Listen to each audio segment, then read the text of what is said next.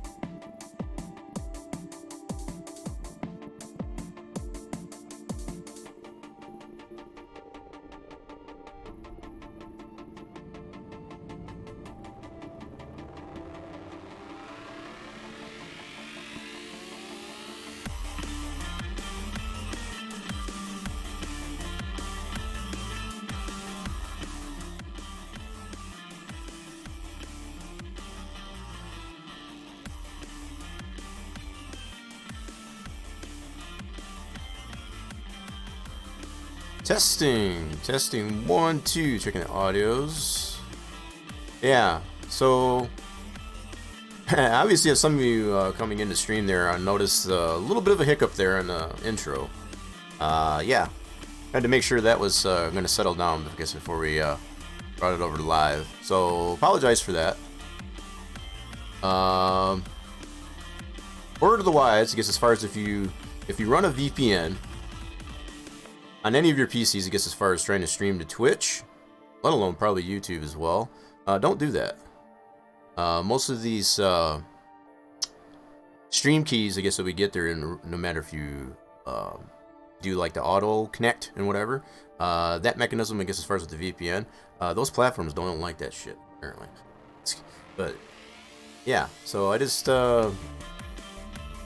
had to change the settings, I guess, on the VPN in there, and it seems to be fine. So I'm gonna continue to monitor that just to make sure. Did you enjoy More of My Money? I might have missed, I guess, I gotta go back here and look and see what happened here, because I lost a lot of audio in the process of trying to fix that. So let me go back here. Un momento. Oh yeah, cool. We need to get some hype in the chat there. Tier 2. Renewing that Tier 2 for 2 months in a row there. Thank you, Mr. Trucking Guy. Very nice. Renewed yesterday. Oh, so you just had the share, I guess, as far as for yeah, get some hype out there, I guess, as far as for the Tier 2. You're the only one, I guess, as far as feel pretty privileged, I guess, to have the only Tier 2 sub for the channel. Not that it's not unappreciated, I guess, as far as for the other tiers, but that's pretty fantastic. I need to get some more emotes made. I've got some in the pipeline, I guess, as far as that I want to create for such streams for trucking and also Wreckfest. So yeah, then nice. I did enjoy that More Money. So yeah, just catching up with chat here to see what I missed here. Did I confuse you there, Trucking Guy? I'm sorry, I didn't mean to confuse. If that was any confusion in what I was trying to say there. But Racer James, no, you didn't break it. Live albums or studio? It depends on the quality of the audio. Really does come down to that. I will tell you what, though, I think for the most part, I really enjoy vinyl. There's plenty of bands, either be locally or even some of my favorite bands, I guess, as far as that are national acts or even international acts. They're tending to release some, even singles, let alone whole albums, I guess, on vinyl. That's pretty great. You have your own small collective vinyl. I have plenty of 45s, as well as 33 1/3, and maybe a couple of 78. Dragons! Who the hell was that Trucking Guy played that? Right? Holy smokes, I forgot how loud that sucker is. That's why I put... Dragons! Why the heck did that play that twice? Why did it play that twice? I guess that's a bonus there for you. You don't have... Wait. All you have is 33 1/3. Yeah, I do have a pretty vast collection of 45s. So I guess that you could say that's the predecessor to the CD. There was a joke, I guess, that one of us, we you know, because I used to be in a band. You know, we're kind of somewhat together, but we don't play live shows anymore, right? And we were kind of like making this joke about how the succession, I guess, as far as from vinyl to tapes, which you had an A and B side, right?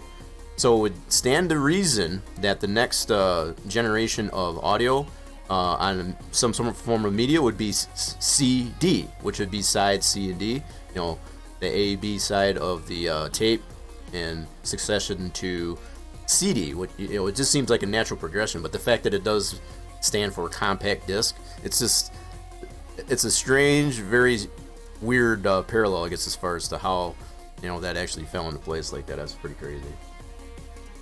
Elvis from Great. Oh, nice.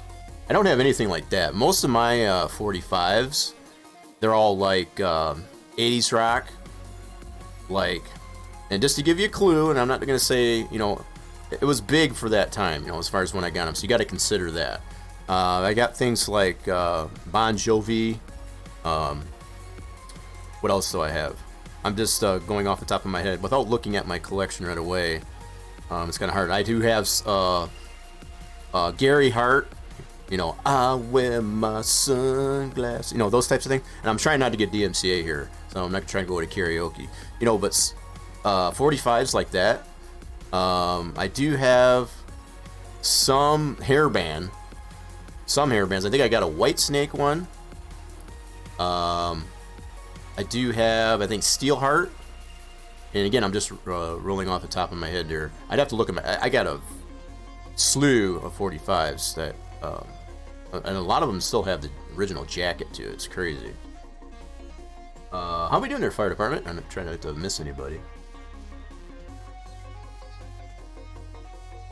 Disco, compact disco, or yeah, however you want to do it. But it's just the fact that it's CD, you know, and the fact that, like I was saying, with side A, side B, as far as the tapes, you know, the audio cassette tapes, had an A and B side, and then CD, you know, as far as the successor, I guess, of that. It's just crazy. You have a Motley Crue picture disc LP. Wow. Wow. Which one is it? Does it happen to be there, Torch? Is it the girls, or is it you know, which? I've got I had one. Now that I think of this, I don't even know if I gotta find that. I've got a signed CD, I guess, as far as with all the original band members. You know, as far as Mick Mars, Nikki Sixx, Vince Neil, Tommy Lee, all on the CD with the original case. Yeah. I need to find that. I did have one. I don't know if I might have misplaced that. Good to hear there, fire department. Appreciate you stopping in. I do have the track loaded, as you can see there, for Lacrosse. I just want to make sure I didn't miss anything. So, obviously, Trucking Guy coming in hot and heavy, I guess, as far as with that Tier 2 resub. Appreciate that. Renewed yesterday, but you're able to share it, I guess, here on stream here. So that's kind of a nice thing that Twitch has. You can, so the stream doesn't have to be live. If you want to send bits or resub to the channel without the stream being live, you have that option, and then you can share that post fact, I guess, as far as you're doing when the stream is not live, when the stream does go live. So that's kind of a nice little feature that Twitch does have for that. Okay. Yeah, that little bit of burp, I guess, as far as in the intro, that kind of freaked me out there a little bit. So, I'm being very vigilant, I guess, as far as checking to make sure everything is running as it's supposed to. So if I do tend to get off track, I guess, a little bit, no pun intended. You know, as far as the fact that we're going to be dealing with the track that is Lacrosse Fairgrounds Speedway. So Razor James is in the chat. It's probably fair to mention that he's got plenty more of this track done on his end, and he did share with me, I guess, as far as some of that has been redone. One of which being the new underground. So you might be able to tell here a little bit. Maybe if I zoom in a little bit, you might be able to see. It was at this moment that he knew he f***ed up. What did I screw up on? Oh, Helter Skelter Motley Crue picture LP.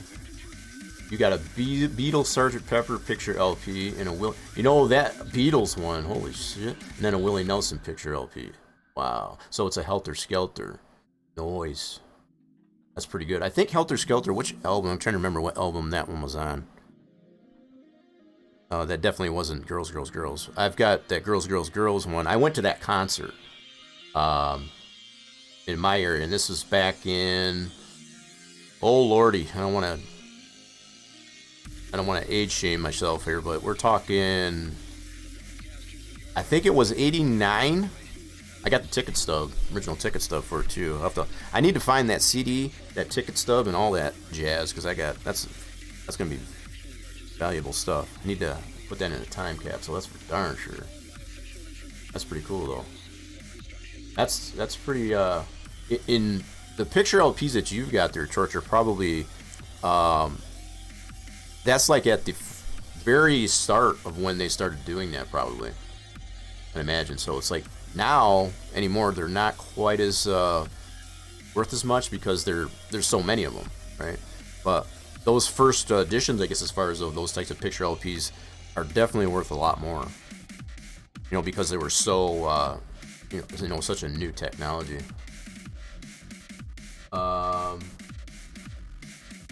Saw that turn. The one I went to wasn't in Detroit. It was they actually were in what used to be called oh my goodness. Now I'm trying to remember what the ticket said. They don't call it that anymore. They call it the Dow Event Center. But it's still the same building. Because Dow had bought it out there probably about a decade ago. And Joe Louis Arena. Yeah, so that gives you any clue, I guess, as far as, yeah, it just popped in my head. I was trying to think about it. I was trying to picture the ticket stub. We had upper level seats at that arena for that concert. They had Tesla and I forget who else that opened for them on that tour when they played there. But there was always 3 bands in total, I guess, as far as to include the headliner, which was Motley Crue. But they had, I think it was Badlands and Tesla that opened for them. Freaking fantastic concert. Oh my god, I had so much fun at that one. That was a good times. That was probably, I don't think that was the first concert I ever went to was prior to that. And it might have been like a year before that. That was Great White, Tesla as well, and I think, I can't remember who else was there. And again, it was usually always in 3s, as far as they always had 3 bands with the headliner and 2 openers. It was freaking great. Yes, in Michigan there, trucking guy. Yep, that's where they had it. You know, Joe Louis Arena.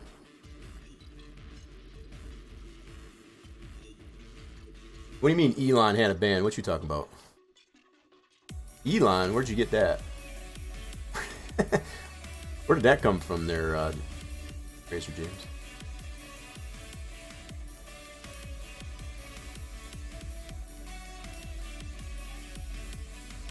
Oh, the Tesla guy. No, not the same Tesla. Tesla being, there's actually I guess they were, at the time there, they were considered a hair band. Hair rock band, I guess, as far as Tesla. They've got, you might have heard them. The Great Radio Controversy was one of their all-time, popular CDs. You know, Signs, Love Song. Shoot, I can't think of all the songs now. A lot of good songs. I got a cassette tape, I guess, as far as of that album, as far as Great Radio Controversy. I don't know if I ever did get a CD for that. Now we're on the topic, I guess, of that. I'm not sure. You saw Deep Purple at Cobo Hall. Cobo Hall, they don't even have that anymore. That place has been, I think they tore it down, actually, within the last decade. That's with all that development they got in that area where there was like Joe Louis, which is now the Dow Event Center. They've got another complex, I guess, as far as that favors that. It's kind of a sister arena. Cobo, and then they had the Silver Dome, which is in Pontiac. That's not even there anymore. I think they did turn to DTE Energy Stadium or something like that. Have never been to that, I guess, since I've been to the Silver Dome. It's a whole different facility, I guess, at this point now, but yeah. Yeah, we're kind of age shaming ourselves, I guess, at this point. Holy smokes. Yeah, but definitely not the same Tesla. And I can see why it could be misconstrued. The Joe, exactly. Yeah, so Torch probably knows a little bit about that. If you've ever visited Michigan back in the day. Oh. Alright, so we're just getting things lined back up here again. I got a little bit of a late start. Trying to take advantage, I guess, of some of this warm weather we're getting right now. It got into the 40s, the low 40s here today, and we got some thaw. So I was trying to take advantage, I guess, of that a little bit and get some things done outside. Namely, to fix a problem, I guess, with the snowblower. The snowblower's acting a little finicky. And I'm thinking part of the problem is the carburetor's clogged. It doesn't seem to want to get fuel to it. It's the line coming from the tank is all clear and stuff, and it doesn't seem to want to get into the carburetor for some reason. So I'm thinking the jets, the internals, I guess, of the carburetor is clogged to some degree, which is probably fair because I haven't done much with it, I guess, to get it cleaned out or keep it cleaned out, I guess, as far as in a few years. So probably. So, yep, I tore that apart. I got that all in pieces yet. I still gotta get that put back together. That's gonna be fun. And it's supposed to get cold here again, so that's always fun too. Well,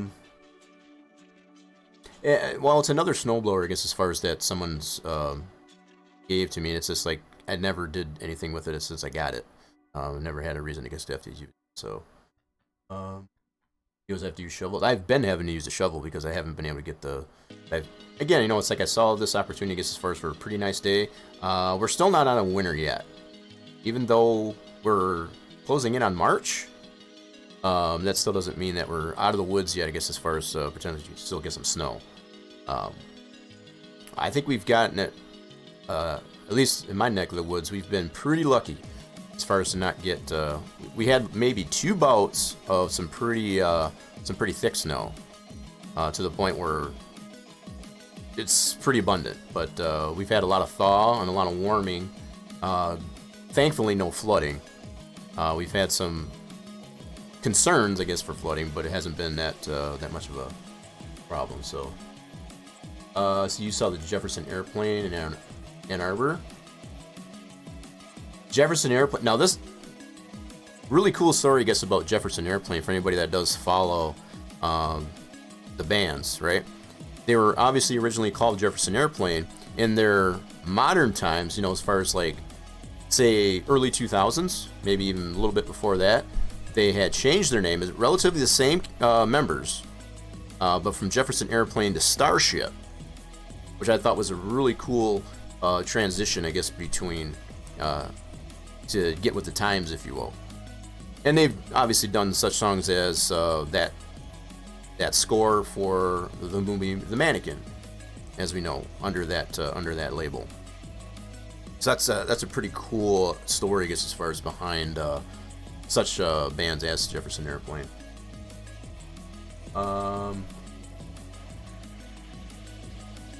Dirt and a needle and seat problem. Yeah, no problem. Yeah, more than likely. Like I said, I don't know. Like I said, I acquired it for free.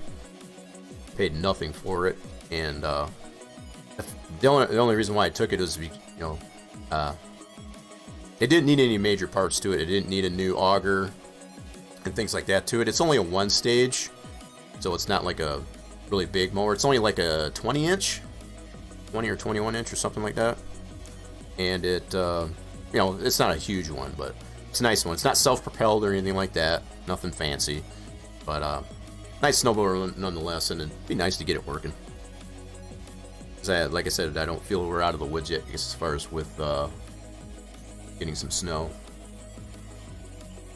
You party with Frank Zappa? Favorite bar back in the day? Wow. That would be fucking cool. Yeah, that would be really cool.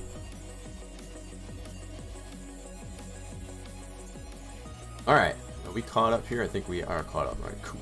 Dr. Feelgood Tour? Yes, yeah, so just kind of staying on tour. Yeah, the Dr. Feelgood Tour, back in, I want to say it was 89. Yeah, if I remember that right. Again, I'm still trying to visualize that ticket stub, that original ticket stub from Joe Louis Arena. I think it was 89, if I do remember right. I think that was about the time that they had Dr. Feelgood deal out. Yep. Freaking fantastic. That was good times. Those two concerts that I went to, I guess, as far as my very first one with Great White, and that was during their Once Bitten Twice Shy. Really cool. Never had anything like a VIP pass or anything like that with those concerts, but still an awesome experience. Otis Day and the Night, that's way before my time. Yeah, Great White's some good stuff. You know, and I think it's, for some people, it's kind of an acquired taste. One of the songs that I really liked the most, and this was like when heavy metal ballads were a big thing. But one of the songs, and I learned to play that by piano, was, shit, what was the name of the song?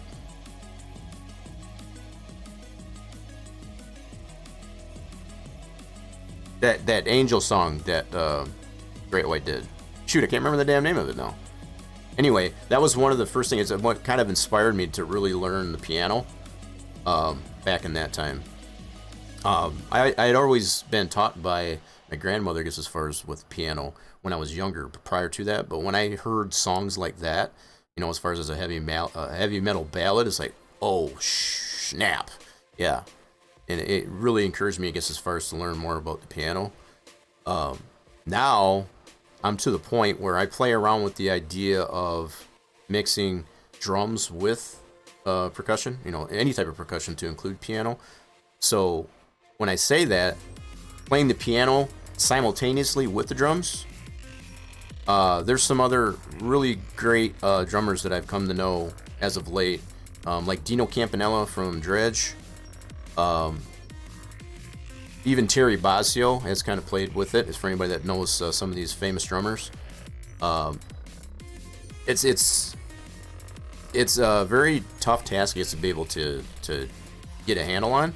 But once you can balance that out as far as like the rhythm that you get from that, it's really fun. It's challenging, but it's fun once you do get it down. It's like highly recommend, I guess, as far as for anybody that hasn't checked out the works of Dino Campanella from Dredge. Definitely need to see some of his works. Any of Dredge's stuff, as far as lots of different compositions or whatever that are done by that band. Dino, he's just amazing. Yeah, so as far as his ability, as far as playing drums and the piano simultaneously, and it's not every song, but there's some select songs that they do have that as an element. It's freaking wild, and it's inspired me quite a bit, I guess, as far as to not only be as good as that, but also in other areas like modeling, to be able to marry different things together, I guess, as far as to have them play nice together, if you will. That's just putting it short summary form, if you will. Bluesy rock, right? Absolutely. Okay, so I've got the track loaded up here, and what I was initially trying to point out, as James is so kind, I guess, as far as to share with me, some of the things that have been updated since we saw it last is this outer ground. So everything that's outside the track here, as well as this interior, I guess, here too. And Racer James can definitely feel free, I guess, to correct me if I'm wrong. The texture for this outer ground and the inner ground obviously has some AO to it. So this outer uses the same texture as the inner infield, right? Uses the same texture. And with that new texture, there's the shading areas that... Now, this is all on Racer James's end. He's got these buildings, I assume. And again, please elaborate that in front. So these shadings that are in there, this is all AO. It's all ambient occlusion. So you're taking elements... Whoops. I'm trying... Oh my goodness. So I get into a lot of other programs that you can use the WASD, and I'm trying to do that with Sandbox. Can't do that.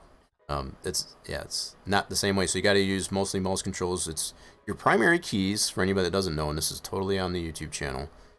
As far as your X, C, Z, and then it's all mouse. As far as to be able to move in and out, left and right click. So I was trying to use WASD, I guess, to kind of navigate around there, and it's like, what is happening? So some of these other programs that I get into, like with Giants Editor, and even the Unity engine, you're able to use WASD, and it's like you can't use it in here. That's how primitive Sandbox is. So, but this shading here, that's what I was trying to focus on here. This is all based on ambient occlusion for other objects that are applied to the track, that are applied through ambient occlusion to this texture that is the infield and the outfield. So infield is just straight asphalt patches. Sorry, I didn't elaborate. Oh, no problem. That's why I'm asking. Oh, so AO is just on the... Gotcha. All right, so what you're saying is these are not AO. Okay, that's the differentiate. Yeah, that's what I needed to explain. So these are not AO. These are just asphalt patches. Okay. Fair enough. And what is on the outside, so this is what we've been working on the last couple streams, at least anyway, are these distortion facilities on the backstretch, right? And what has been applied, you may not necessarily notice it in this fashion, but there is ever so slightly shading around here based on AO, as Racer James has already pointed out.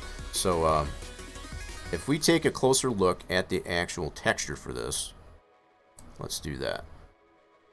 That is this texture right here. We're going to open this up with our WinMip 2. I kind of want to show it. Now, I don't know if I overwrote, I guess, the original one or not. I'll take a look here in a second. I may have done that, and if I did, that's my own fault. Let's see. Oh, this is all for the storage facility. We're going to be getting back into doing some more work on the storage facility.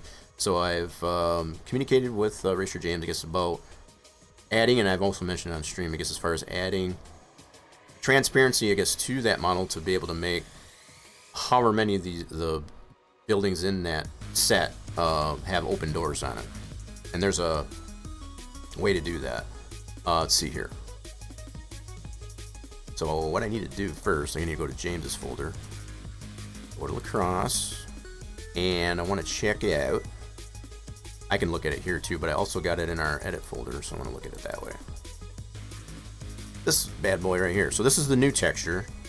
Give it a second to load. This is a big boy. It's a big boy. It's I believe it is a 4096 by 4096. So takes a little bit to load, but there's a lot that is covered with that texture too. So that's, yeah. So here's all the AO onto it. Now you don't see a lot of that darker part there because that's where the building is itself. It's this outer shading that really tells the tale. So here's the texture. Now if I go back into the sandbox here, if I lift these up, you can see what I'm talking about as far as, like, this is within the camera view as far as the viewport for sandbox using that texture. So you can't see that dark area because that's all concealed by the actual storage facilities, storage sheds themselves. But if I go like this, oh, my one hand is so daggum shaky from, wow, I've just been overworking it lately. Let it settle down there a little bit. Okay, so if I go to object placement, hello, get it, there we go. And if I lift up that storage facility just a little bit, let's bring this up on the Z. Let's go like that. Now if I lift this up and we look at the camera view here, you'll see what I'm talking about. Oh, I went the wrong way. Dang it. Bad. Went the wrong way. No, I didn't. That's a positive number. Why did it do that? Oh, I got it on the outfield itself. My bad. Alright, we can do that way too. Let's go minus. I can always put it back. So all I did was I've got the outfield itself highlighted. I just pushed it down, I guess, as far as from where that, and you can see that dark spot. And that's the way AO works. So it's like you take the model that you're trying to create a shadow from based on AO bake, and that way it'll apply to the texture you're trying to apply the shading to. That's kind of just putting it in a nutshell as far as how that works. And it gives you a nice subtle shading for that, and it's not in consideration, I guess, of any particular type of sun position other than maybe directly overhead in this case. So nothing specific time frame. So it's just like, it's just a generic shadow, I guess, as far as that's on it. And that's, we don't really have a dynamic sun in a lot of these tracks for Inter 2003. So it makes sense to be able to apply just a generic shading in that fashion, much like you can apply the AO baking. And I think it makes it really nice. So it's ever so subtle, but you can definitely tell it's there in comparison to not being there. Just those little subtle changes definitely make an impact, I guess, as far as to the look of it. It'll look even better, I feel, once we apply what we're going to today to these here to make some of these. Now, Racer James, we didn't really get into which, is there any particular buildings in these? Because we don't necessarily want to make these all these doors open. So is there any ones in particular that you would like to have either half open or open? You can feel free, I guess, to elaborate.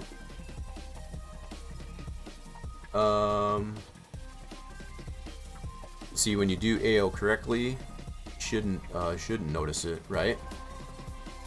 When it's missing, it looks cartoonish. Yeah, 100% true. I would have to agree with that. Third one from the right and maybe the last one. Okay, let's see if I got that figured out right. So, third one from the right, so that would be from this side. So that would be this one. Third one from the right. If I'm understanding that. Okay.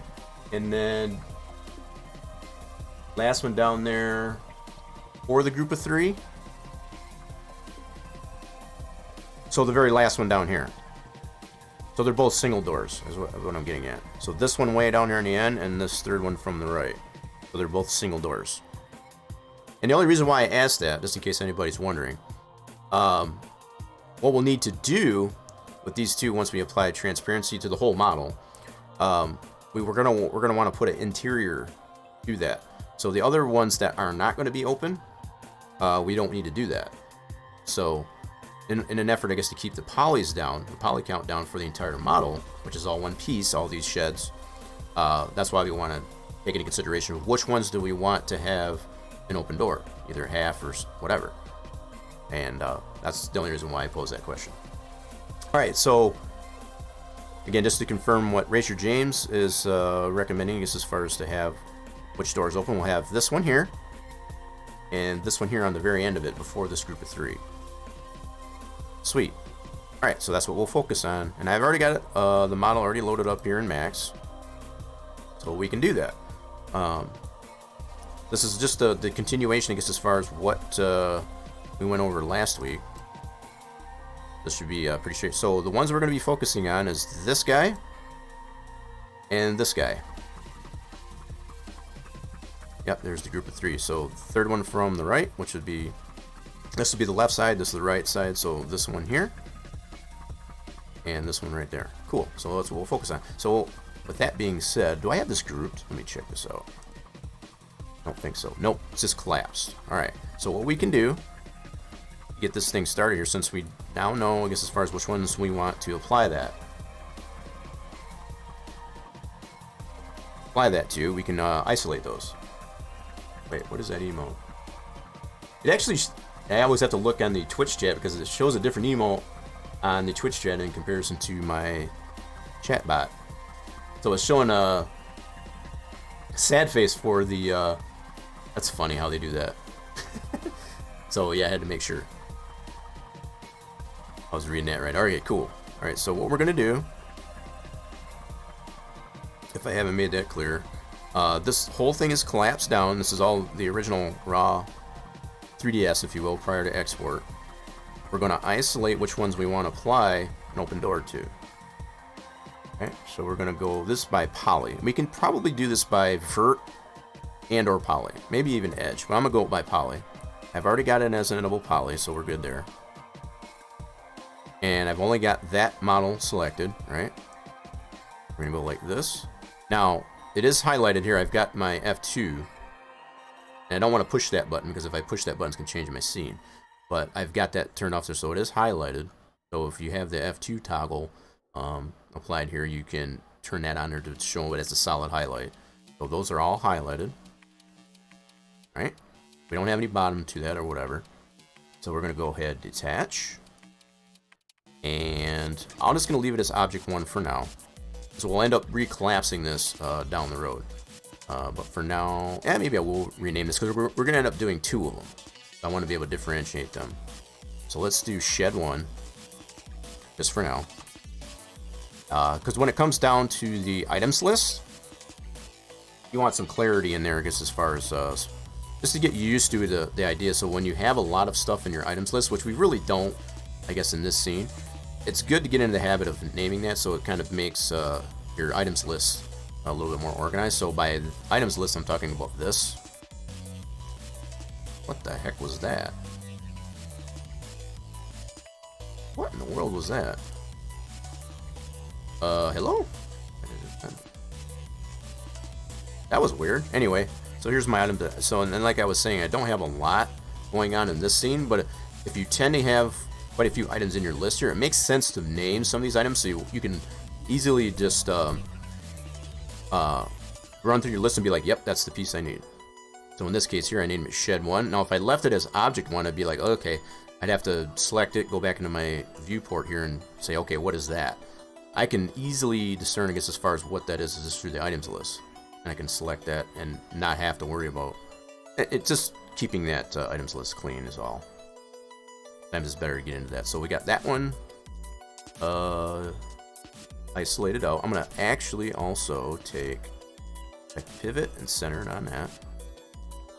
Let's do that, and then we'll do it down to this guy down over here too. This guy. So this is the smaller shed. Okay, and this is going to make it pretty interesting, actually, because this one here, as far as the texture is concerned, right, is in this area. So let me turn the wire on here. So these smaller sheds, as we've seen in the stream here, these are mapped to this area, the texture. The other building is in this area. What we're going to be able to do is I got this whole area here that we can potentially use as transparent. If we're going to make the door completely open, we can put that anywhere in here. It doesn't necessarily need to be the same size as this original door, right? Because it's going to be open. So it's not going to matter because there's no texture applied to it. All we want to show is this transparency, as far as it being open. There's not going to be any texture applied to it, so you can put it anywhere in this part. And that's what it's going to make it versatile, I guess, as far as between either we map the gable ends of the bigger sheds as composed to this, as compared to this smaller shed, and put it just anywhere in here, or on top of it. You got a lot of flexibility with it. Let's just put it that way. That's kind of what I was going for with the design of this layer template here. Be right back, no problem there, Richard James. We'll be here. Okay. Alright, let's get back to here. And we gotta isolate this guy now. So again, as an editable poly, let's select all that. And I got these, they're nice and spaced out enough to where I don't have to worry about selecting something that I don't want. But I am gonna make sure I don't have anything else selected. Attach it. And this one will do a shed 2. And again, just to add some clarity, I guess, as far as to the items list is all. 2. And now if we go to our items list, so it'll be, keep it nice and neat in here for now. We're going to end up collapsing this back down, but that's what happened? It's long. There we go. Yeah, that's about the only thing that is bad. I know I've mentioned this before as far as using playlists directly from YouTube. Royalty free on YouTube, TechnoAxe in this case. If you're not focused on that page, it tends to just want to pause. You're like, are you still there? Like, yep. You just gotta remind it sometimes. Only downside to it. Alrighty then.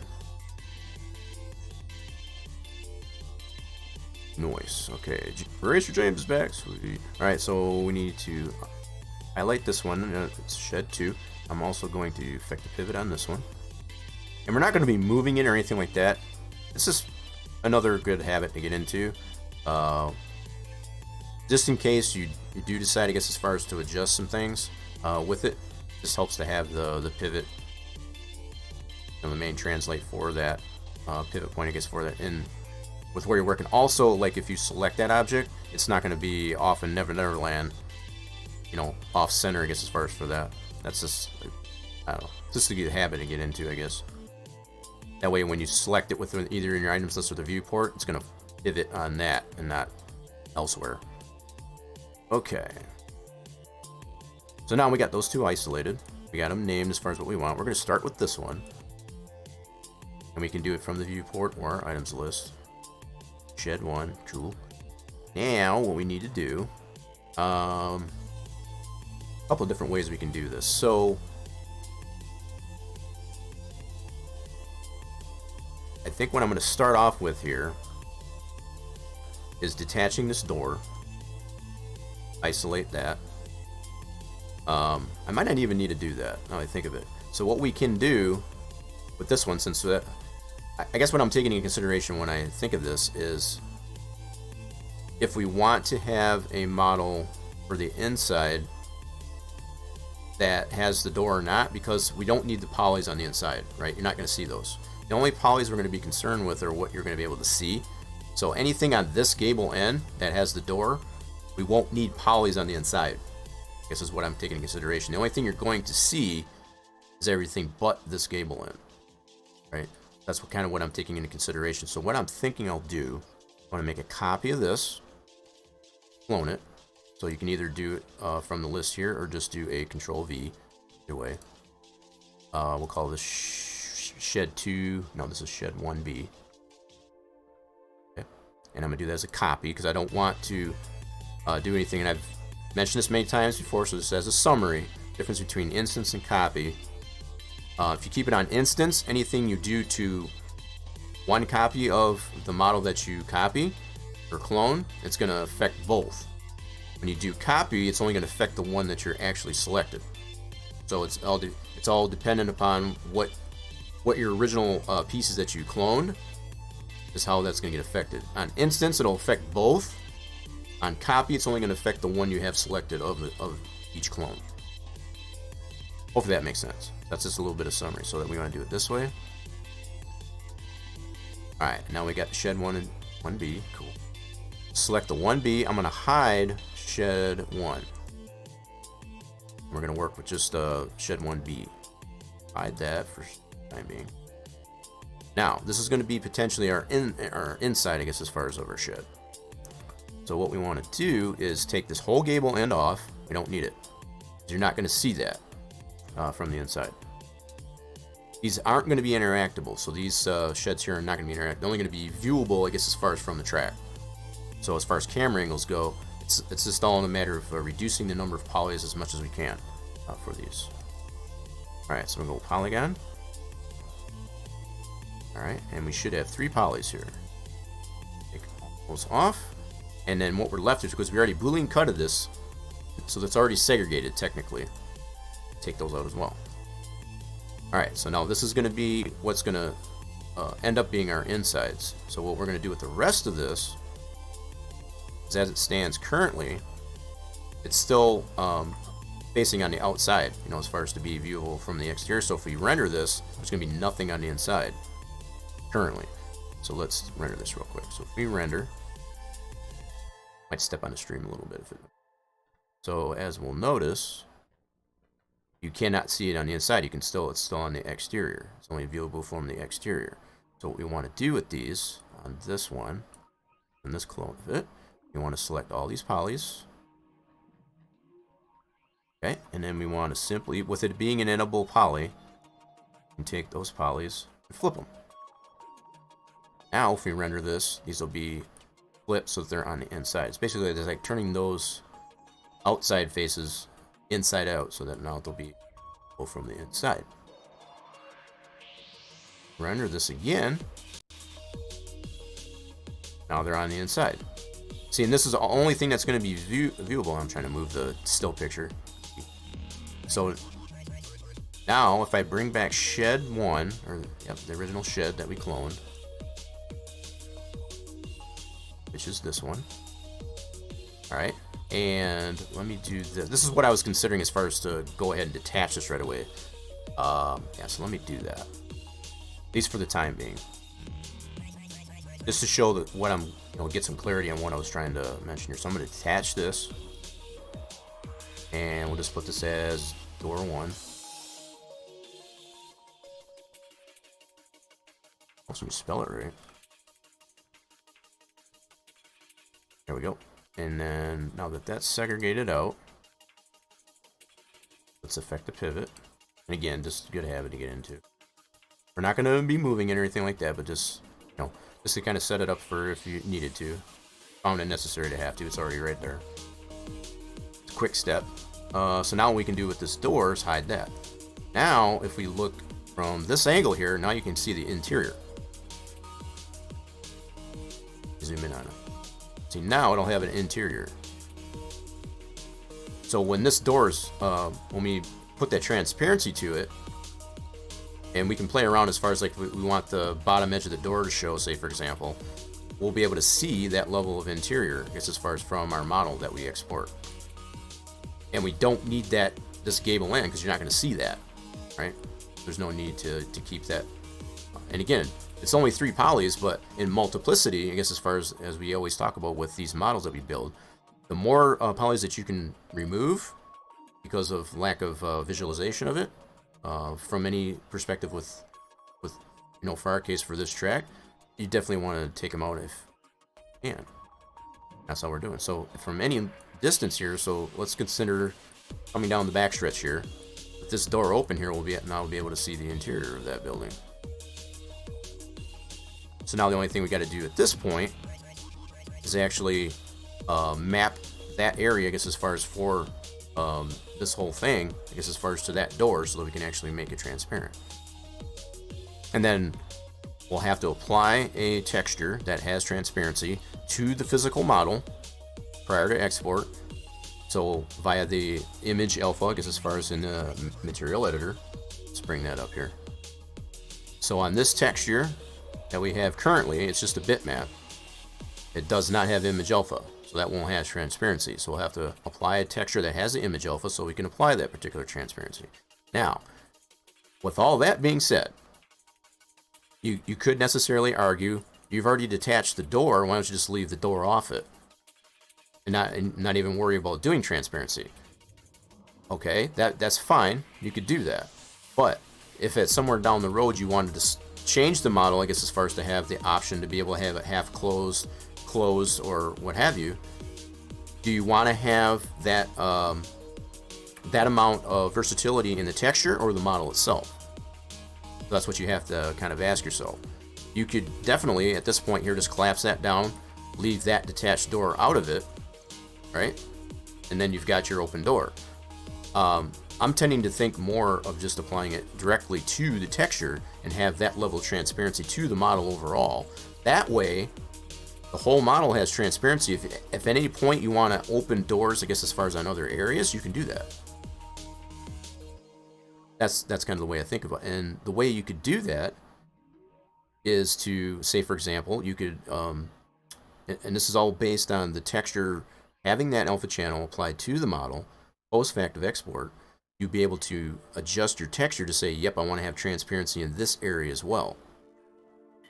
So if you wanted to remove the door and make it to a different area, so this is probably some a level of consideration you want to put to the texture at this time. It's like, if I do this, how much flexibility am I going to have to be able to apply an open door to other garages in this structure? So that kind of goes back to on what I said, I guess, as far as if we only wanted to make these two buildings have that open door option to be able to map this anywhere into here. Now, if we want to maintain that conformity of this texture being there or not, we'd almost have to have two different areas, one to put that door on a trans area and one that's not.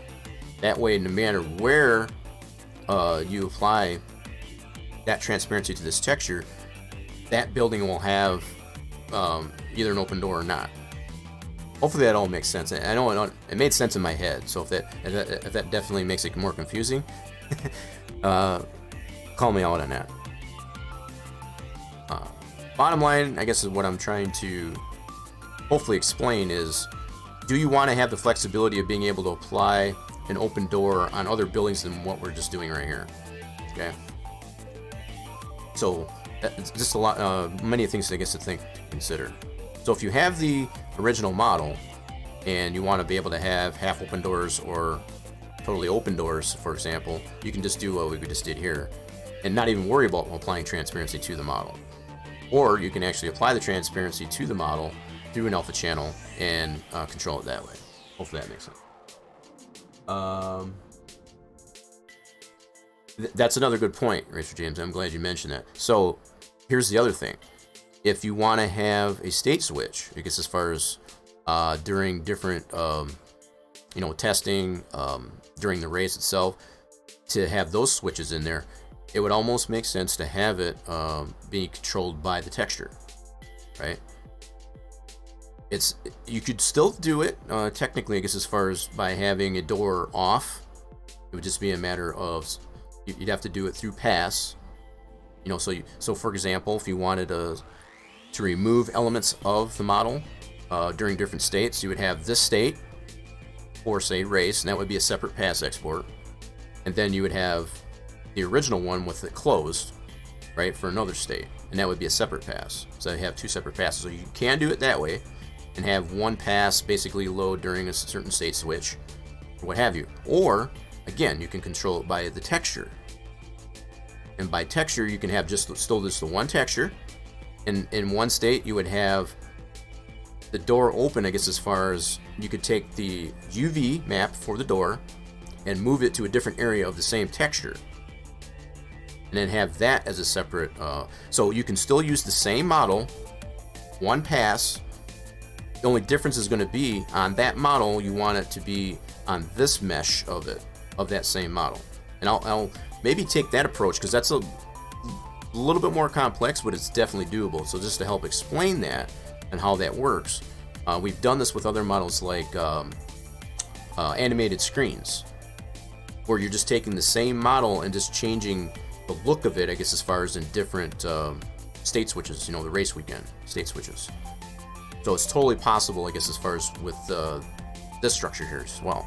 So I think that's the approach that we can necessarily take with this, to potentially control which which doors have open in different race weekend. So you could have different look of it, I guess, as far as for testing, a different one for happy hour qualifying and whatever, and then also a different look for race if you wanted to, much the same as you can with grandstands. That's probably another perfect example. So you have like empty during testing, you have half full during practice qual and whatever, and then during race it's full. It's kind of the same level of detail that you can apply to this model. So these are things to take into consideration. What do you want to be able to accomplish? What is the flexibility and versatility you want in the model? So if you remove complete doors, for example, you won't have as much, for example. And you would also have more pass files that you'd have to export to have that, as compared to just using one model and telling it where the mapping is for those different mesh states, if you will. So as we have it right now, with all that being said, let's open up the... I feel like I'm confusing some people. Maybe. I know in my head it makes sense, but for some people that have no clue, let's do this. So if we open up the script, it's a very simple script at this point. The only thing it has in it is just a population switch, which is depress of the O key within the sim, which either makes it populate or depopulate depending on if you push the O key. That's all that's in here right now. Now, if we wanted to add a race weekend switch, and I didn't really prepare myself for that, so you have to excuse my lack of preparedness here, but I have references that I can refer to. So let's go back here a step, and we can take a look at something. So we've got plenty that we've done with the Texas build. Let me see here. I think this would be a good example. Let me see here. So the score tower has a state switch as far as to have... In fact, I think this would be a really good example. So we got, I think, two different textures for this one here, so it's maybe a little bit different, but it's kind of along the same lines of this. So we open this one. It has a race weekend switch to show a blank tower during anything other than race, and then during race it has it populated with numbers and such. And in this case here, it's using two different textures. So we have the two different pass files, right? So this is one way you can go about it, as far as to have two separate pass files. Again, one has a different texture than the other, and you're just telling it when do those pass files show. So that's one approach you can take. It's not 100% wrong. But what I wanted to focus on is how you can use just one model, one pass file, to control. So it'd be a modified texture base. That's the one I wanted to really focus on. I don't think we've focused on that as much as we've done it this way. So I'm going to leave that up there for a little bit. You can kind of take notes, I guess, as far as how this is. So you can kind of get the idea of what's going on with this. So this pass file would have texture that's empty, right? Which is a separate texture. The overall model is just one. It's all combined together. So that's another thing to keep in mind. It's all combined into one model. So What I would really like to focus on with the size of the texture that we've got for the storage facility, to use the same texture, but just tell it where is it mapped to, right? So it may necessarily still require a second pass file, but it's still only going to be one model, right? And again, hopefully that makes sense. I'm going to really focus on this a little bit so you can hopefully understand it a little bit better. But in either case, all you're doing in each of these pass files, you're telling it where is it mapped. In this case here, both of these are mapped in the same exact location per model, for the same static model, but it's mapped to a different texture entirely in this case. What I want to be able to do is use the same exact texture for both pass exports, just tell it mapped in a different location of that texture. And that's the thing we haven't really put much emphasis on, I guess, until as much. And that's what I want to be able to do. Hopefully it'll make sense, I guess, as far as once I'm done explaining this. Let's see. Alright, so checking that. Just making sure everything is going smooth. If I am losing anybody, definitely hold me accountable for that, and definitely ask for some more explanation for that, because I don't want to confuse anybody. I know in my head it's making sense, but it may not necessarily, I might not be broadcasting it as far as to have it make 100% sense. So what we're going to do, we need another line here, I guess, as far as for a separate pass file. So I am going to grab one of these lines. I'm going to change how it does actually appear in here. Alright, so we're going to add this line, so we already know we need that. And the reason why I'm doing that is what I've already mentioned. We're going to need two separate pass files that are going to be, one pass is going to have the mapping to the door in one location, the other one's going to have it in the original location. That we already have it. Okay, so this one here, we're going to go storage. Yeah, I'm going to rename some of these lines just to have it make a little bit more sense here. So the storage 1, copy that. And these containers, you can name them whatever you want. If I haven't made that clear, the names of the containers don't matter. They're only just for reference. The critical piece that does absolutely makes it critical are these functions. Let me finish this up here and I'll reiterate as far as what I'm talking about. So these containers, which are these you can name them whatever you like, right? Just to help you make sense, I guess, as far as what you're trying to do with this this particular construct of the model, the final 3DO. The flow of the script, the PSG, definitely does make sense. So from top to bottom, you're telling it to load an empty mesh. In any case, you can put these wherever you want, but I feel having a flow to it from top to bottom to have your last thing, your last line to be your actual 3DO, that's the best approach, I guess, to take to it, other than you can put these lines ultimately anywhere you want, because the way Make 3DO necessarily reads it is via these functions, which are all capital. And those are very specific functions. You can't, there's a list of functions, I guess, that do exist. A lot of them we don't have, as far as they're kind of up in the air, I guess, as far as what they actually are. But we do have some, like, for caution light. So, like, some of them we don't have are, like, animated flags. Just still kind of a bummer to me. I had those at one point, and they got lost through some hard drive failures, so that stinks. So this function here, such as state switch variable, which is for weekend, in this case, population switch, my bad. So population switch, we've named it this. This is to help to make sense of what we're trying to do here. So this state switch variable, population, this is critical. All of this right here is critical. If you don't use this exactly, as far as it's not going to work that. So there is a 1 for weekend, and we can use those same variables within Sandbox, as we've seen. So that's something that you can take into consideration as far as how these functions actually work. So there's at least the 2 different functions for state switch variable for weekend and also population. So we're going to have to add a whole nother line here for race weekend, which is already in here. See, a weekend switch. And we call this container weekend switch just to make it sense of what we're trying to do. Because you got to have a container to be able to put that function and what you want it to do in there. But again, whatever you name this container doesn't matter. You can call it whatever you want. Just making sure that, I guess, as far as your function, and then that hierarchy for that function is legit. It has to be, there is a definitive hierarchy you need to have to it, otherwise it won't work. So whatever I have in here for the function for either population switch, weekend switch, regardless of the container, is critical. Okay, so what we're going to do is take this weekend switch, and I'm actually going to borrow all of this, actually. And we're going to rename some of these containers that are in here, because obviously this is going to be relevant, I guess, to our score tower for Texas. We're going to make it comply with what we're trying to do here. Alright, so we need to add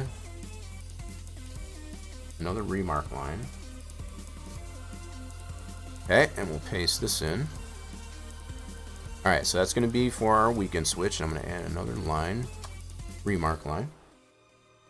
I like to do it this way, so anything with the hashtag is going to be a line that Make3DO doesn't read. Right? It's just considered a remark line. So anytime you put that in there, so if you you can definitely, you don't have to put them in there, but again, in an effort, I guess, to keep the script clean, that's what I like to do, as opposed to not putting them in there at all. Okay, because you're already putting them, I guess, with the this is what I consider, you're already putting that hashtag, I guess, as far as to this remark line.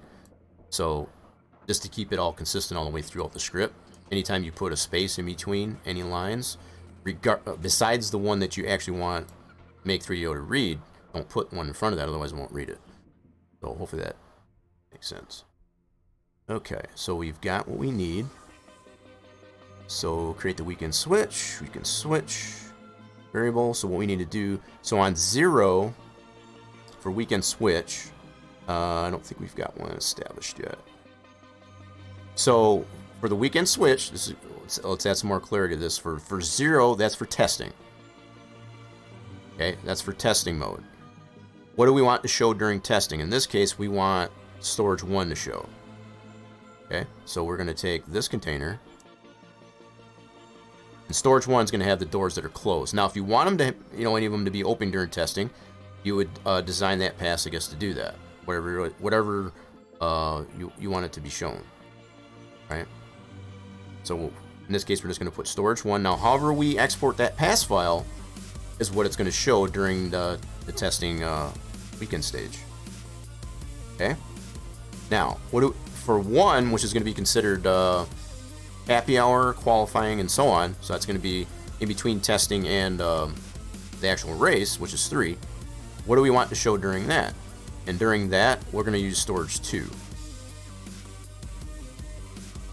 And if we want to add another container, I guess, as far as for a separate pass file for what it looks like during these different stages, you can do that at this stage. That'll give you some clarity by designing the script, and once you get that design, you can better set up the potential pass exports for the model. Okay, so in this case, for qualified, testing, happy hour, all that, we want storage 2 to show. So we're going to paste that to here. Okay, and then for race, we'll have the same thing show for that. And just for now, we can always adjust these. We're going to have the same model showing for both.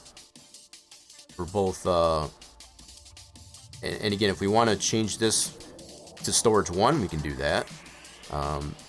It's a matter of preference, I guess, as far as what do you want to show. Lady Death, come on in. How we doing? Oh, bot's being nice so far. Oh, that's dirty. So he gave you 60 fluids and took out 74. Ouch. That's smart. And, well, you did good on the scold, so I think you netted something. I'd have to do the math on it. You netted a little bit, at least anyway, especially with the scold. Noise. Okay. So, I guess with everything I've already mentioned there, Racer James, do you have any preference for what you want to show when? So, like during testing, you want them closed? Do you want any open? Yeah. This is where you can set the script up, I guess, as far as to do that. Right now, it's only going to involve 2 pass files. One that has them closed, and one that has them not closed. So. Open only during race. Okay, fair enough. So in that case, with that being said, storage 1 on both of these two. All right. And that's going to have them closed. That's going to be this one right here. Now for race, we're going to have that be open, which is going to be storage 2. Okay. So just as this reads, during testing and race qualify, happy hour, all that, you know, as far as that race weekend mode, they're going to be closed. During race is the only time it's going to be open, which is going to be this line. That's what we're going to set. We're going to need to set this pass file up. We're going to have a separate pass file. Rename this pass file. And storage facility, we're going to do this one as, I don't want to name that as. We already got this one established, so I'm going to do this one as, I want to keep the name of the pass file kind of simple, so I'm just going to do 2. Just to differentiate the two pass files. So also it lines up, I guess, as far as what we're calling this container, which is storage 2. Right. So when I export one model, I guess as far as that has the door closed, that's going to be one pass file. The second pass file is going to have the doors open. And we're going to control that via texture with the transparency and telling this pass or whatever to show the mapping of that to a different location on the same texture. And we'll get into that here in a minute. Alright, so that's all done. The population switch, let's make sure this is all good still. Population switch shouldn't change too much because we're still using, so the way a population switch works, 0 means when you press it, it's not there, right? So that's the storage min. We're using the empty mesh for that. That's still good. Now, the only thing that has changed here, obviously, is we might have to do, hold on a second. We're going to have 2 different models. Okay, so this is something else we got to take into consideration. So during this race weekend, because both of these are in here, we got to use, instead of either one of these two, because of the way this state switch works here, we got to include this container. It's going to depend on what stage the model is in. That's going to determine how the population switch works. So instead of using either one of these two, and those are both included in this weekend switch, we got to use weekend switch as the modifier for this population switch.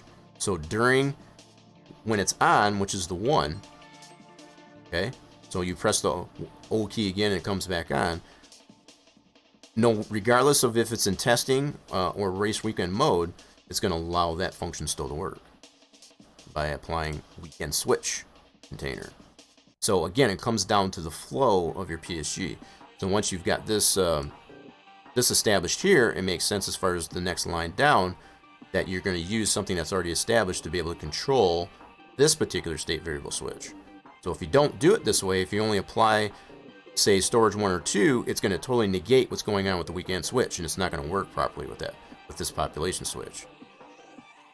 So again, hopefully that makes sense as far as that you have to include that container of what's going on here if you want all the functionality of this weekend switch while still having the functionality of the population switch at the same time. So that's where the flow of the PSG comes into play. That's why it's better to do it just like I've got it here, so that you establish what's going on in one and carry that down to another one further down. Not necessarily the very next line, but at least further down the script as you get to the bottom where the 3DO itself is actually exported. Okay, now let's look over this and see what we have.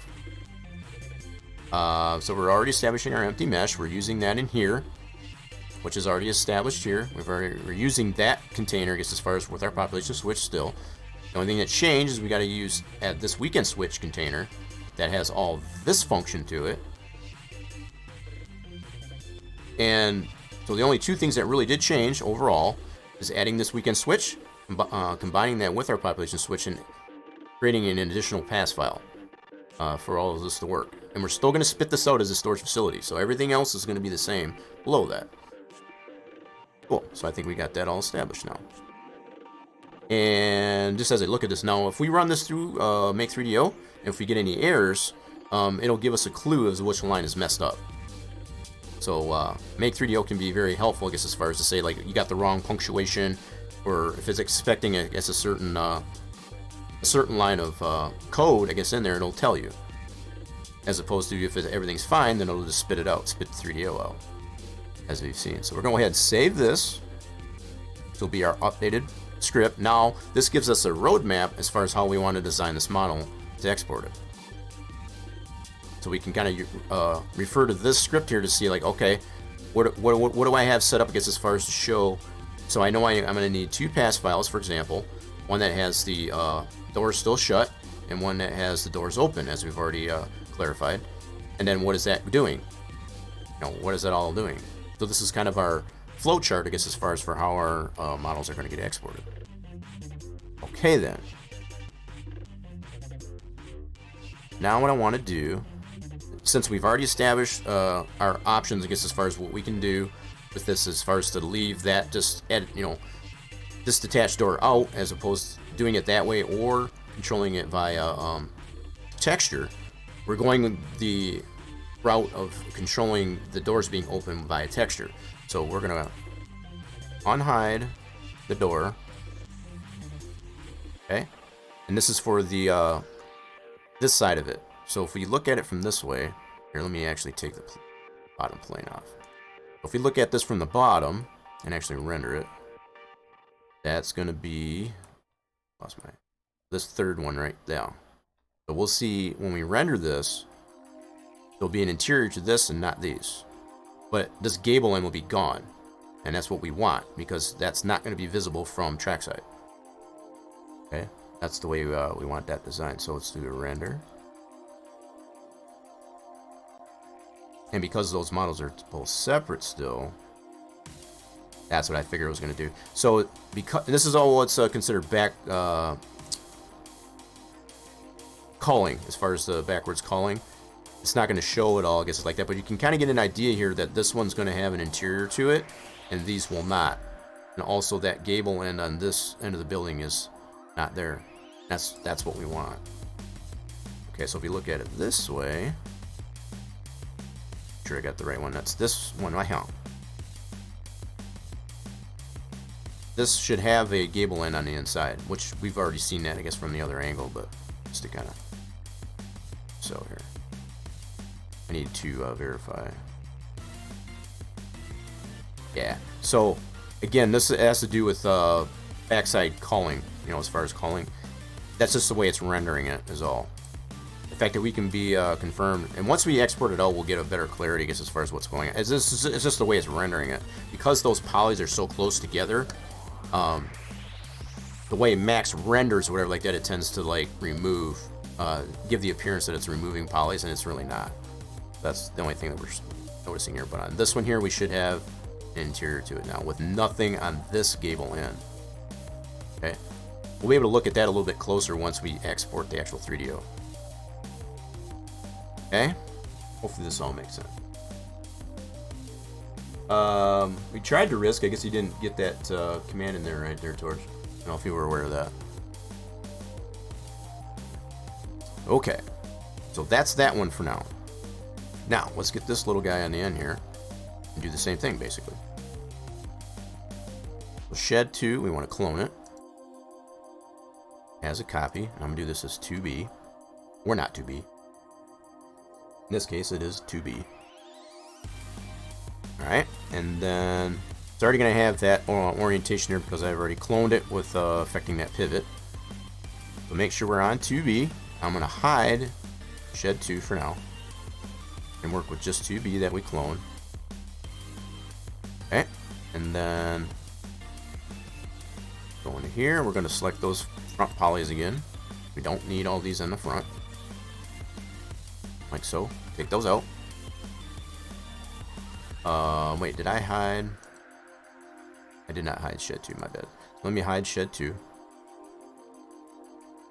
Hide that. So I'm not deleting it, I'm just hiding it. So now we can get a better idea. This is the same thing I did with the other one, is just to remove that prior to. And we can also remove the door to this. This is all for the inside. We don't need any of this on the inside. Take that out, and the man door. So this is what I did to the other one. So this probably gives more clarity. So now when I flip that, we won't have any polys on this gable end here, because you're not going to see that from trackside. Okay, now we can go ahead and flip that. Select all those polys. And because it is an edible poly, you can go down here and flip them. Now it doesn't look like it does anything when you do it, but when you render it, we'll keep it the other shed out there for now. You can get a sense of how this is going to look. So that now you've got them all flipped so that they face inward as opposed to outward. So this is the one side, and this is the other side, and it's flipped on the other side. So if I looked at the other side here, that you won't be able to see that. But because those polys, this is where the culling comes into play. Because they're like right on top of each other, I guess as far as from a modeling standpoint, when you render it, it tends to, the way it renders, it tries to eliminate polys in the render. And that all has to do with backwards culling, when I'm not going to worry about that. We know they're there and they're not, they're just not being presented in the render. So. Alright, so this is done. Now we can bring back the 2B, or the 2, my bad. Rendered to, so shed 2. Yeah, looks like my player stopped again. Yes, I'm still here. Very much. Cuckoo. Right.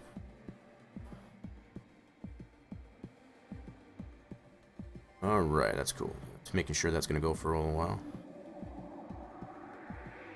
Awesome. Alright, so now we've got both 2 and 2B in there, just like we do on the other one.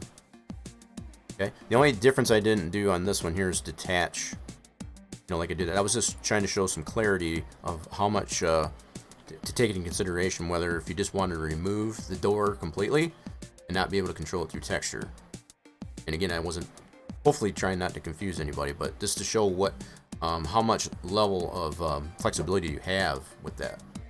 To me, I think it's going to make a lot more sense to control it by a texture as opposed to just completely eliminating it to the model itself.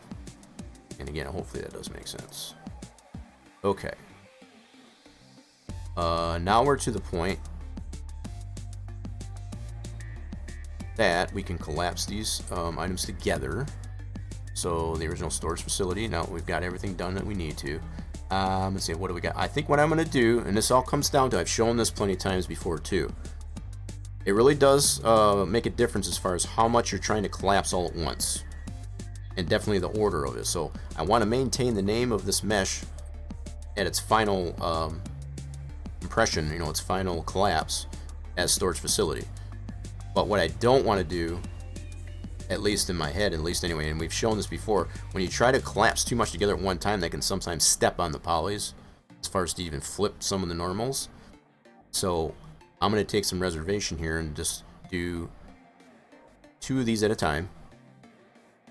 And I'm doing it exactly in this order to have this one selected first and then anything else afterwards. That way it still maintains the name of this model as storage facility.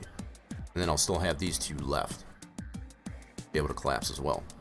So we're only doing these first 2 initially, and then we're going to collapse that, reset the X form, and then collapse these, and then do the same thing. That way we can eliminate any potential for normals getting either flipped or messed up by trying to collapse too much at one time.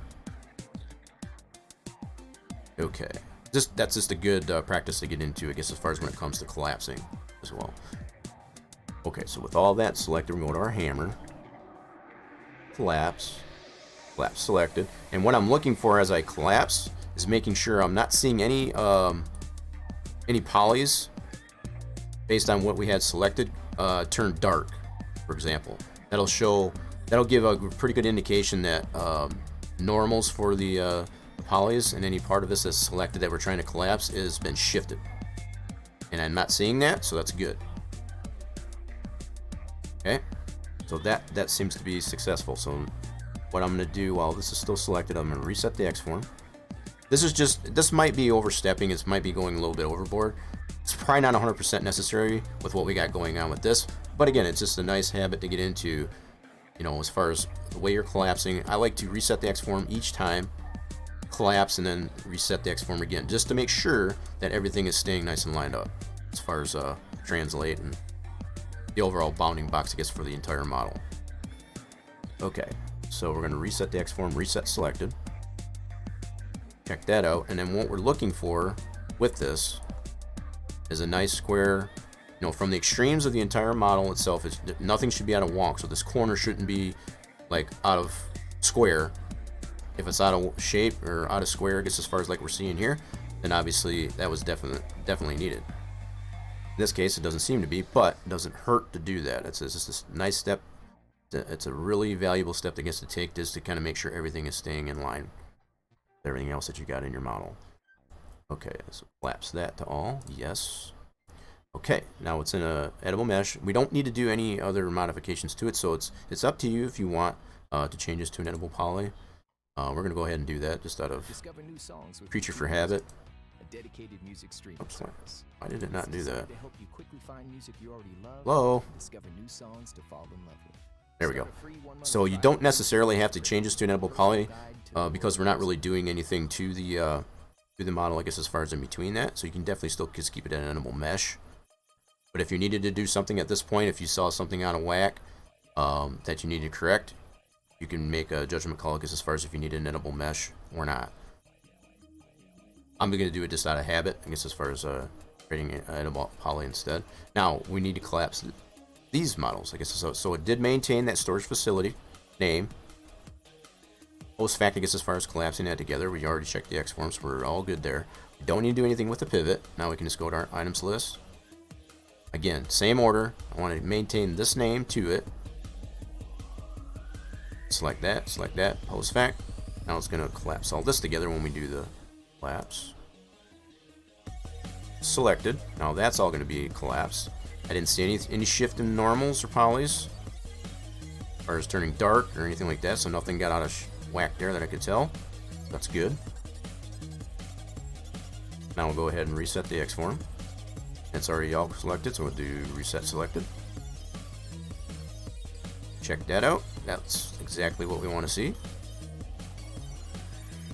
Collapse that to all. Now we've got that model all recollapsed each other. Now the only thing that we're going to have, even with all that collapse, is the interior to this one and that one. That's the only difference that we've made with all that, I guess, as far as to the overall models.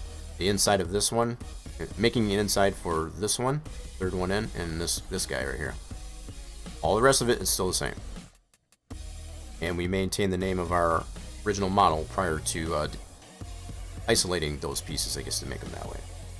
Okay, now at this point, I am going to, again, turn it back to an editable poly.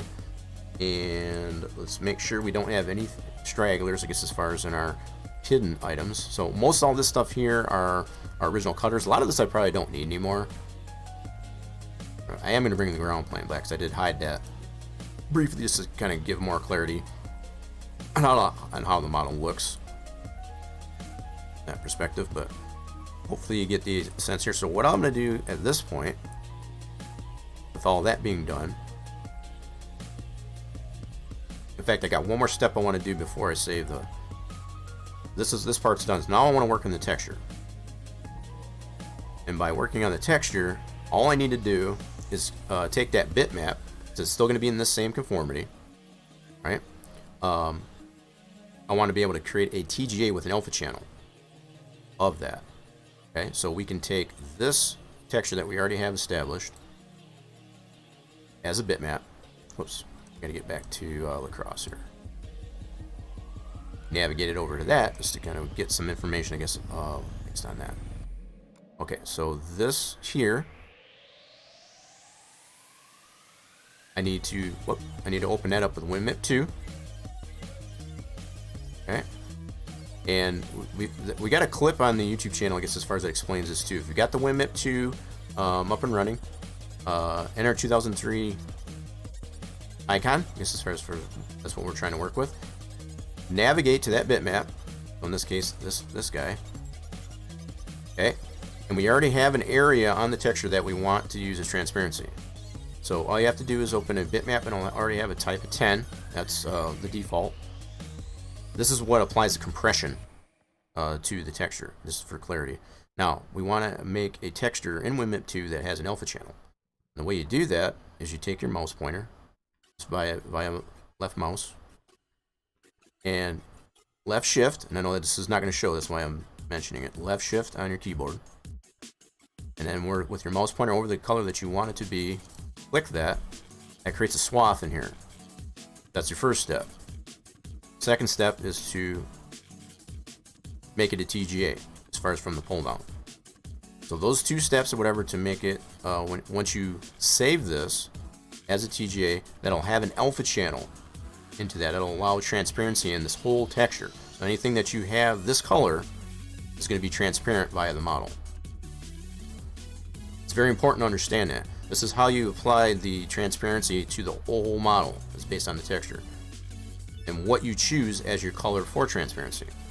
So if you don't choose the proper color within your texture from begin with, prior to saving this in WinMap 2, is going to change how that affects the model. So hopefully, again, that makes sense. So since we already had this established, I guess for that, it made it a little bit easier, I guess, as far as that's part of the thought process on the design of the texture itself. To have some area in here that's going to be used for transparency. Okay, so we're going to go ahead and save this.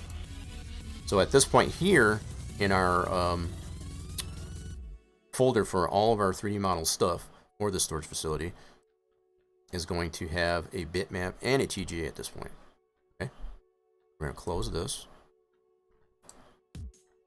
And just to confirm, we do now have a TGA right here that has our alpha channel. Now if we apply this physically to our model in Max, it'll have that image alpha I was talking about. So without doing all the steps that I've already demonstrated there in WinMap 2, you won't have that option. Okay, so we got the model selected. Now if we change this, right now it's still currently on bitmap, which doesn't have the alpha channel. So this new texture we just created, I want to select that. Now we have the option for image alpha. So in order to have that translated onto the model, if it doesn't populate to this right away, which in most cases if you still have Max open and you just open it like I did, it's not going to be there, but that option to be able to select it will be available. So if you don't get this available as an option to be able to select image alpha to that texture for the model, then you did something wrong. You have to make sure you get this option, otherwise there will not be a transparency option or alpha channel to the model. Okay. And again, a lot of that's review, but it's very important as far as to be able to establish, I guess, the availability of transparency to the model. Okay, so with all that done, it's already applied to the model, but if we wanted to just make sure that it is physically applied, we'll do assign selection. In most cases it's going to be, but just to ensure that. Now, when we export this as a 3DS, and we'll have to make sure everything else is gone that we don't want in the exported 3DS. When we apply the 3DS and then pass export that, it's going to have that alpha channel to it, and anything as far as the model. Now, the way it is right now, I want to make this clear. The way it is right now, there will be no doors open. We would have to tell in another pass file. So the way I'm going to go about this, I'll leave this one just like it is. This is going to be the first pass file. Let's go back to our script. That's going to be our first pass file export. So that's going to be that 3DS. I'm going to make a separate 3DS that will basically accommodate this pass file. And that's going to, I'm going to change the UV mapping of where those doors are where it's located on the texture. That's what I'm going to go into now. So this is going to hopefully make sense of what I was trying to explain. So we're going to export one model of this with just the way it is, not doing anything to the UV mapping to that. What I want to do is save this scene for starters. Now that all that's applied with the new texture and all that good stuff. Save over this. Cool. And then what I'm going to do is go to my unhide. We need to get all the clutter out that we don't want in our 3DS export. Okay, so now that I've already saved that scene, that gives me my starting point. That's my starting scene, I guess, as far as for anything I want to do to this model. Right? So if anything screws up, if I mess up, I guess as far as beyond this point, I have that scene to refer back to. Okay. That's part of the reason why I do it that way.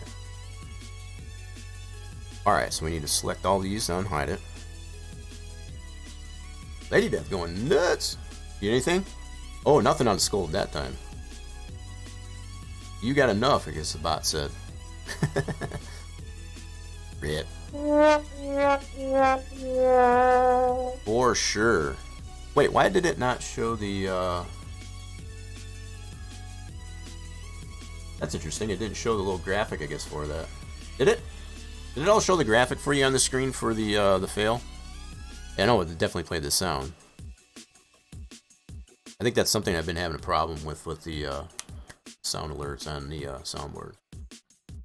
Oh, you weren't paying attention? Not a big deal. I just happened to notice I happened to glance over at the stream there, and I didn't see the graphic for it. At least it played the sound. Yeah, I've been having, like I said, quite a bit of issues I've had to figure out. So my follower goal, for example, that I usually display on Tuesdays and Wednesdays, that seems to be broken. So regardless if it's something that Twitch is doing or what those third parties are doing, I guess as far as those types of overlays, I'm not 100% sure. Oh yeah, the graphics have been with the sounds, I guess, since I've implemented them. Yeah, they show up on the screen, I guess, as far as who played it and which one it is. It goes right in the center of the screen. It's always done that, but I just noticed it didn't do it this time. That's why I was wondering. I know a lot of that stuff is broken right now. That's why I was wondering. Yep, they sure have. Goes to show how much you've been paying attention. Like you just play the sound, you know. I mean, it's a good thing that it is playing the sound. I won't deny that. So what I ended up doing here is unhiding all the stuff that we eventually don't want. Oh wait. Whoops. Let me do that again. Guess maybe I didn't. So I selected them, unhide. There we go. Now we've got all the stuff to include the hidden items. Now we got to break this down to the only thing we want to keep is maintain is the storage facility. Oh wait a minute, I got this one door. Crap, I screwed up. All right, hold on. I goofed it. Hold on. I missed a step. So I gotta actually collapse that door that I detached. All right, hold on. Un momento. These. Yeah. Let's rehide this. Just a second. Hide that. And the only thing I should have... Yeah, I forgot I did detach that. And I only did that just to kind of show some clarity, I guess. So I need to still collapse this door, the storage facility. That's that outside door. Alright, cool. Oops. Storage facility, door. Gotta do this one more time. Hammer. Collapse. Collapse selected. Cool, I didn't see anything shift, that's a good deal. And then we want to go to reset X form. Reset the selected. We'll check that from here. That looks good. Collapse it all. Hold yes. And then also reconvert this back to double poly. Now we should be good to go. So if we unhide, making sure. Yeah, just this little step that I missed there is all. It would have definitely shown proof positive, whatever, of what I goofed up, just like I did with not flipping the polys on the back side of the one set of sheds. Going back a stream or two. Definitely, it'll definitely show itself, present itself, I guess, as far as what you did wrong. And you just have to kick yourself, you big dummy. We've noticed those, and now can't remember if it displayed enough. So now I got you thinking, huh? Yeah, they definitely used to display. Regardless if they don't display or not, it might be it's just a problem. As long as it's playing the sound, and it's, charging, I guess, as far as properly, I guess, as far as for the use of playing the sound, that's all that matters. Okay. I'm gonna go ahead and save the scene again before I move forward. I haven't done anything yet as far as exporting out of 3DS, so that's probably a fair mention at this point. Save as, I'm going to save this, resave this scene. So again, this is going to be our starting scene for, being able to go back if, we do something goes wrong beyond this point. Have this scene, I guess, to refer back to. So now let's go through my motions again here as far as to take out all the stuff we don't need. Okay, let's go to our items list, do a select all. The only thing we need to maintain is this right now. Everything else can go bye-bye. Okay, so this is what we want to be able to export. Just confirm that. Now we'll spit this out as a new 3DS. Alright, we'll go to our folder to where we're saving all that stuff. Our Lacrosse folders for security. S, and make sure we select 3DS. Now I'm going to overwrite this one. It's going to be our new 3DS for the closed door model. Okay. Save that. Yes. And it's going to yell at me just like normal. This is normal. It gets as far as to say that I want to preserve the texture coordinates on this export. Yes. And it's also going to tell me, because of the format for the 3DS, it's going to tell me it's changing the name of that. Doesn't matter because we're scripting it. We can name it whatever we want. So it's just because of that 3DS format. This is why it's going to tell you. So that's normal for that. So just to confirm that it did save that, go to our 3DS folder and fresh. Should be this guy right here. Let's open that up and confirm. So that is, yep, U26. Marvelous. Okay, so we have just confirmed whatever that it did overwrite that 3DS file. So that's going to be our pass file. That's going to be closed. What we'll do is take this 3DS, create a new pass file for the closed model. Right. So it's basically still the same thing that we technically already have. But now we need to establish, I guess, as far as the one that has the doors open.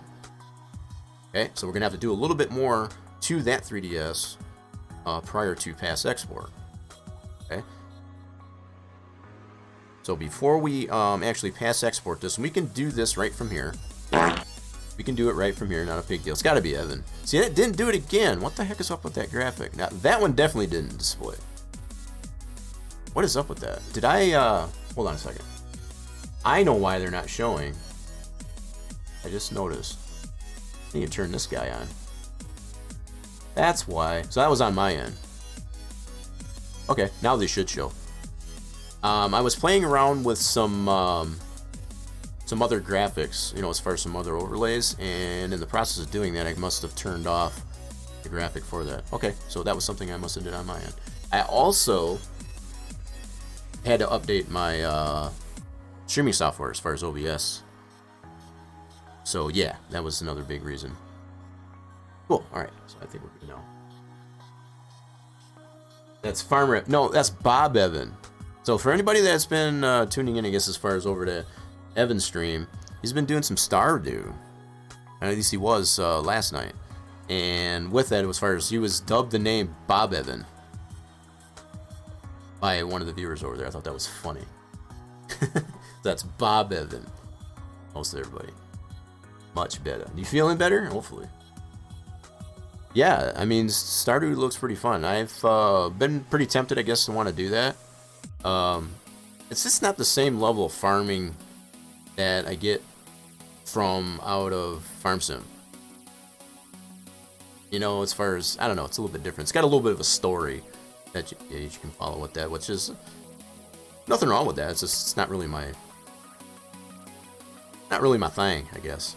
But it's pretty cool, I guess, to be able to see other people play it and how they tend to unfold it. You know, because you can really play it, even though you're playing with a story. You can,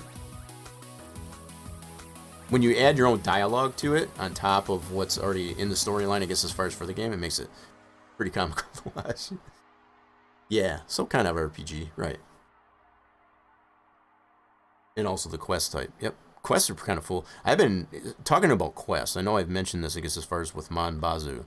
I haven't streamed it yet, and I've been debating whether or not to even do that, because I get super salty, I guess, as far as when I play it, because the mechanics of the game can definitely get you stressed out, because it is still considered an early access game with Mon Bazu, and holy crap, I mean, it's, yeah, I can get super salty, I guess, as far as with that, and that's part of the reason why I guess I really don't want to stream that, because I call it everything but a white person a lot of times, because of the mechanics of the game don't want to work right as intended, and so it makes it rough. But it's super fun game to play, though, as far as if you can get past, I guess, as far as the lack of game mechanics, you know, how certain things tend to move around and end up not being where you initially dropped it and things like that. If you can get past all that, it's a really fun game to play. It's super funny as far as the things you got to do in it. Okay, so what I was getting at here, so even with it at this stage here, what I need to do now is establish a 3DS. And I could have done this prior to saving the 3DS itself, the 3DS, the max scene, I guess is what I meant. So I can do one of two things. I can adjust the model just the way it is right now, right? And be on my merry way. Or I can go all the way back to the main scene and create a clone of this whole collapse model and create those the UV mapping for that pass file. So it's kind of I don't know, it's kind of like a personal preference as far as which way you want to go about it. To me, I don't think it's going to be too much of a problem to do it from this step right here. Not go all the way back to the original scene and establish a clone of this and then remap it and so on. I don't know. It's kind of, like I said, it's kind of a personal preference thing as far as what extent you want to go to. It depends on what you want to have in the original scene. Again, it comes down to options that you have in the model. I'm just going to do it from this one here just for the sake of it. That way I don't have to go back to the original scene. But, you know, again, it's personal preference because as far as what you want to do. Because the only thing I need to do at this point is establish which models, which pieces of this collapse model that we have here that I have nothing else in the scene, just to confirm. Which ones do I want to have the mapping to where the doors are open, right? And we've already confirmed that it's going to be this one right here and this one down here. So what we can do ultimately is open up the unwrap, the UV unwrap. Okay. And this is part of the reason why I consider just to do it this way as opposed to going all the way back. It's up to you. I'm gonna leave it up to you, I guess, as far as you're doing it. I'm gonna take this approach, so it's not 100% the only way to do it. I guess if you want to put it that way. So what I just did here, if you want to apply a clone of this static piece here as a separate deal in your original scene, as far as your starting scene, to have the unwrap unfolded so that you can apply where, you know, which doors are going to be transparent and which ones aren't. You can do that and have that in your scene as a separate clone piece of this original model. You can totally do that. Again, it's just not the approach I'm taking at this point. And hopefully, again, that makes sense. Okay, so now that we've got it unwrapped, all we need to do is, and we still got that same texture. I want to make that clear. We still got the same texture applied to our model, which is that one that has the transparency to it. The only difference with this particular 3ds pass, yeah, I want to get those mixed up. This 3ds export that we're going to do, we're going to change where the mapping to this door is. Make sure I got it highlighted. Now if I open up the unwrap here, we're just going to change where that's at. Wait, that didn't highlight the right thing, I don't think. Hold on. Let me bring in my texture.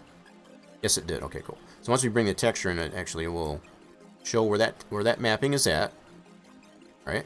So what we can do from here, and this is what I was saying earlier, I guess, as far as we don't need to have this the same size in this mapping, because all it's going to be is just invisible. It's going to be transparent. So it's not necessary at the way we're going to go about this, to have this the same size, because there's going to be no texture. So it's just going to put it into an area that's going to allow transparency. Okay.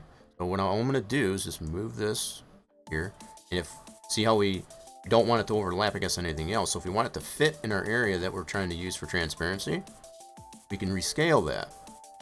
Again, because there's no texture to it. Right? So we got all this area to work with here. We can put it anywhere we want. I'm just going to put it right next to it. And we'll do it the same thing, I guess, as far as for that the other one. For the other shed that we want the door to be open.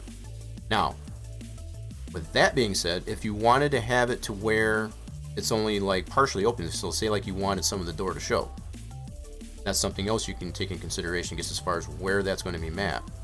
So if you wanted to make something that's the same size as the original door, then you would have to make accommodations for that. You know, it would have to be the same size, for example, if you wanted to say like just the bottom half of the door to show at the top. You know, you would have to make accommodations in the texture to have it the same size. In this case, we're going to have it completely open, right? So there's going to be no door there at all. And because we've got that already, we did all that work, I guess, as far as to make the interior visible, it's going to allow with that transparency in it, now we'll be able to see all that. Now, the fact that it's just showing it pink here, as far as in the model, it's going to be actually invisible for this particular version of it. So, all right. I won't go too much into that. If you need any further explanation, definitely feel free to let me know. What I'm missing, chat? That's actually what I'm playing right now. You made some plans for the farm last night. Just kind of started putting in place. Okay, gotcha. I know I didn't catch all of the stream, and I apologize for that. I was super busy in getting things ready, I guess, as far as for today's stream. And that's just sometimes what happens. But yeah, from what I did see you, as far as you were having lots of fun with that, that's cool. You're just doing single player too, right? You're not doing co-op. I think if I was right. Definitely for everybody that is in stream, regardless if you're in the lurking capacity or not. Definitely give. And let me put that. Yeah, my shoutouts are working. Yeah, give Evan a. Let's see. Super cool stream, I guess, as far as what he's been doing. He's been playing like. You haven't doing a whole lot of Project Zomboid, but does his. He's been going back and forth between. What's that other game that you've been playing besides Phasmophobia? Is that the one I'm thinking of? Yeah, I think so.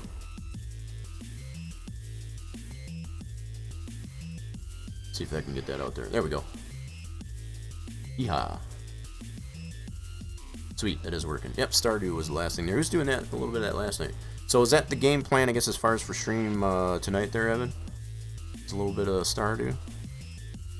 Yeah, feel free to go and check it out. Yeah, that nerd, right? Lady said it, I didn't, Evan. I just want you to make that abundantly clear. Okay. Now we want to do this one right here. So we'll go into our UV edit. Same thing as this one here. Now we want to keep these in the same. Now, I guess this is probably fair mention. I can put this anywhere in this area that we've defined as where the transparency is. So I can put it anywhere in here, or what I'm considering as far as to put it in the same area as this one. So I'm gonna grid snap that. That's what that means. So we're gonna go like this.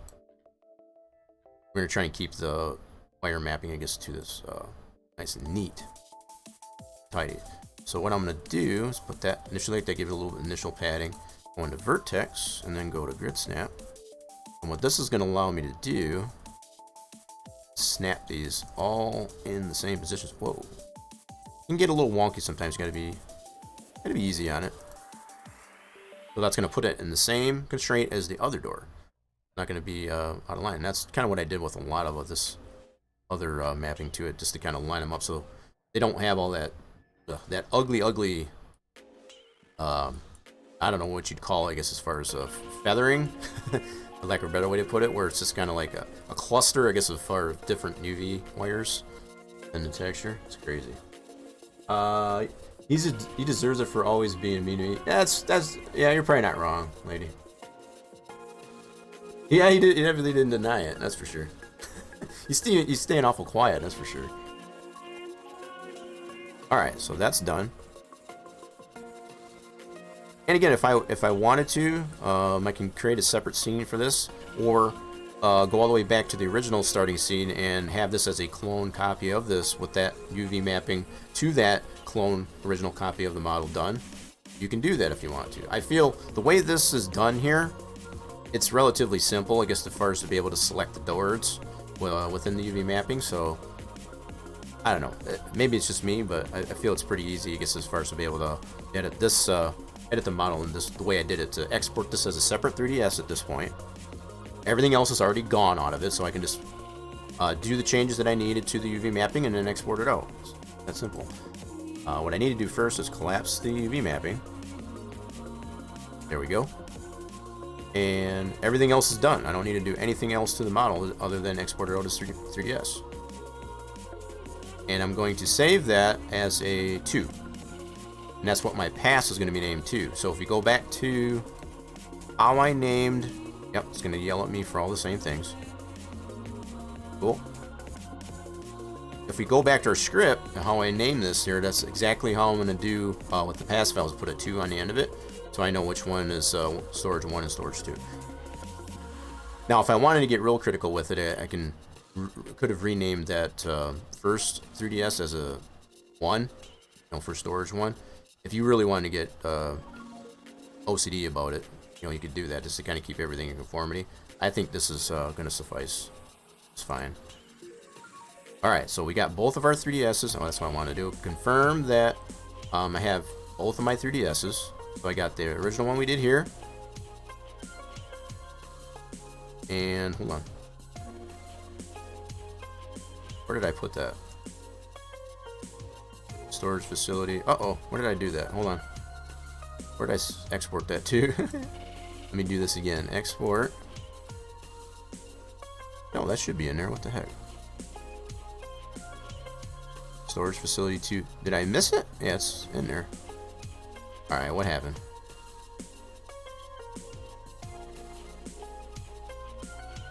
Am I blind? Where is it at? Oh, here it is. Put it way down on the bottom. Okay, it's like, what the heck? Yeah, so I put it way down here on the bottom. So we got that one and this one now. Okay. So just to confirm that they're both in there. Now what we'll be able to do is take and open these, import these into our Max 5, which is our version of Max that we use for the pass export of that. And we'll go through the same motion, guys, apply the texture to each of these models as a pass file, and then those in turn will be able to be used for our script. Okay. So we're done with Max, this version of Max. Don't need this one anymore. We're going to reset and get out of this. We don't need to save that. Now, if you wanted to, like I said, you could do that, but I'm not going to. I don't feel it's necessary. Close this out. And we're going to open our version of Max that we need our pass export. So let me give me a second to load up. We're going to go ahead and load up other version of Max here. Why is that not working? Hold on.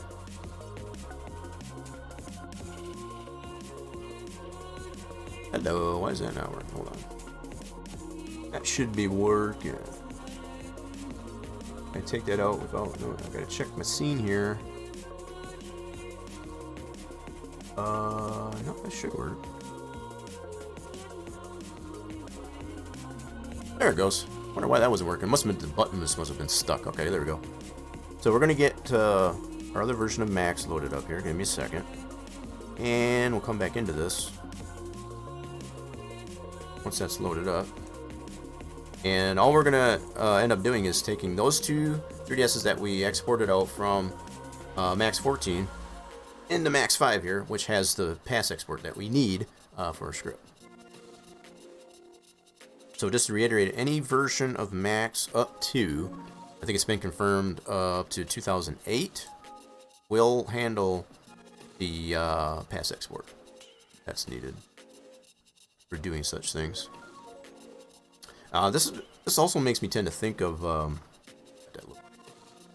I don't think there's a whole heck of a lot of videos out there that explains how to do the getting the pass export that comes with I think it does. Maybe reiterate for me, Racer James or anybody, Torch. Does the pass export actually come with Sandbox? I forget. It's been a while since we've had to do that. Or does it come separate in another pack? I forget. Let's see, you would pay $100 for somebody to get that pass exporter working in Max 14? Hell yeah, I don't blame you. Hell, even Blender. I would take it in Blender too. For me, I've gotten a little bit used to being able to do some modeling. Not maybe to the level that I can in Max, but hell, at this point here, I noticed there are some Blender scenes that have been created by Full Circle Racing Design, the modding group that came out with the latest NASCAR 22 Cup mod. There's Blender scenes, for render scenes for Blender. So being able to do that type of thing in there, I would even take a pass exporter in Blender at this point. I don't know. I doubt it'll happen for newer versions of Max. I don't know. I'm not very optimistic that's going to happen. I think if anything was to be done, there's so many of these modelers, even like with Thomas there over at Full Circle Racing Designs, they're using Blender for a lot of that stuff. So, although it still requires, I guess, as far as he does most of the modeling in Blender, exports it out as OBJ, brings the OBJ into Max so they can pass export. So, and I'm not 100% sure what version of Max that he said he uses, so I can't confirm on that. But it obviously still requires, I guess, as far as those older versions of Max, which you can't really get those as much anymore, sadly enough, unless you've got a digital copy saved somewhere, or which I don't, other than this version of Max 5. So if I lose this copy, I'm screwed as far as doing any Inner 2003 stuff. So hoping that never happens. But yeah, unless you've got a digital copy, either the form of a CD, which is what I got for Max 5, which was a student copy, yeah, you're pretty much out of luck, I guess, as far as being able to do the pass export. So, but what I was getting, what I was also mentioning is as far as the fact that there isn't a whole heck of a lot of videos. I was going through a lot of the clips they have on the YouTube channel. We don't have a lot of explanation, I guess, as far as how to get the pass export itself and from where, because I even forget, to get that implemented into Max, right, as a plugin to even use it. I don't think we have any of that. Most of the clips that we have at the moment only explain, I guess, as far as having done that previously to what we explained. Yeah, pass export, so I don't know.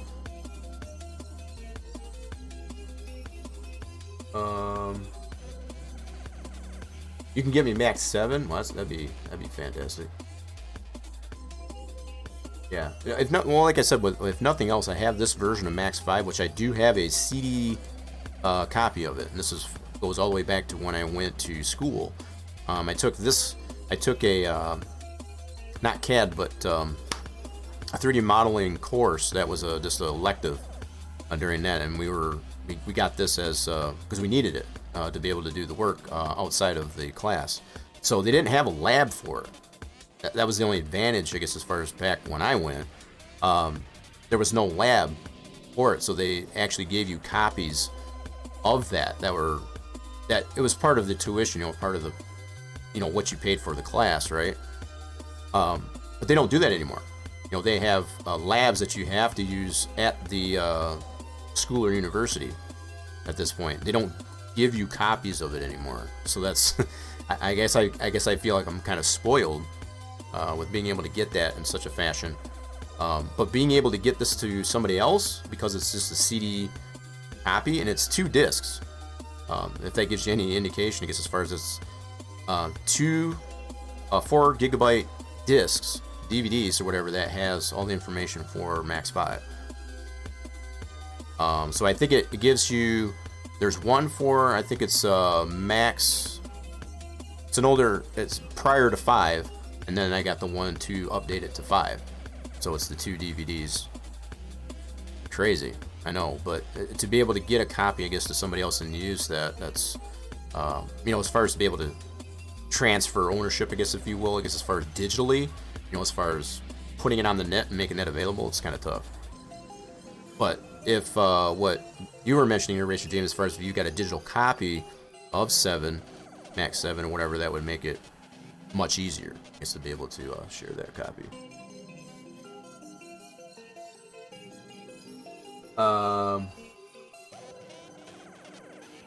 What was that supposed to mean? Yeah, you. In other words, you're probably just mentioning this as far as the fact that you've got everything you need, I guess, as far as for, and that's good. That'll create some longevity of being able to do anything and everything related to Inner 2003. I do know, like, the version of Max 14 that I got, if I lose ownership of that as far as not being able to like, if I had to do reformat right now, I'd be screwed. I wouldn't be able to get 14 back, that's for sure. Because I acquired that one through a legacy copy because I was alumni to the university where I got Max 5. They would only give you up to 14, so anything up to Max 14, I think it was 15 actually, so I could have got 15 if I wanted to, which wasn't really that big of a difference. Anything beyond Max 15, they don't offer that to alumni anymore, which is kind of sad. Supreme Pizza, I don't know, when I think of Supreme Pizza, I think like mushrooms and black olives, and it's like, no thanks. You can get me anything you need, I'll solely. Okay then. It's like, alright matey, I got you. I'm with you. Okay, so we got our Max 5 loaded. Kind of getting off topic here. Let's go ahead and import the necessary 3ds files. Okay, got our Lacrosse, and we got 2 that we got to work with here. So first, I'm gonna do one at a time. We'll do this one first. We want to completely place the scene. Do not convert the units. So load that one up.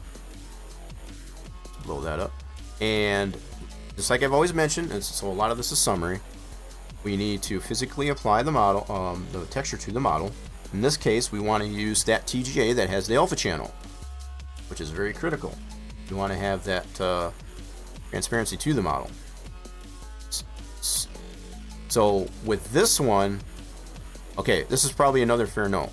For this particular one, because it doesn't have any of the open doors, you could probably get away with using the bitmap. I wouldn't chance it though, right? Because both this model that I'm going to export and the other one that has transparency, it's going to create probably a disparity, I guess, as far as with the overall model, because it's keeping in mind that we're collapsing both these pass files into one 3DO, and we're just telling by a script as far as which one shows at what race session.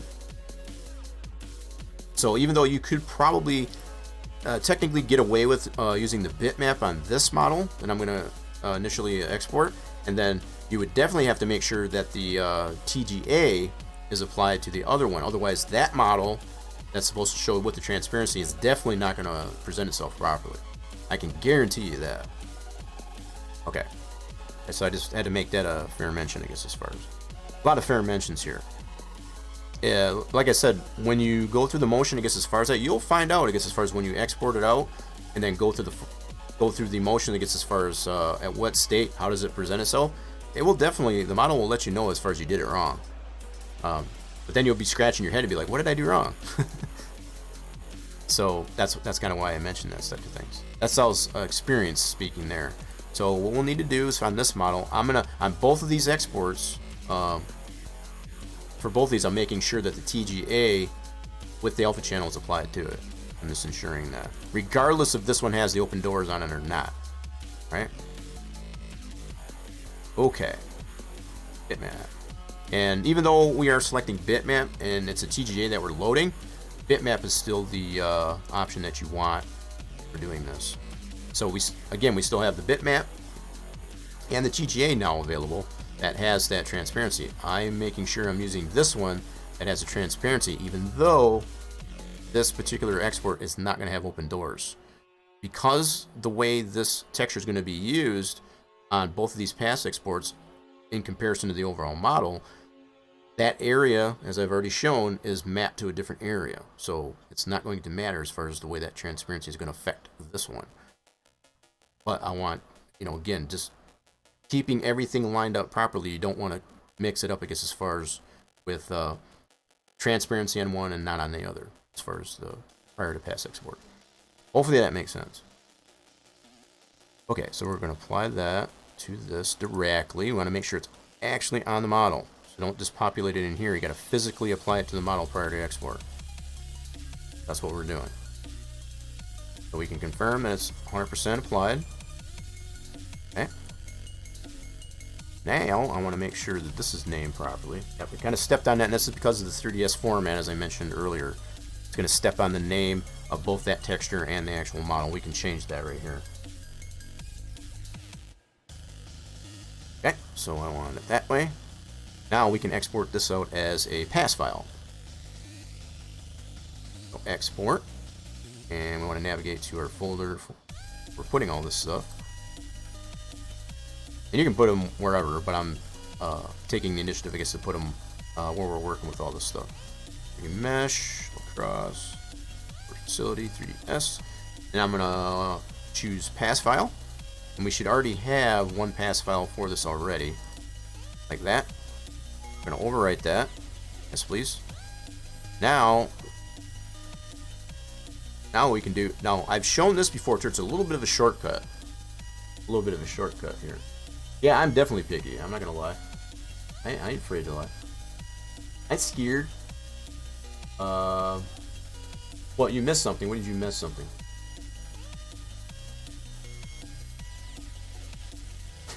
Shut up. Soiled yourself? That doesn't sound good. That doesn't sound good. I need to look at my, hold on. It's crazy how much different that it looks on, my chat bot.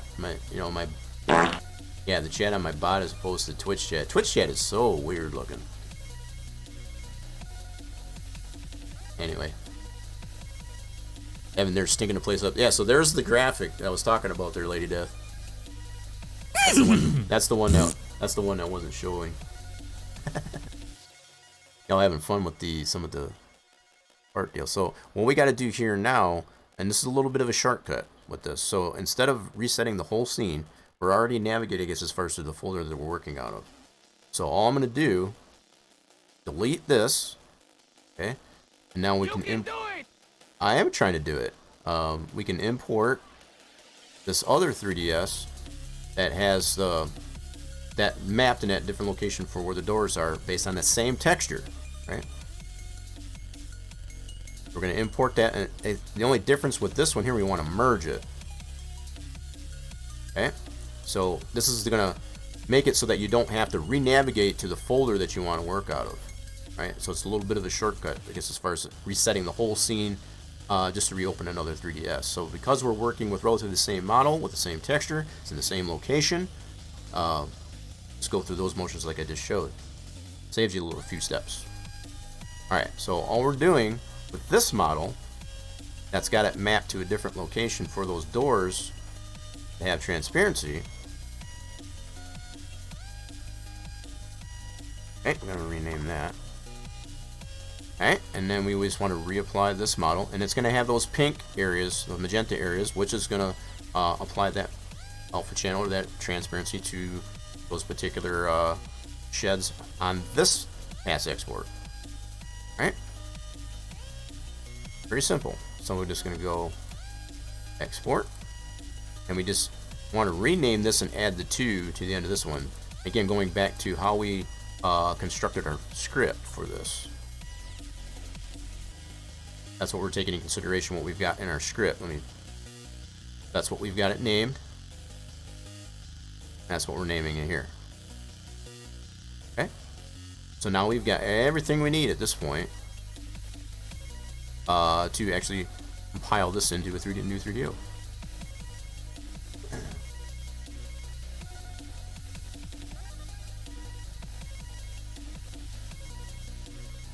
Yeah, you have noticed those? There you go. I never paid in the mini mind. Right, but that's what the graphic, that's the graphic I was talking about though. That wasn't showing. I just had to re-enable it on my end.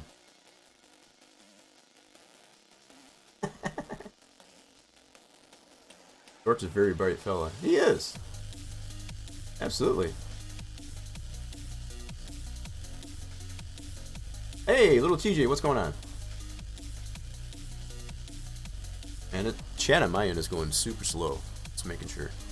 What is going on? You getting some pew-pews on? What are we doing? What is shaking? Alright, so we do have everything we need, as I was saying, as far as the constructor 3DO now. So we need to take, at this point, both of our pass files. We want the minimum of the TGA that has that, oh my goodness. I forgot about that one. No one's played that one in a while. You're sick? That's not cool. Oh, so what do you got? Like the flu or what's going on? That doesn't sound too good. So we're just getting everything selected that we need to have to include our script. So as long as we got both of our pass files, we're definitely making sure we've got the TGA with the alpha channel, right? We want that applied to the model. So this is just following suit with everything needed to do, I guess, as far as to ensure that the transparency is going to be on the model. You want to run that through Make 3DO with that same texture that you've got applied to those pass files. In this case here, it is the one with the TGA, not the bitmap. Okay, so that's the big difference here. Oh, you just have a cold. Yuck. Yeah, so you got a lot of Kleenex and whatever. Ouch. You taking anything for that? You taking any meds for that? Or you just riding it out? So we need to put all these files into our Make 3DO. I've already got that already queued up. Dissipation of this. You are taking some medicine? That's good. Hopefully that'll help. Yeah, it definitely stinks. It's that time of year too. I've had my fair share.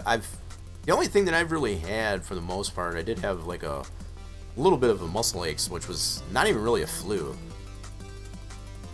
And most can probably consider I probably had the Rona, but it was only like 2 days. Right? And I made sure, I guess, as far as that I stayed away from everybody just to make sure nobody else got it. So I definitely played safe there. But other than that, as far as during this winter season, I've only had that bout of laryngitis.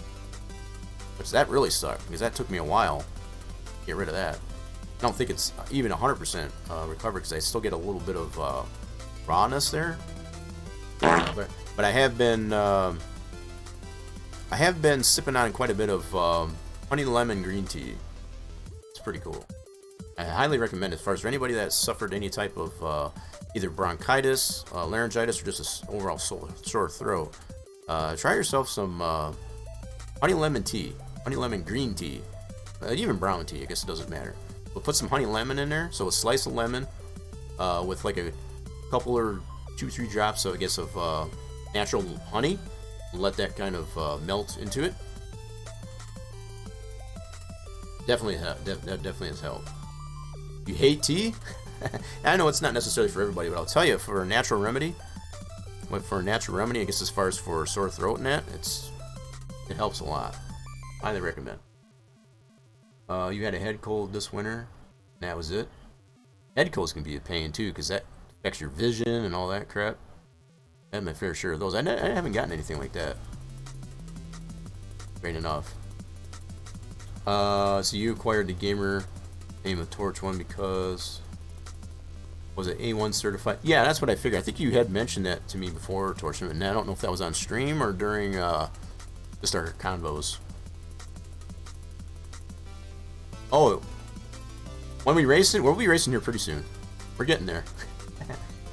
We'll be doing a little bit of on the lacrosse there. Yep.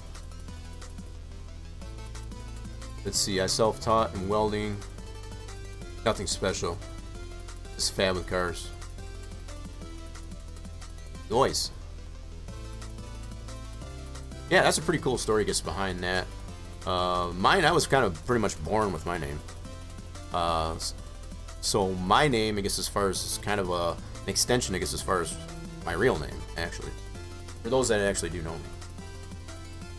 That I've had the privilege, I guess, of having a conversation off stream, I guess, as far as where I actually come from or whatever. I was born with this name, pretty much. So, for anybody that tends to want to argue the fact I'm the original Rock, that was way before Dwayne Johnson actually inherited it. But, yeah. If anybody wants to argue that point, I'll fight you to the bitter end.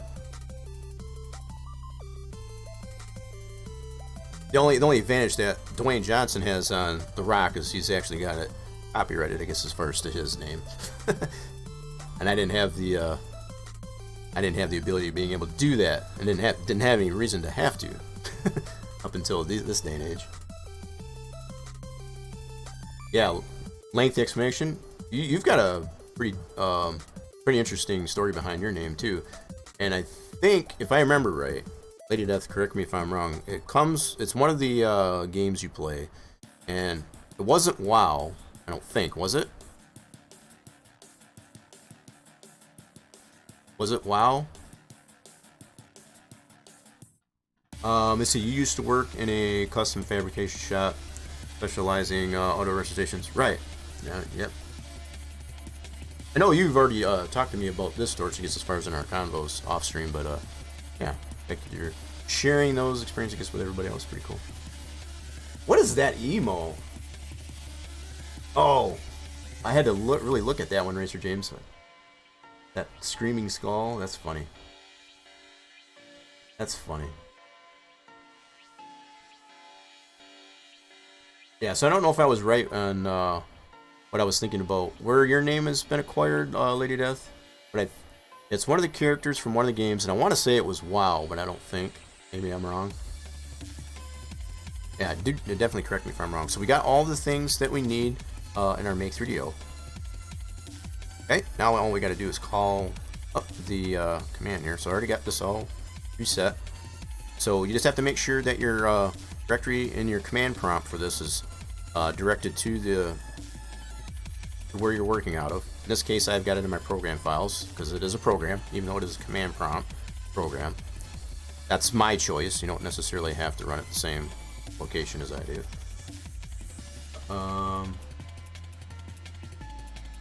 Giving away all your secrets. She killed 3 men and is now hiding. Oh my god. No, I know that ain't. That's not right. Chose Unical 76 as my sponsor in NASCAR Racing bet too. Right. Yeah. Yeah, so for as long as I've known you, James, I guess that's definitely... Yeah, but for anybody else that want to know where does that come from, yeah. So the only reason why I've acquired, I guess, as far as the nation part of it, only reason why I wasn't able to acquire, I guess, as far as that name here on Twitch, is because there's already a streamer that uses J_Rock. And there's plenty of other derivations, I guess, as far as of J-Rock without any suffix to it. And that's the only reason why I went with that. I felt it was the most appropriate. Otherwise, I would just be using J_Rock. Because, like I said, that's the name I was born with. So. Okay, so we're pointed to where we need to be. So now we just got to call up the actual utility, which is the Make 3DO. Type that in. And I've shown this before too, so regardless if you just want to manually type it in, or if you actually want to go and get the properties of this. So in this case, we need a -S for script, because we are using a script. Okay, and then if you don't want to type the name of this, regardless of what version of Windows you're on, I'm using Windows 7 in this case, you can go to the properties of that, grab the name of that, and actually paste that right into the command line, like so.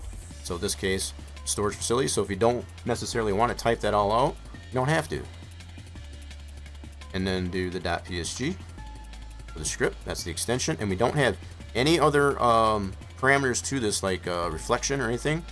So that's all we need. Just do enter, and there we go. We didn't get any errors, and it spit out our new 3DO. So initially, if you got 3D SimEd, we can open up this model and see what we have here. There we have it.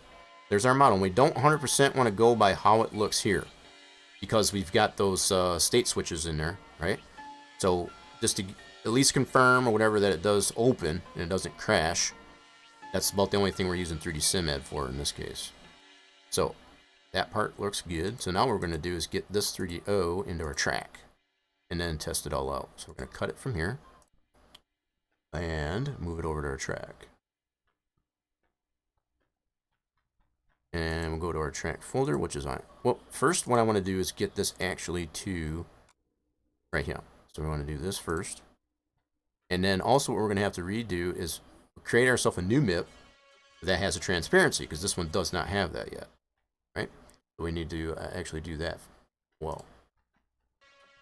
Oh, I thought maybe it stopped. Okay, there we go. Jimmy Dean, my uncle. What? Wait, what did I miss here? Huh? Was also known as Jugs or Juggernaut. Yeah, I remember that when it was first when I first was introduced to you. Yeah, I do remember that. That didn't seem to last very long though, before you change it over to the Bandito. You've always just been Lady Death. Hi, I'm Bob Evans. Yeah, you remember that your new name when you, especially when you're doing Stardew, you're Bob Evans. Bob Evan. Yep. That's your long lost father, Bob Evan. Oh, Bob Ross. Wait a minute. I'm confused. Juice is my stepdad, right? Jimmy Dean. Jimmy Dean. Oh my God. Okay, I had to get caught up in that. You guys are hilarious. All right, so all I did was just cut that from our Make 3DO into our where we got our model saved here. We got to create a new texture for this based on the TGA. So we're gonna get into that. We can close this up now. I was just showing out that new updated outfield texture. Okay, so we've shown that with the ambient occlusion on it. That's pretty cool. That's a beefy boy. So now we need to go to... Right? I need to get a Febreze either command or an emote or something.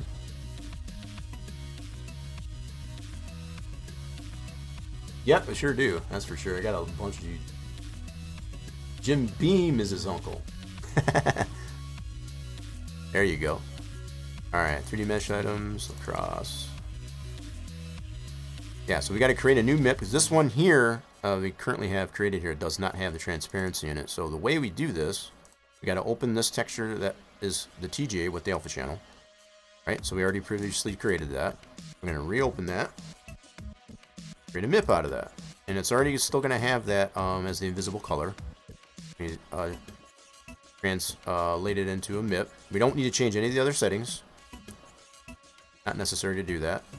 So we'll still have compression, for example, as well as transparency at this point. But we definitely need to make sure that the MIP is designed this way. Otherwise, if we use the other one that we had, that transparency is not going to exist in that part of the model that we wanted the transparency to be in during that race state. So this is definitely another critical part of it. Alright, so let's go ahead, save as, and we'll just spit it out in this folder for the time being. Okay, now that's our new MIP. We'll close that up. Now we got brand new files here, I guess, as far as to be able to transfer over to our... Holy smokes, that's a late one. So yeah, that's first one of the stream. Holy crap, we're already well over 2 hours. Holy crap, that already been over. We've been flapping our gums, I guess, as far as that long. That's crazy. Yeah, so that's the very first slots of the stream. Holy crap. There was Lincoln Logs. Huh?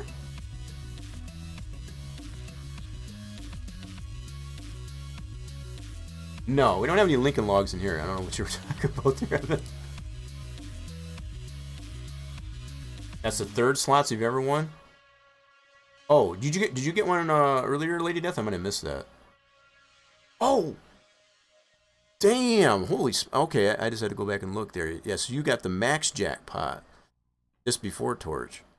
So there was still some residual, I guess, as far as post fact of Lady Death.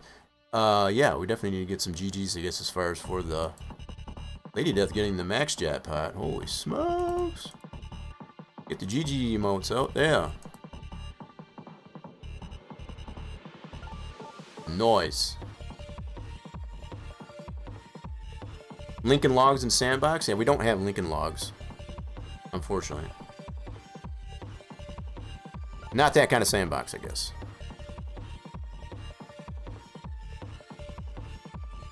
Oh, it's a Toy Story core. I gotcha. It went over my head. Yeah, so I was just in the zone, I guess, as far as dealing with our sandbox that we have here. This is our sandbox for our 2003 for track builds. And we definitely don't have any Lincoln Logs in it. Yeah. Well, I make sense now. Yep. Brain fart. Anywho, we need to get these this newly created 3DO and our new MIP texture applied to our track folder. Let's do that, which is this guy. So we're going to overwrite the original model and texture that we had from last stream. Completely overwrite. Oh wait, did I already do? Oh snap, did I do the wrong ones? Hold on. Those are not the right ones. Hold on. Which ones did I copy? Uno momento. Refresh. Oh, I know what I did wrong. Hold on. I forgot to move this out. Hey, yep. Missed a step. So I gotta cut this one out of here and paste it in here. There we go. Now I've got both the new files in here. So now we can go like this, copy this over to our track edit folder, and now they should both be brand new. That's better. Cool. Now when we reload the track, we'll have some different states to this. So I'm going to go back to geometry. Okay, and then we're going to do a new, do a no, and then we're going to reload the track. It's the only way we can reload with new 3DOs and textures for those 3DOs is to close the track out and reopen the PTF.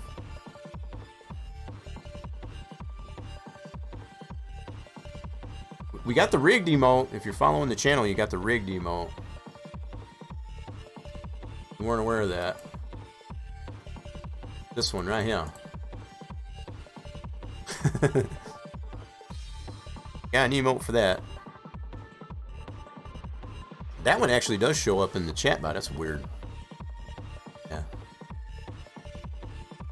That's strange. So when Racer James, you just did it, it shows up as a different emote on my chat bot. But when I do it, as far as locally, it actually shows up the right one. That's weird. Twitch is strange when it comes to that. Alright, did I do... Hold on. Turn that off. I don't know how that got on there, but turn that off. Okay. So anyway, we've got the track reloaded with our new model. Ah, crap. I'm going to have to close Sandbox. Oh my god. And sometimes happens with it. I'll have to reload that. Gotta completely close it out. It kind of locked up, so we'll have to reopen the track. No big deal. This is normal. As finicky as Sandbox is, sometimes that happens. Alright, so we're gonna get this. Give this a second to reload. Take too long. The fact that at this stage of the track build, it's not really a lot into it, so it doesn't take much to load it. Alright, so we got it reloaded. Here we go. So it puts us in the center of the track.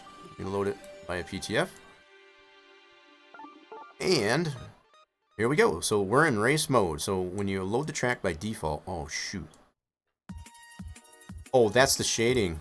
So there might need to be some adjustment to that ground texture there, James. Now you got this black, unless you don't mind that being like that. So that black spot that I was showing with the ambient occlusion there, that's actually going to look this way. I was freaking out there for a second. I thought maybe that was something wrong with the model. But yeah, that's that AO shading that I was showing on the texture. So definitely, now, so this is in race mode. When you load the track up by default, it's in race mode. And we're seeing that open. See, and we got all that interior without it being on this gable line, because you're not going to see that. Right? So from the track side, you're not going to see that, but see how you can see inside that building. And this one and this one that we did down here. See? So that's going to be completely open. Nice. Alright, so if we go through the different motion here, as far as, let's see if this is all working like we designed it. So if we go to state variable, weekend, we're going to put it in testing mode. This should make it closed. And it does. So that's closed during testing. Let's also check for race, qualify, happy hour, all that. That's state 1. Just for clarity. Oh, where's my chat bot? Yeah, I need to adjust that. Yeah, so as far as that shadow in that spot. Hit the pace car! Hit the pace car! Hit the pace car! What for? We're not to that point there, Evan, but we will be here shortly. I need to put some mechanics And toolboxes in there. Yeah, that would be cool. Yeah, it's not a bad idea. That's all up to James. What he's planning to do, I guess, beyond that. This is obviously one of probably many steps. All right, so we do want to change the state variable to 1. This will be qualifying, happy hour, that session as far as the state 1. Then the race weekend mode. So we'll go 1. They should still be closed. So they're still closed. So the only time they show open is during the actual race. And that's the way Racer James said you want to design it. So far it seems to be working exactly intended. So let's put it back to race. So by default, like I said, when you initially load the track, it's already in race mode. You don't have to go here. But we're going to go ahead and apply this manually, and they should be back open. Ta-da! So these are working exactly. Now let's check the population switch. So with them open in race, let's check the population switch. So we'll type it in here just as we did via the script. Population. Okay, and initially I'm going to put it on 0 so that it doesn't show. So that would be the same as you depressing the O key in the sim. Those should go away. So yeah, definitely probably going to need that. So if we have the population here, you're going to have those dark spots. So yeah, probably need to adjust that. But, you know, that can easily be done by the texture. As far as to only keep in there what you need to have. Alright, so that's what it looks like in race mode by depressing the O key. Those go away. So if we repopulate those, let's go to 1. That should bring it back. And also in 2 it should work. So that's back. That's so they come back. And so this is all in race session, right? We're going to check it in testing mode as well. We wanted to make sure that both states will be able to depopulate them with the way the script is, because we have those 2 separate pass files that are being defined within that weekend switch. So this is, let's go put it to 2. Put it back to full population. So you do have the option to have objects applied to the sum. So you got none, some, and all. Right? So you technically have 3 different states within the population switch. Technically, you only need 2. Either want them on or off. That's usually the approach we usually take to it. But you do have a third option to have it placed in none, some, which we don't usually use, or all. Just to reconfirm. Need ideas for Easter eggs? Oh boy.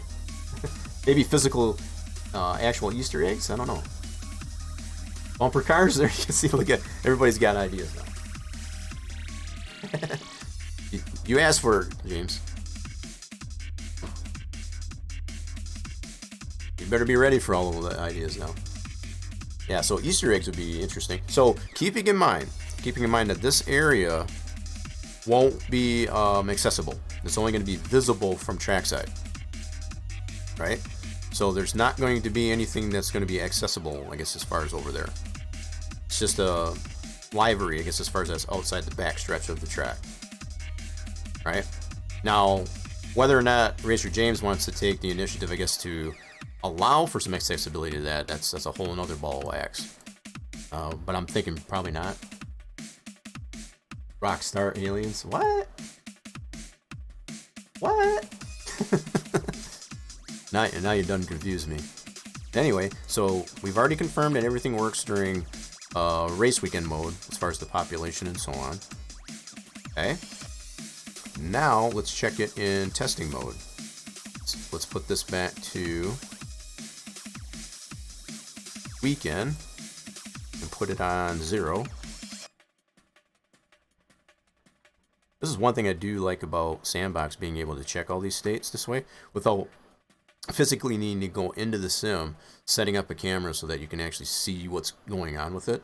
You can do it all within Sandbox. This is definitely one thing I've always liked about that, being able to set these state variables to see how your script is working. Mothership, jeez. Oh boy. Okay, so we're going to set this to 0, which is testing. So the model's still going to be present, but they're going to be closed, right? Now we want to check the population switch with that set and see what it looks like at 0. So it should go away under this session. This is under testing session, right? So we want to go population.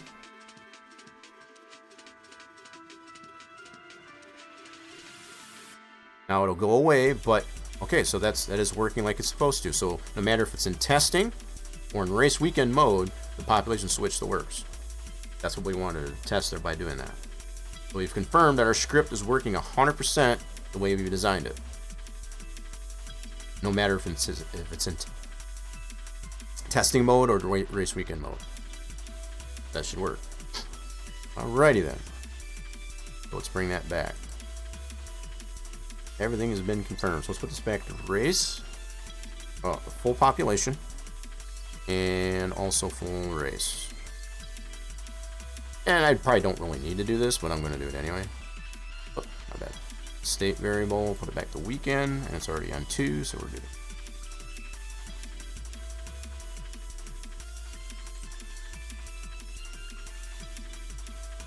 Post new typer, right?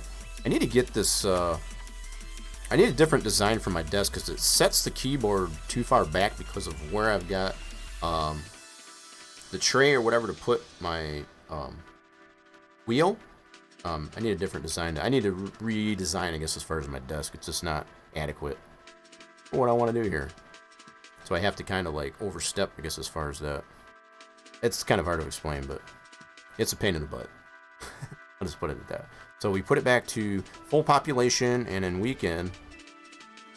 And on weekend, as we've already confirmed, that those doors are open. Sweet. Now, as I was saying before, if we really wanted to get critical about this, if we still wanted, say, that bottom half of the door to show, if you wanted to add that little bit of detail, I guess, as far as to it, then you would, you know, design that export for that a little bit, and the UV mapping for that a little bit differently. You know, so there is that option, I guess, to do that. You would have to do a little bit more work to the texture to allow that to happen. So if you wanted to have this bottom half to show, I mean, you could probably get away with, if it's only going to be the bottom half, for example, you could maybe get away with creating a different section even with as much. I think I would have to adjust the texture to make them both the same size, honestly. That's my OCD would get the better of me. I would have to have 2 of the same area for the door texture to have one that's, you know, partially open, so the mapping to it would still show the bottom half of it. Yeah. So it would take a little bit of reconfiguration of the texture to allow that to happen. So if you wanted to do that, you totally have the option. But I don't think it looks 100% that bad with it completely gone, as far as to be completely open. It gives more clarity, I guess, as far as being able to look inside of it. Because keeping in mind too, this is something I don't have in my version of the track here. There is a tree line that's in front of this. So you don't want to take away too much visibility, I guess, as far as the inside of it. This is what I feel. So there's going to be a little bit of obstruction, I guess, as far as with that tree line that's in front of these sheds. So, okay, are we ready to test this out in the sim? I think y'all are. It's all which everybody seems to wait for, and that's it's pretty cool. This is what we've got so far, and Racer James is showing me a picture of what actually the track looks like, even prior to me doing the edits to the storage facility. And it looks great. It looks much better than what I got here, to say that. Alrighty then. We can close this stuff up. I'm gonna get this thing ready so that we can. All we got to do is move over that new 3DO and texture, I guess, as far as to our game track directory, and that way we can do that. So we haven't done anything to the PTF, at least this one. I know James has got a much more complete version than I do, so there's that. We'll have that hopefully maybe by next week. We'll see how it works out. As far as what Racer James gets done. He's been working on some things like the AI to kind of get those more, running a little bit better. And once we get that from him, we'll be able to potentially showcase, I guess, as far as, you know, the track more in its entirety. Hoping to have a video card killing... Huh?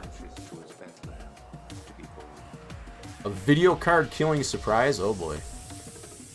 That scares me when you mention it that way. Are we talking like just a massively detailed model, or just a gihungus texture? Even more so, I guess, as far as what we've seen with that outfield texture, or both. I guess that would be the even crazier. Nope. It's like, nope. Oh, that was Evan played that. It's like, nope, can't do it. I'm kind of with Evan. Like, nope. All right, so just as I close some things up here, we took some items, some lines from a script that we already had established for another construct of a model to be able to implement that into this model. So the fact that you have that option, and it's just a matter of tweaking the line or whatever to make it comply with what you're trying to do with whatever model you're working on. We'll close that out.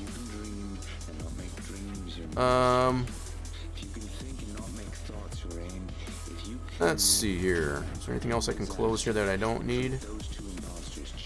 Guess not. Alright. Alright, I'm going to switch this over to my other screen here. Let's get things moved over to the...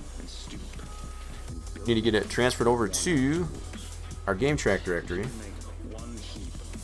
Let's open that up. Let's go to our Inner 2003 directory, our tracks.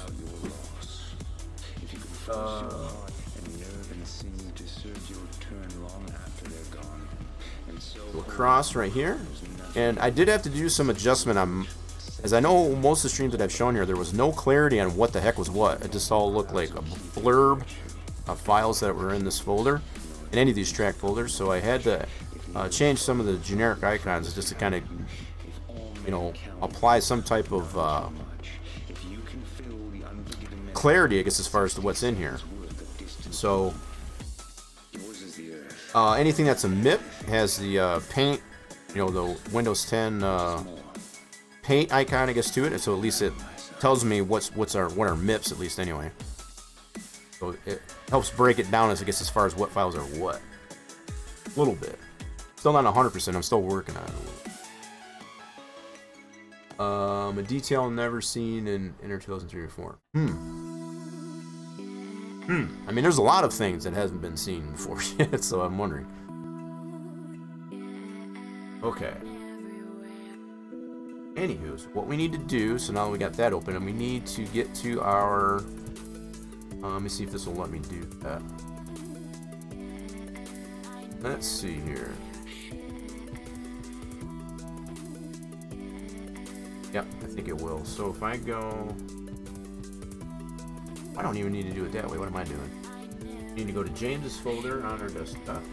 My desktop on my workhorse PC, that's a mess. Don't mind that. Alright, so we're going to Lacrosse. And I'm going to go ahead and pull this right from our track edit folder, which is right now. And...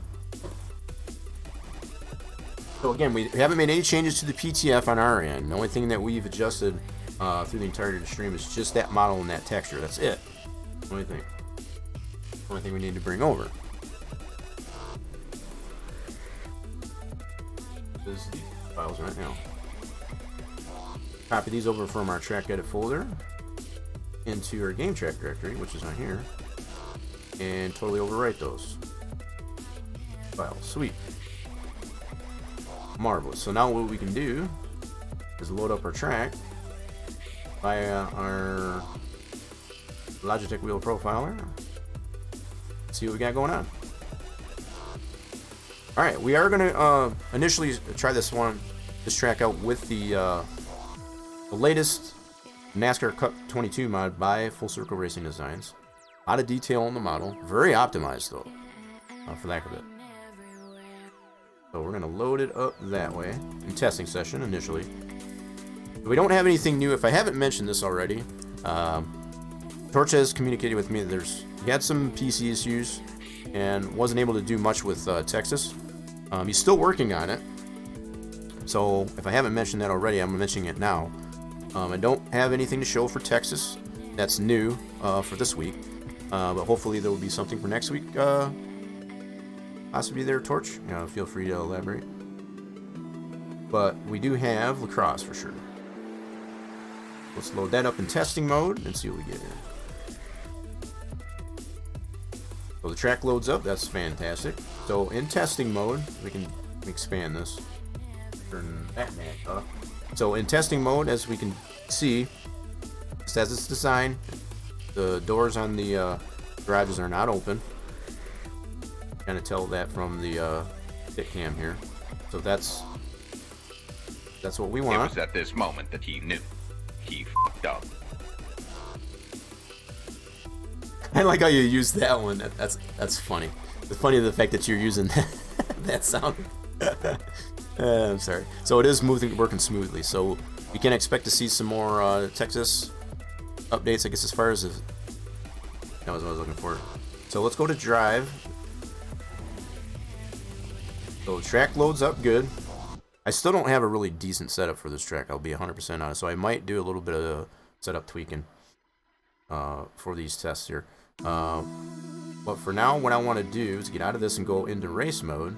And keep in mind, the point that I was been trying to make with what Racer James has on his end at this point has been tweaked quite a bit from what I'm going to show here. So just keep that in mind. What you may necessarily see, what I run here in race session, the only thing that we're testing right now is just our sort of facility, that it works the way it's intended, I guess, as far as in all the modes. So don't pay any attention, I guess, as far as the way the AI respond and things like that, and the overall look of the track, because there's plenty that's been added, I guess, as far as on Racer James. You can do it! I can do it! I'm gonna try and do it. Alright, so let's get into race weekend mode, single race. Load it up that way. Alright, we should get some AI loaded in here. And we'll expand this out. So again, in this mode, we're going to be doing some tire squealing here in a minute. Yeah, we're going to be doing that in just a minute. So in this mode, this is for practice, qualifying, whatever. You can see the cars are loading in. Doors are still shut. That's the way exactly the way it's designed yet. So in this session, as well as qualify and so on, so in the next session, those will still be closed. Only time these should be open is during the actual race. Alright, so that's this session. That's in practice and qualify. So we go to happy hour. They should still be closed, which they are. So again, so far they're working like they're supposed to. Now if we go to race, already in the starting grid, and I'm gonna expand this out. Doors are open. It might be kind of hard to see on screen, but I can 100% confirm to you that they are open during this session. So the only time they open is exactly the way we got it designed. So pretty cool. Let's see how this looks from trackside. And actually, what I'm gonna do, let's go ahead and turn the background music off for a second, so we can get all the sounds that are in the game itself. Alrighty then, let me see. Let's do that. Alright, so let me go ahead and drive. I'm gonna retire because my setup stinks for this, and I don't want to give the track a bad name because I'm just terrible at driving this right now. So we'll at least observe, I guess, the AI going around this. I'm gonna go ahead and retire this. Go to live. Oops. Hang it. Live. There we go. Go to the pace car. You should come in. Actually, let's go to the leader, which is Gordon in this case. Actually, obviously fictional. Let's go to cockpit. This is coming up the front stretch. Pace car is diving in. Park it. So this is going through 1 and 2. It should be coming down the back stretch. And you can see that door open even from the trackside. I don't know how that's going to look with the tree line. That'll be interesting to see. So that's from cockpit. Let's check and see from chase view. So depending on which view you use while you race yourself or whatever, you can get all the views. I'll test out all the views. So from here you can definitely see it. That door is open, and the one on the very end is open, and you can see the inside of it. So everything seems to be working right. Let's go further down the field here. Let's ride with Kyle Larson here in third. Let's check a different view here. Depending on which view you use when you race, so if you use roof side, this is what you'll see. And again, definitely keep in mind the way the AI race in this version that I've got is not the same as what Racer James has tweaked on, I guess, as far as then we'll hopefully be able to show that next week. But yeah, pretty good shot, I guess, as far as those coming down the back stretch. I'm going to be really curious to see how that looks with the tree line, that's for sure. I am going to do a little bit of practice runs myself. I'm going to do some solo runs. I'm going to work on the setup here a little bit. And if I tweak the setup enough here, I'll go ahead and try and race these guys. But one point to make here that I think Racer James pointed out with the way this AI is, they tend to get stuck in third there for quite a bit. Which right now he seems to be in fourth, but at the very start there he was in third, so in third gear. Yeah, so at least you get a sense of, hopefully you get a sense of what it looks like, I guess, as far as from the different views. So if you race this way, I hope you don't. We'll check and see what they all look like, though. Yeah, if you race this way, I don't know what's wrong with you. Let's see, even from that view, you can still see those pretty well. Yeah, so from at least from what I'm seeing, so TV1 is about the only one that has been adjusted. Has any more cameras been adjusted to the track, Racer James, besides TV? Yeah, I can definitely see him from that angle. That's nice. So what? Wait a minute. Hold on. Oh, you know what? I know what. I was like, where's the shading? I guess as far as I didn't bring over. So okay, I have to take back. I guess as far as I needed to bring over that updated texture for the outfield. I didn't do that. It's actually not that far off. I guess as far as from what's been edited and what hasn't. But that's something I did miss. That I'm gonna go ahead and get that one moved over so that we can actually get that corrected. Yeah, that's something I didn't necessarily know. So what we should be seeing on those garages that are open during race session is that black spot for the ambient occlusion, the shading, and yeah, I need to get that updated outfield and that texture applied to it. You don't want the cams? Okay then. That's probably one of the things you'll probably focus on, I guess, as far as later on, you know, like the final touches.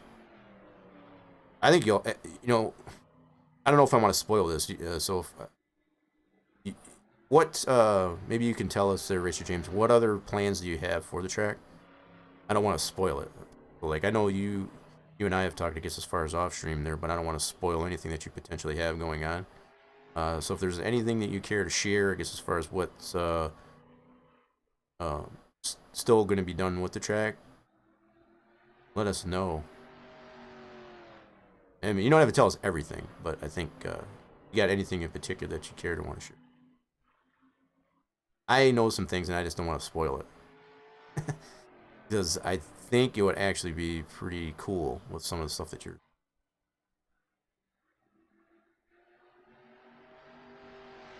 Alright, so what I want to do, while pondering that thought, I guess, let's get that proper outfield and the texture to that. Let me get that moved over here real quick. And that way, again, we want to be able to see it the way it actually looks in Sandbox, right? So that's kind of the reason. Okay, so you did want to mention that. That was the thing I was wondering if you did want to spoil that or not. Now, obviously, that's going to be a fictional application, I guess, to the track because it doesn't have it there in reality. Never had it there. School buses. Oh, jeez. So yeah, okay, you've got the flag box, and I think I've already mentioned some of the things. There's billboards, there's tree line, I guess, as far as in front of that backstretch, in front of the storage facility in the backstretch. Lots of little stuff like that. You know, just add that actually. Still don't have a grandstand yet, right? So just blazing over to get some of the things that we've talked about off stream. All right, let me get this moved over to track edit. Track directory, let's go to, I need this guy and 3D. These two have been updated. This is amongst what Richard James has given me. Part of the reason I guess he gave that to me is to be able to show more clarity, which I failed to do, I guess, initially going into the testing out on track. I'm going to fix that right now. So yeah, we want to replace those two. Now we'll go ahead and look at it this way in race mode. And what we should be able to see is that adjustment to not only the texture but the outfield where those storage facilities are in particular, to include, I guess, that dark spot, I guess, for the shading. Need reference for the grandstand, so that will take a while. Okay, so we don't have any decent satellite imagery, I guess, of that. I guess I haven't looked at it close enough, I guess, to know how much clarity there is to that. So even with the Google Earth references, there's nothing? Yeah, so if you want to get it, I guess, the proper scale and so on. What about height data? Is it not in the LiDAR either? Is the height data there? What is there and what is not there? This is, I haven't looked at any of that myself. That's the only reason why. So just mainly photos. So is there nothing that shows in the LiDAR for the grandstand? At least for height data? That's going to be a critical piece as far as to get that right, I feel. So if that's not there, that's going to be tough. Okay, let's go right into single race. Those two objects put in there now. Yeah, we're going to go right to race. Okay. Drivers, to your cars. Okay, wait for that guy. And then we're going to go ahead and retire. Drivers, start your And we'll observe, I guess, as far as what that looks like. What we should see now in this mode, the door is open and we'll see that dark spot on the texture, which will obviously need to be adjusted, as Richard James has already pointed out. Go ahead and retire. Live. Hey, Scar, let's go to... Whoa, I didn't want to go that way. Well, that guy. So Chase is leading this time. Yeah, it's pretty cool how it actually does randomize the field. It's not the same field every time. Kind of cool. I like to know how it is constructed before starting. Oh, so like what materials? You know, as far as like steel beams, is it wooden, that type of thing? But is there, I guess my question was, is there at least LiDAR for it? Alright, let's, yep, so we can now see the dark spots in there, so we can confirm that that's been replaced properly. This is the front stretch, crossing the start-finish line, 1 and 2, and onto the back stretch. So down the back stretch here, we should see, yep, there is the dark spots in there, and that's, again, just to confirm that we do have everything that we've shown and presented, I guess, as far as in sandbox. So it's a one-to-one comparison between the sandbox and the simulation. Okay, so it does have LiDAR information. Cool. But yeah, I get what you mean there, Richard James, as far as to really want to know what the grandstand is constructed of. So like, as I was saying, what materials? Is it wood? Does it have aluminum supports? Is it wooden supports? Is it concrete involved? What's all involved with the materials for the construct of it? You know, because we did have a lot of information, I guess, for a storage facility. We narrowed down, I guess, as far as using common building practices, for example, as far as to determine what the size of them needed to be, as well as, again, based on common building practices, what type of materials were used. So the fact that it had sheet metal with, you know, what is used for the doors, what is used for the roof, the trim, all that type of stuff. Knowing those types of things, it does help with how you construct it. So whether or not you want to add, so I would consider, and this might be part of what you were talking about, alluding to, Racer James, how much detail you want to apply to the actual model, right?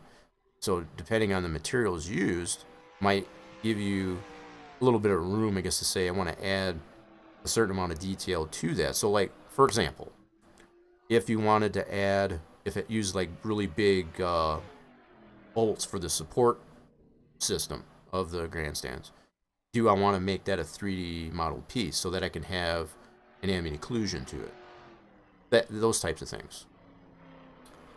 And that's something you would definitely want to probably take into consideration on how you construct it. Knowing what the materials that the structure you're trying to create is made out of.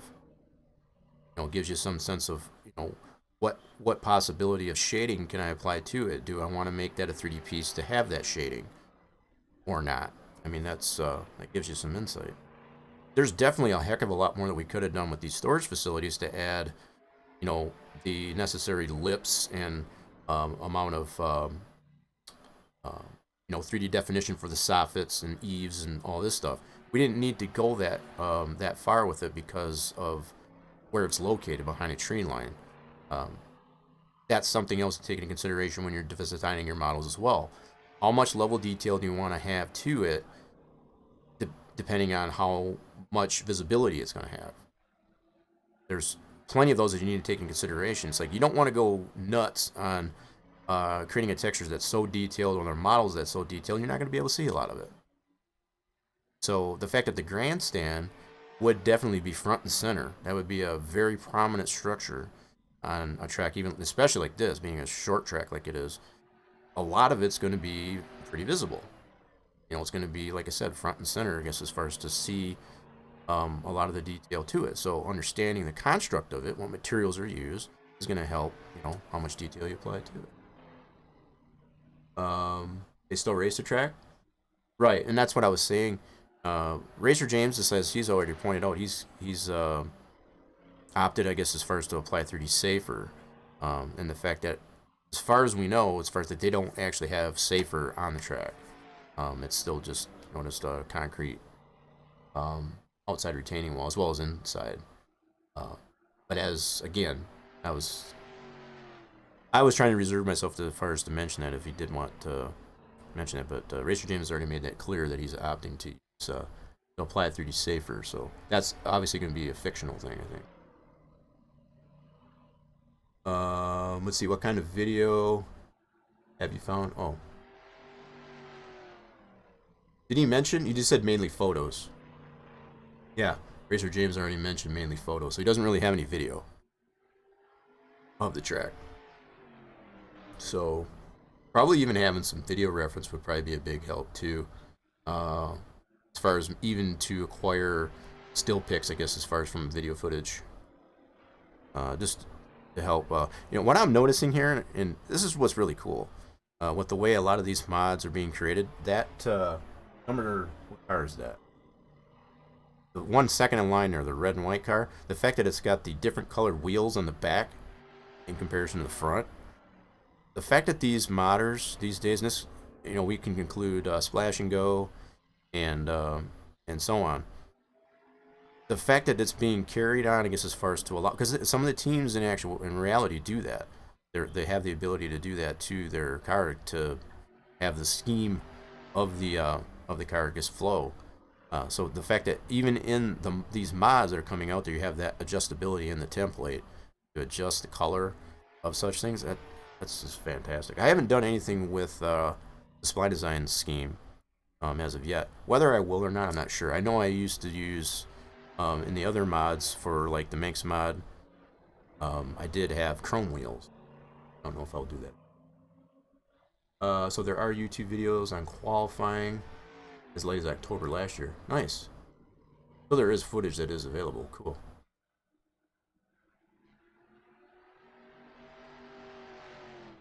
Good deal. All right, so I think we've seen enough of this. I don't know. so we can just kind of get in some insight of that. I think this is looking good. What lap are they on? They are on. Oh, they're just finishing. Okay, so this is the last lap. Let it finish out then. Yep, they are done. So it looks like.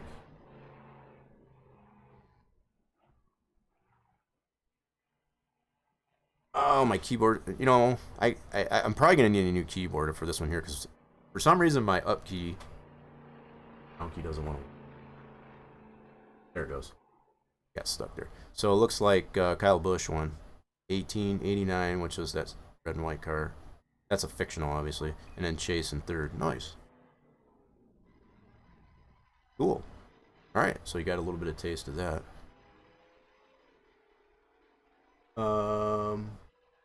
All right, Torch is willing to help. I guess on some video footage. Torch is he's a very valuable resource when it comes to video footage. So what I'm gonna do, close that out. Gotta let this play. Let's get the horns out. You gotta let this play.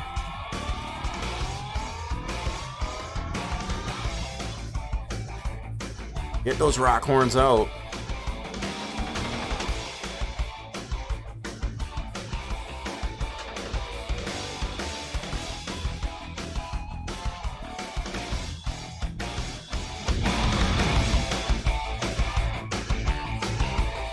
Where's all the horns?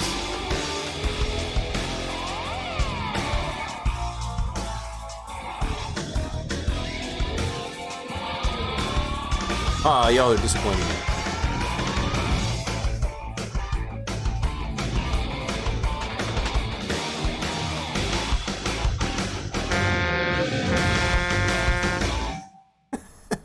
That's the wrong sound there, Evan. Then everybody know, I guess, as far as we still pay attention, hopefully. Alright, so let's go ahead and close that out. Anywho, so what I want to do here now is let's see if I can come up with a better setup on this thing here. Eventually try to run this thing, huh? I'll say. Let's go into testing mode, though. I might even get my wheel over here, so I don't have it over here. Fine, fine.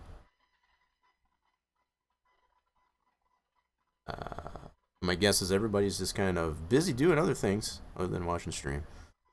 No horns during the play of that. You gotta love that, though. That never gets old for me. As far as that race win screen. Go to testing though. My setup for this is complete garbage, and I know with the changes that Racer James has made, it's probably gonna make it even more garbage. So I'm gonna have to do some additional tweaks once I get all of that. So what I want to do. Give me a minute. I'm going to go ahead and mute the mic here for a second. So you don't hear all the clitter clatter. I guess it's me moving stuff around so I can get the wheel. And we'll be back in just a second. So don't go nowhere.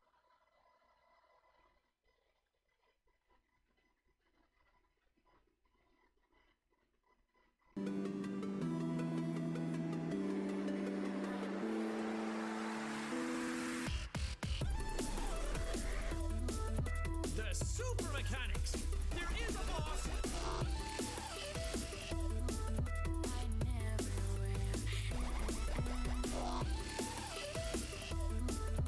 I wish I could do this in real life.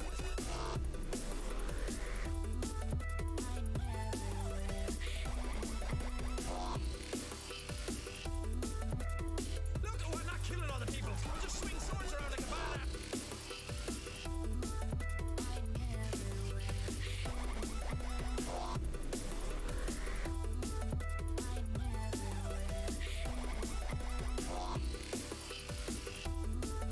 I can do this. I can do this. I can do this.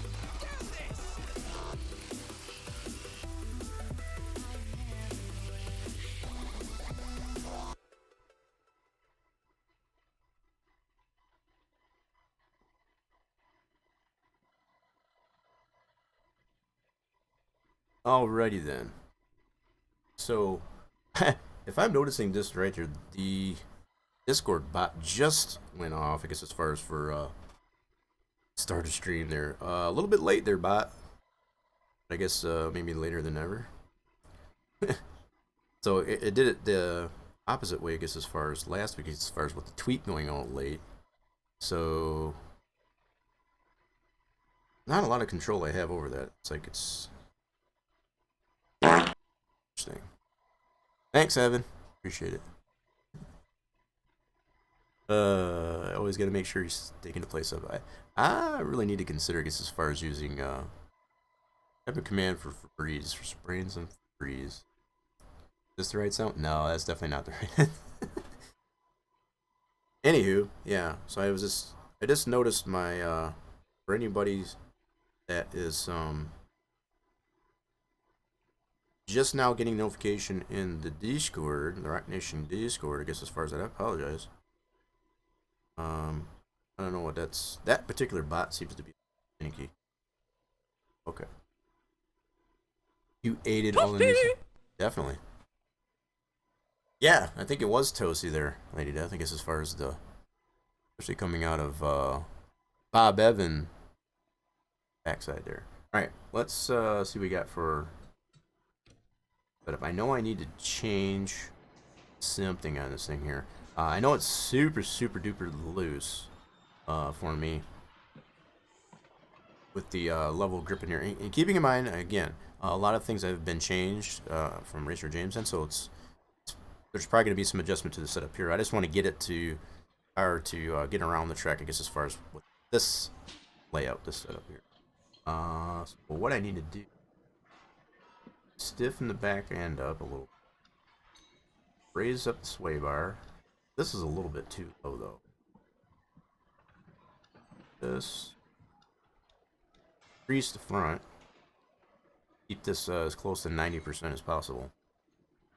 That is kind of a, so consider, if you will, when you're setting up your car, regardless of what values you put to this here, what you're really paying close to, because it's front and center, I guess, as far as this page, this dimension. If you can keep this as close to 90% as possible, it's going to give you relatively, I guess, as far as a decent reaction, I guess, as far as at least to the suspension, as far as the way the body rolls. Even though we don't visually see that, but as far as the way the car reacts, as far as the body roll, when you keep this right around 90%, it keeps it pretty equal. Don't want it too high, right? Because obviously the higher that number is, you don't want to go so low as, say, like 50%. 50% means it's like, I don't know, you might as well not have any suspension at all, for lack of a better way to put it. Yeah, definitely. Now, you can go as low as, like, say, like a high 89, maybe even an 88. That, you don't want to go too far less of that, because it just creates a really sloppy suspension. As far as, like, recoil on the springs, you know, as far as just thinking of actual race terms, you know, as far as what happens to the mechanics of the suspension. When you keep it around 90%, it's a balanced amount of recoil to the springs. And by recoil is like, when you really consider as far as the design of a spring, what it's designed to do is to actually extract and compress and decompress. And when it compresses, what it tends to, depending on how low it goes, as far as based on the weight of that coil, that spring, it'll tend to overlap the other coil. And that rebound, as far as when it does that, a lot of times when it snaps loose, I guess as far as that recoil, you don't want that. You know, as far as from a racing standpoint, that's bad. Because what that allows that corner to do on that spring, when it snaps, when it has to uncoil itself, as far as to remove itself from lapping another coil, it allows that to, it's figure, if you will, like a rubber band. As far as when you take it beyond a certain point, try to snap it back, it has to bounce back up, and it allows that wheel to bounce off the track surface and lose traction. You don't want that. So that's kind of the same idea as what's happening here when you set the car up in NR 2003. You want to remove any potential negative recoil. And this is, you know, through all my experiences, what I've come to find really is the deciding factor on that. So if your roll couple here is right around 90%, you'll have less a chance for that coil to overlap, as far as when it decompresses, when it gets into a banked turn, as far as when you're turning. and that centrifugal force that applies to the springs and how they compress and decompress coming in and out of banking and out of a corner, you'll remove any potential of negative coil bind as far as when it's at 90%, as close to 90% as possible. So that's kind of what, and because it's front and center, it kind of gives you a really good clue. And the fact that it's a different color than any of the other values, that's a really, and you can't adjust this manually. The only way this can be adjusted is through all your other settings. This tab. So, again, hopefully that's a little bit of clarification for anybody that has never understood how suspension works. What really is the driving factor for, on this page anyway, not only tire pressure and the amount of pounds that are on it definitely do come into play, but the springs, since we don't really have a visual of springs and how they're going to compress and decompress in here, this is our only visual clue to how those springs in general on this tab is going to respond. So if we had more of a graphic, it would kind of show you exactly, like if you had this at this value, it would show you how much compress and decompress the spring would have. And that roll couple really does, you can kind of almost rephrase it to say body roll, as far as how much body roll is there going. And you definitely don't want to have it too high. So you want it a little bit less than full strength of body roll. So like 100% would be like full body roll. So it's like all that weight that you've got to one side, as far as like the poundage that you have on that, is going to totally affect. You're going to feel that 100%. I guess as far as that, you don't want that. You want to be slightly less than that, but you don't want to go too low because you still want it to roll, because that weight shift is actually helping you push you through a corner. A lot of factors, I guess, to consider, I guess, as far as that. So, and the fact that all these values can be changed, just like you can on an actual race car for the most part. There's some pieces that are kind of missing, I guess, as far as how much is that, and but how to how to actually comprehend that information that you're seeing in here. That's why I'm explaining it. Hopefully that came out of my cheeks. Okay. Okay, so hopefully that gives some insight, I guess, as far as how to set up at least a suspension. Now, everything else is going to be different, so I know some people like to come in here and mess with this one. So right now, I've got a ton of wedge in this, and the fact that it's so loose. What I am taking out of consideration here is how I've got my suspension set. So the fact that I do have at this point, I got a pretty heavy front sway bar, which is going to make that front end super stiff. And it's not quite as stiff in the back end. I could probably flip-flop that. So let's do that. If we lower this down, this is going to go lower than 90, and that's to be expected. So if I flip-flop this to the lowest... now, this is something I always wish, too, within our 2003, that you could have more options for the size. Now, these values that they put in here, this is going all the way back to 2003, and what teams were allowed to put on their car as far as what was in the rule book. So the fact that the way the cars are set up now is way different. So the fact that we don't have any ability, I guess, to be able to adjust these values, we have what we have. We can only get it close. So what I'm going to do is basically flip-flop this and see what happens. So the fact that I'm stiffening up the back end as opposed to the front end, it changes the roll couple. So consider, if you will, you got most of your weight is in the front of the car, because you got the engine and all that, and that's why you've got higher poundages here as opposed to the rear end. The other thing that I can do besides this is adjust the poundage of the springs in the back. Oh, add more weight to it. So that's an option. But just to kind of show you, I guess, as far as how that body roll, this is what I consider to be body roll. Even though they call front roll couple, it's basically just body roll. We don't want this low. Not a good thing. I mean, if that's your driving style, go for it, but I wouldn't highly recommend it. We're going to go back just to kind of see what's going on. I don't really want that stiff, though. So obviously the thicker sway bar that you put on here is going to make it much stiffer. So either be the rear sway or the front sway. The higher the value, the stiffer it's going to make it. And the fact that we only have those regulated values that are in there, that's, you got to work with what they give you. So we're going to put this back up.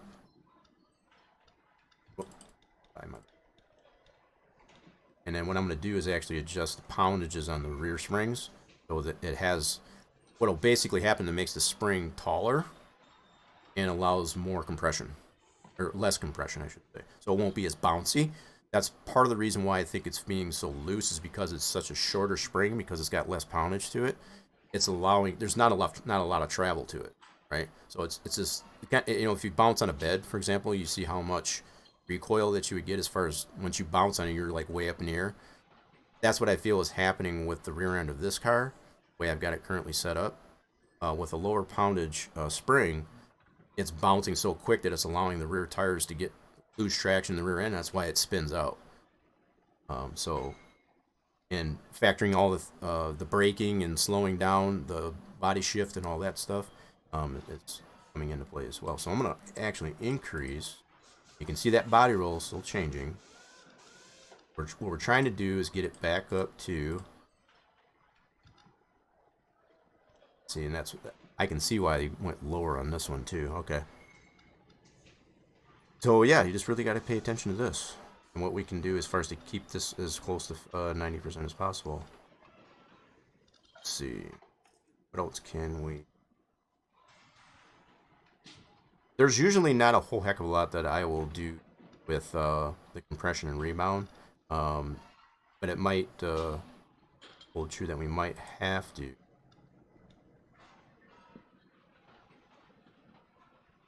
I can spend hours on this, and this is why I was saying before, as far as to actually create a setup, you could spend a whole stream doing this, even just on this one tab. Crazy. Smart Alec, what's going on? Holy crap. What is going on? So I taking in, I guess, your convention got over with? How did that go? Yeah, welcome on in. All right, we're just I'm in the process of explaining how to create a setup, I guess, for Enter 2003, and the fact that it's wishful thinking as far as I wish there was more adjustability to it.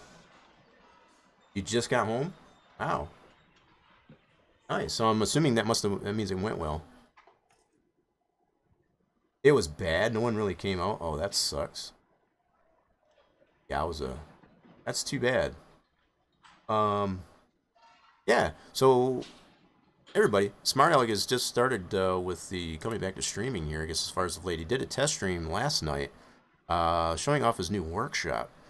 Pretty freaking great. I mean, it's not done, but did actually try out some things. Yeah, hoping to see more of that. Good to see you're doing. I'm really curious. When's the next stream? I know you didn't stream this morning, like you were hoping to be able to.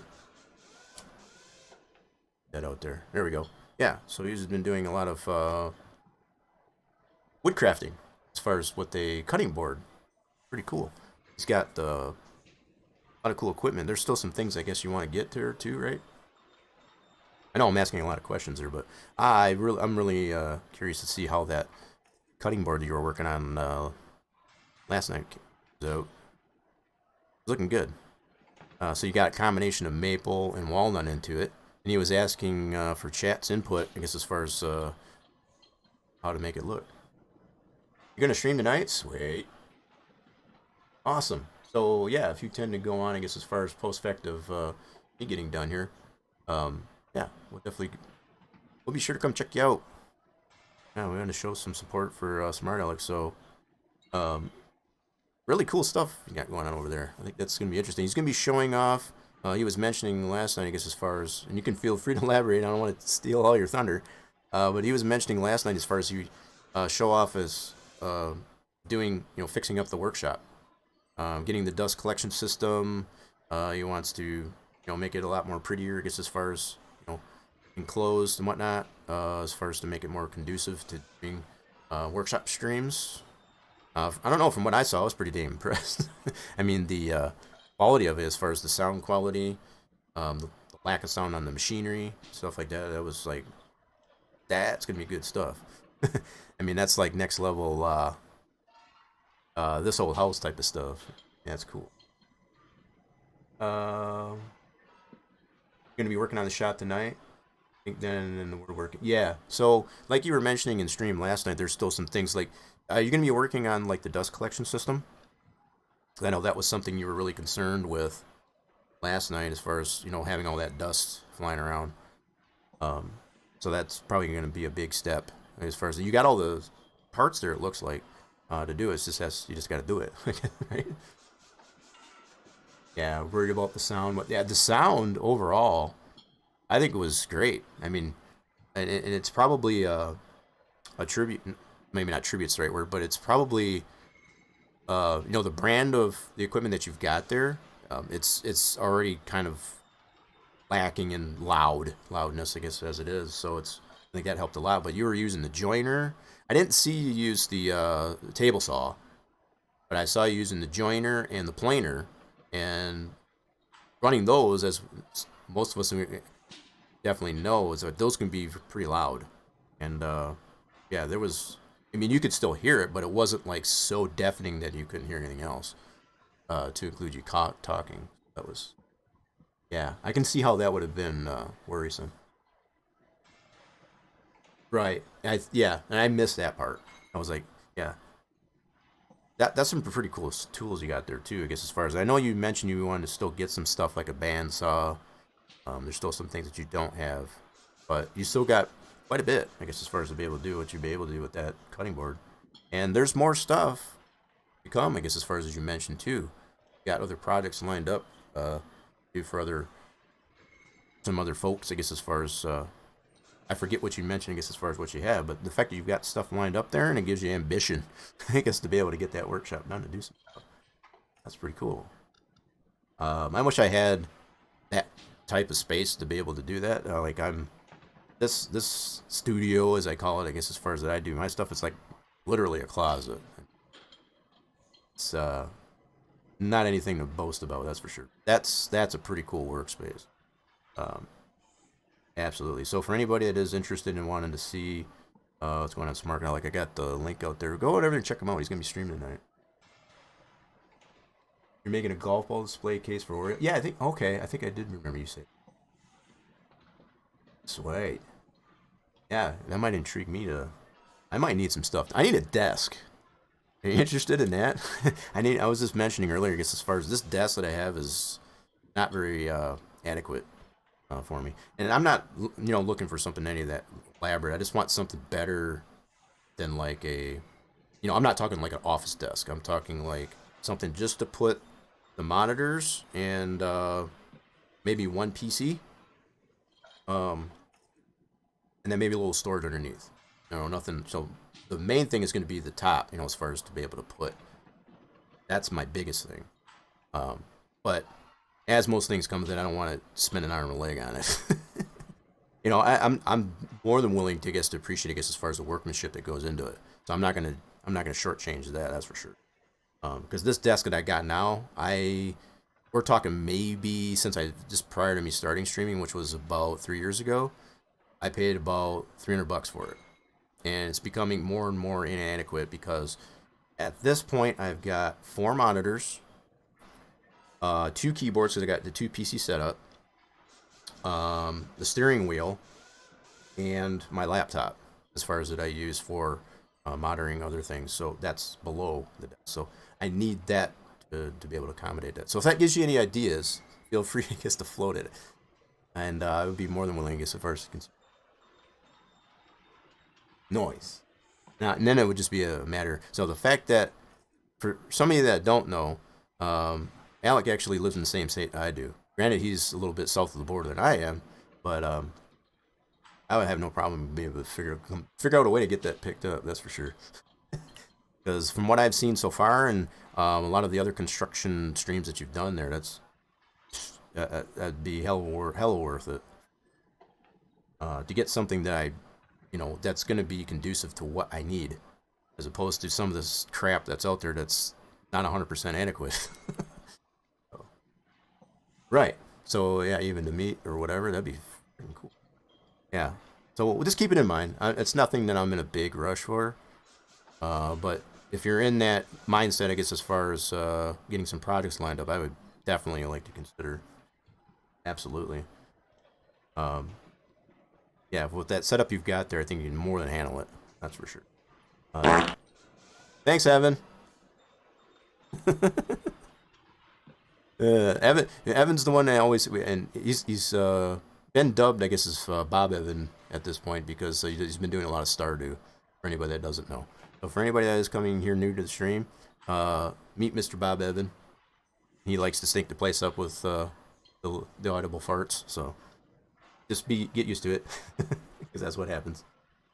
All right, where were we on the setup though? Man, I got this on my brain now as far as like.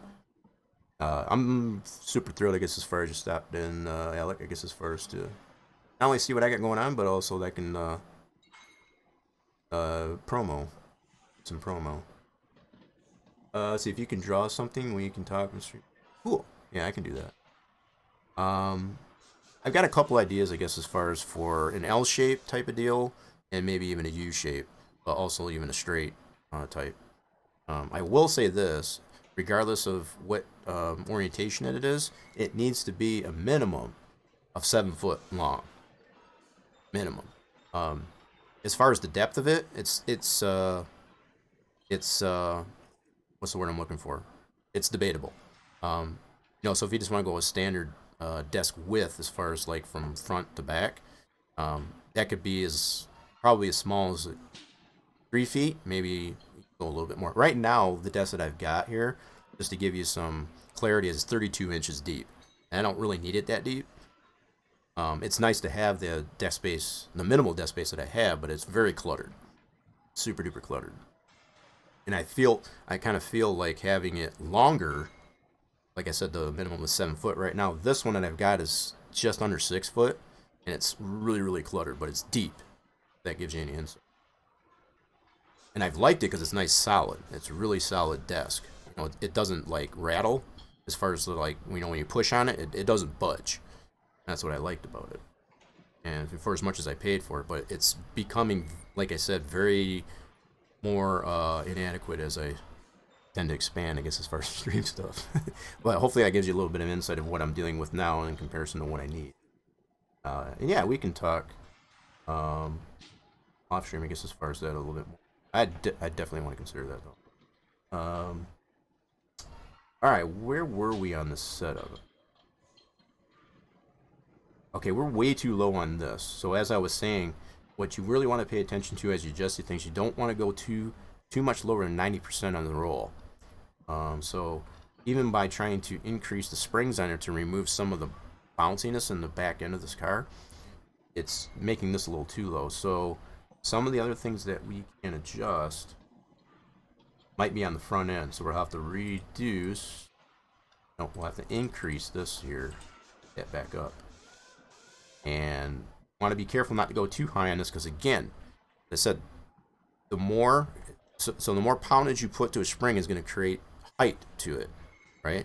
So even though it might reduce that recoil as far as the bounce to it, you want to be careful with that. So even though you're trying to get this to 90, you got to watch how high you're going, high or lower you're going with these. Generally, just as you've seen before I started adjusting this, your right sides are always going to be generally higher than your, because especially considering just going in one direction as far as your counterclockwise direction, you got to consider that roll, I guess, as far as, because you're going into the left, all that weight's going to shift to the left, right? So it's the way the weight gets shifted as you go in and out of a corner. So you have to take a lot of that in, and that's just basic physics. But I mean, it's like some people don't necessarily understand that. So that's the only reason why I explain it. That's why it's so much different when you take a passenger car that's basically neutrally balanced, I guess, as far as from left to right. And when you try to take a corner really fast, it's really, really, really tight. That's why, because the way that weight shifts through a corner, trying to go the same speed as a race car, it's not possible. Okay. Now, some cars that I've noticed, like some of these, even production Challengers, they're already designed, I guess, as far as to be race ready, as far as being able to take a really, relatively sweeping corner, gets really fast, in excess of like 60, 70 miles an hour. That's amazing, to be honest. But so it's not out of the realm of possibility that you can make a production car, I guess, as far as going around oh, that's super high. So even as I'm adjusting these, I don't like what it's the way it's going. Okay. Yep, so you can see this value going up as I increase this. And I'm trying to get it as close to 90% as possible. Lower this back down. That's going to also... So we had this at 269. These were both at 269, which is kind of odd. It kind of went against as far as what I was saying is how your right springs are going to be generally more poundage on that than the left. And it's just the way that weight shifts as I've been trying out. So yeah, so that's a lot of the farm sounds. So I know I haven't been doing a lot of farm sim lately, but that's why a lot of those sounds are in there. So the pig, the rooster, and the what was the other one I had? Forgot. Which other one is in there? You need to let me know. I forgot what I had in there. I got lots of sound commands that you can use, and most of them are free. Most of them are free. Right, so we need to lower this to get that back up. And lower, okay. Let's, man. Okay, let me see. Back bar does not adjust it. Back that to 11. Okay. So I hope maybe you can really get a good sense of how much time you can actually spend on a setup to get it to, you know, to respond the way you want it to. You could. I've got setups for a lot of the SBP tracks for anybody that has followed the development, I guess, of those in the past. I've got hours on top of hours in the setups for a lot of those custom setups that come with the tracks, and this should give you somewhat of an idea.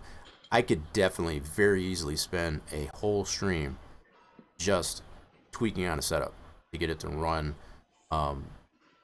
parallel, I guess, as far as with the way the track is designed, any given track. But I'm definitely not going to do that today, that's for sure. I won't bore everybody to death with it, but hopefully it does give some insight as far as what's involved with actually designing a set. I'm trying to do it. Lady Death. Telling you. Alright, so let's see how much lower, more we can get this to 90. What I don't like is bringing this spring down too low, because as I've already mentioning, the lesser poundage that you put on that, it's making it a short spring, right? And with a shorter spring, it's going to create a lot of extra bounce, I guess, for lack of a better way. So consider, if you will, like a bed that has like really flat springs. If you've ever laid on one, that's basically what you're dealing with there. It's going to be very hard to sleep. You might as well be sleeping on the floor for that. But what happens with having a really low poundage spring is it's just as you know when you plop your body, I guess, on a bed that has dead springs in it, it has really weak springs, it feels hard. It's like I said, you might as well be landing on the ground. And when your tires that have that flexibility into it are bouncing, as far as like because of a low poundage spring, it's going to allow that to bounce off and lose traction to the track. You don't want that. You want to maintain as much contact of the tire itself to the track. So when you have a low poundage spring, that's not going to allow that. That's not going to make it happen. But you don't want to go too high or too low. You got to have that nice balance based on the design of the track. So especially if the track has bumps in it, that's going to make it even worse, I guess, to try to determine that. The fact that we don't really have to deal with bumps for a virtual track build, I guess, as far as within our 2003, in reality, that's what you would have to do. So kind of in a way, we're dealing with that because you still have banking, right? So you have those transitions of the apron and so on coming in and off that. You want to take all that into consideration when you're designing your setup. And we're only in the one tab. That's the other. So we're getting it closer to 90%, but I don't really like how low it's here. None of this is going to change. Anyway, this is why I don't usually mess with these. I'll usually keep a lot of these the same as far as the compression and rebound. I just don't really feel they do that much. I think it's more of a placebo thing. Really what it comes down to, if nothing else, you don't want to go too low and or too high, just like the springs. The thing that does take a lot more effect, I guess, with the suspension tab on the setup here is your poundage on your spring, obviously your roll couple, the sway bars, and your tire pressures. And again, your tire pressures, just like your poundages of your springs, are going to be offset to the left. So they're always going to be higher. And again, considering that counterclockwise movement as far as left-hand turns is what's going to make that determination for that. What the fuck?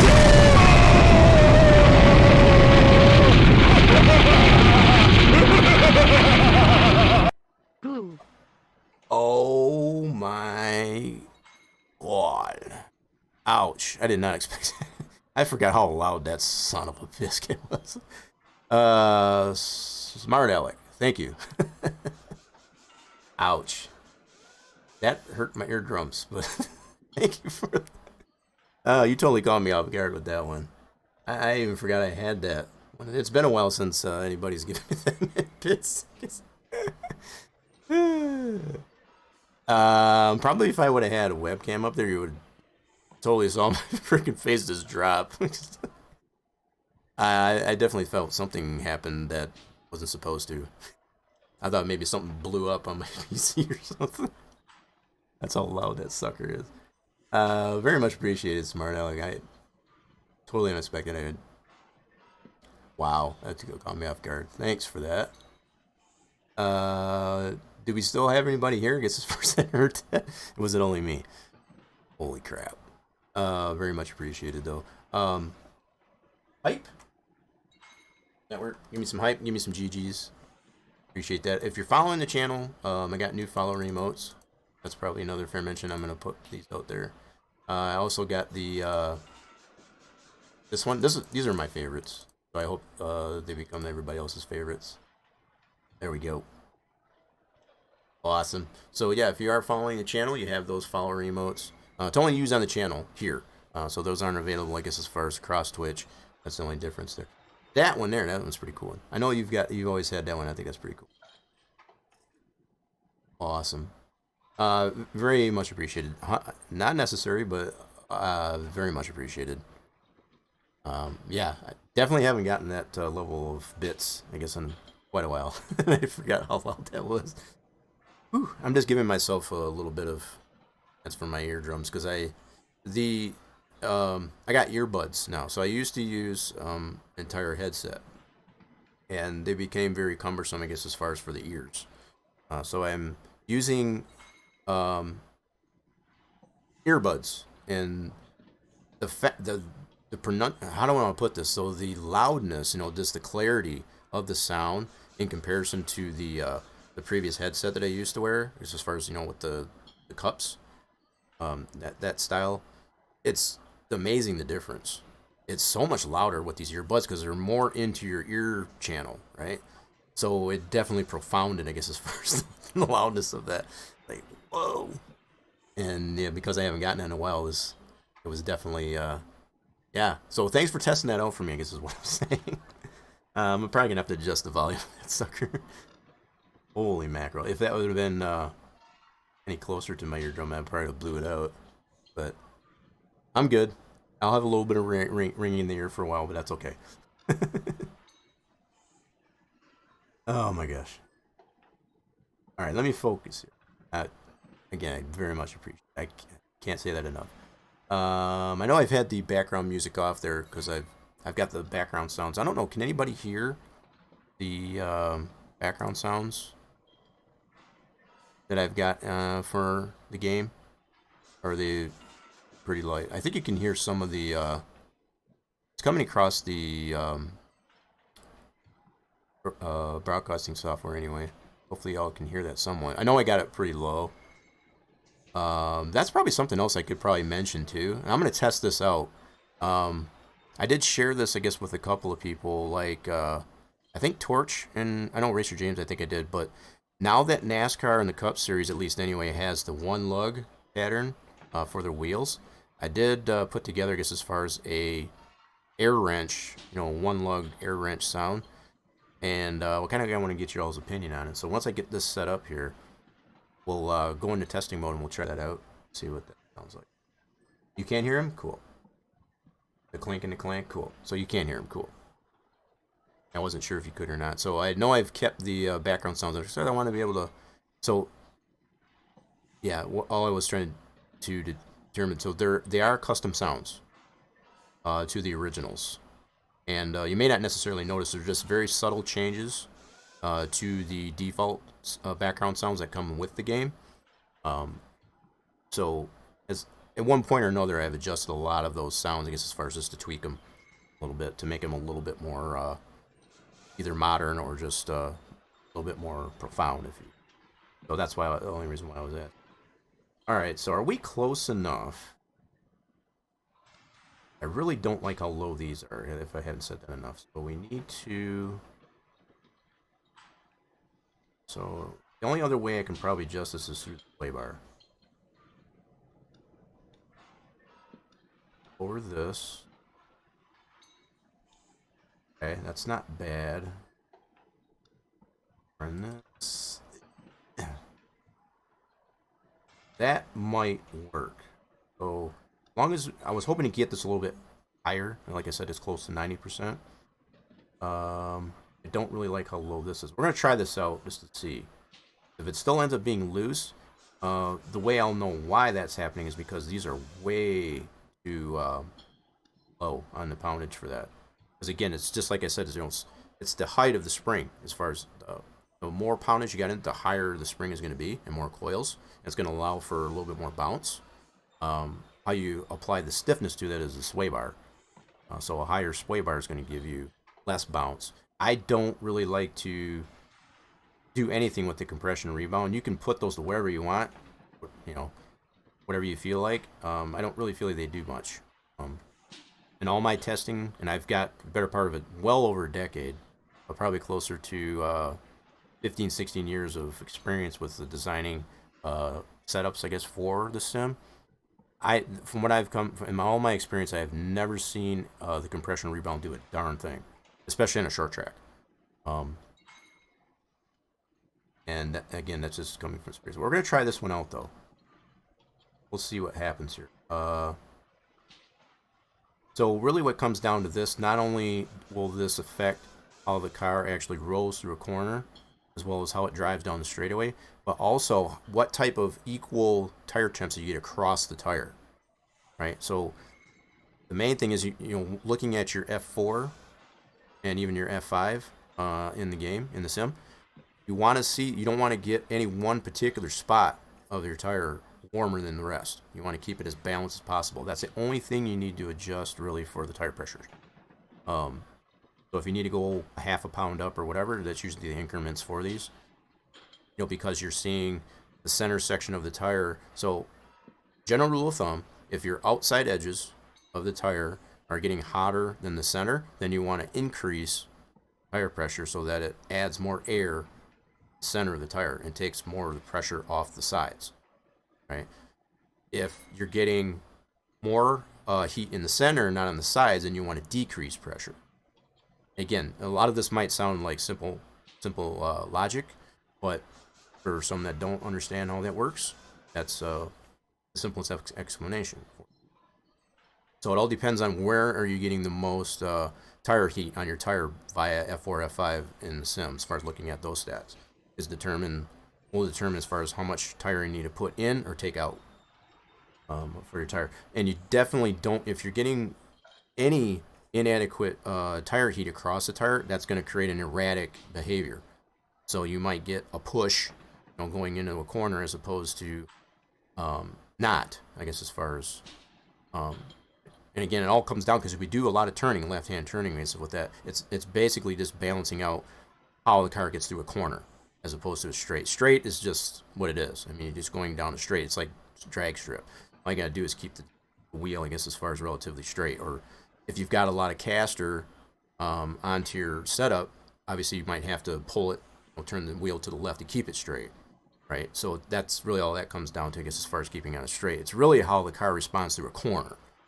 You know, so if it's a really low bank corner as opposed to a high bank corner, how do you set that car up? How does it roll in there? How much input do you have to put into it to get it to actually turn? That's really what comes down to how you set the car up. is how does it get through the corner. That's really all you're doing. Okay. So when you get through some of these road courses like that, they got these rollable that they've been introducing to to NASCAR as of late. It really is. If I was a crew chief, I'd be pulling my hair out, whatever I had left. I mean, it's just because I wouldn't know how to set the car up. I'm not a road racer. I am a oval track, and especially a pavement pounder as far as oval.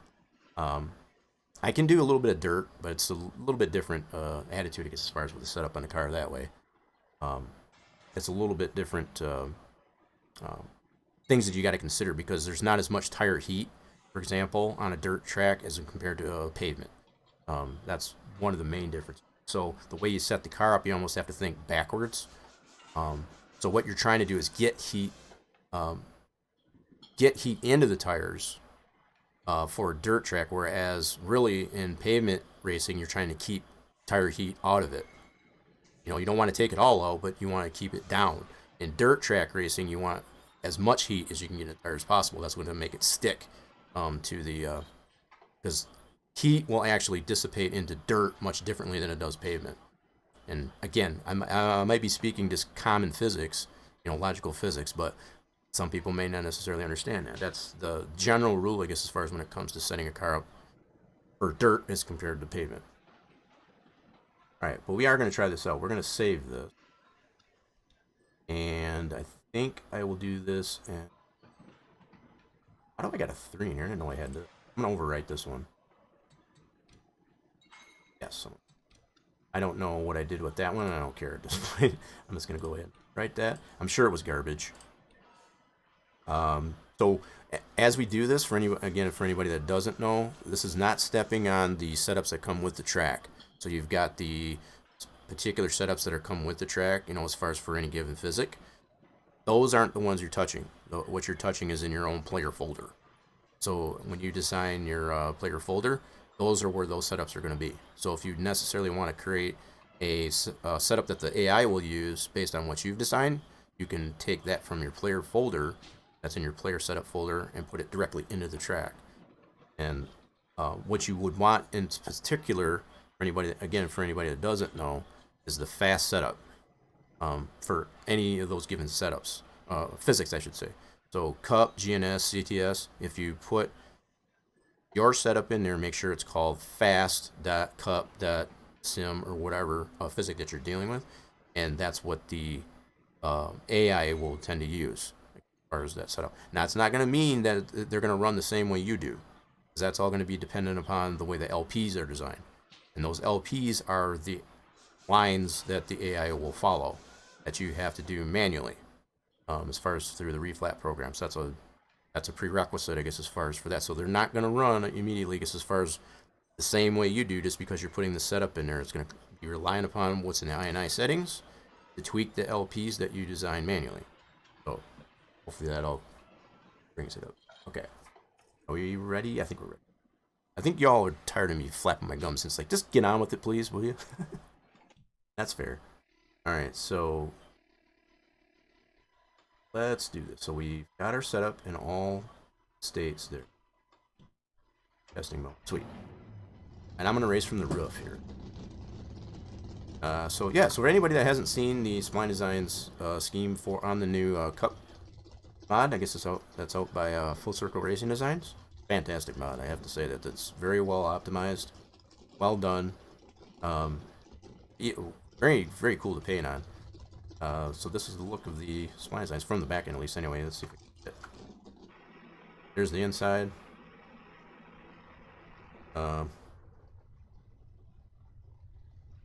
There's the right side. Go. Noise! GG's on the... Is that your second one, Torch? Been kind of slacking, I guess, on the... You got 2 of them, right? I know Lady Death got that maximum one, I guess, there earlier. That was pretty cool. 1,000 units of fluid. You got all 3 robots. That's your... No, you got one earlier. You got one earlier. You got at least one earlier. Because you got it right after Lady Death did. You got at least 2. Give yourself some credit. What do you mean, no? Call me a liar? Anyway, GG's on the that one there. Maybe I was misreading it, but I was pretty darn sure that it showed you got it. I can go back and chat. Look. If I find it and screenshot it and show you, will you believe me? I could have sworn you did get one though. Anyway. Run some laps here. So here's the hood. It's even got the louvers on it. I think that's pretty cool. Now, granted, that's only it's just shading, right? They didn't 3D model that, and that's just to keep the overall model optimized. You know, they did take a lot of consideration in how much 3D aspects that they put to the model, opposed to shading. Oh, you played the winner for... Oh, maybe that was what I was thinking of. Gotcha. Maybe that's where I was confused. I was pretty sure you did get one, though. I thought I saw you got the 3 sad faces. Alright. So, a new setup here. Let's try this out.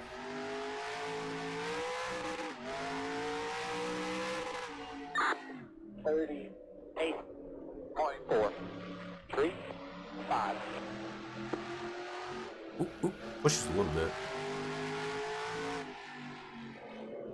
Yeah, it's still, and this is what I was thinking was going to happen, still too loose in the back end. So what I want to be able to do is just like send it going into the corner without having to put a lot of brake into it. So what I did was just let off the throttle and let it just roll through there. That's what I'm trying. Now, keeping in mind that there's not a whole hell of a lot of banking, as you can tell here. So that's going to be working against me.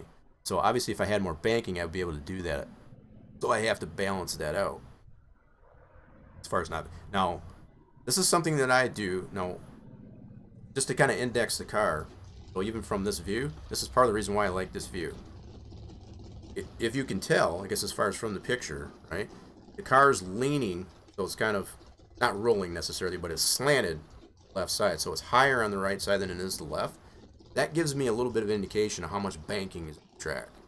So again, I can visualize as far as the way I set the suspension up, as far as how low the tire pressures are on that side and how much spring weight is on that right side as opposed to the left side.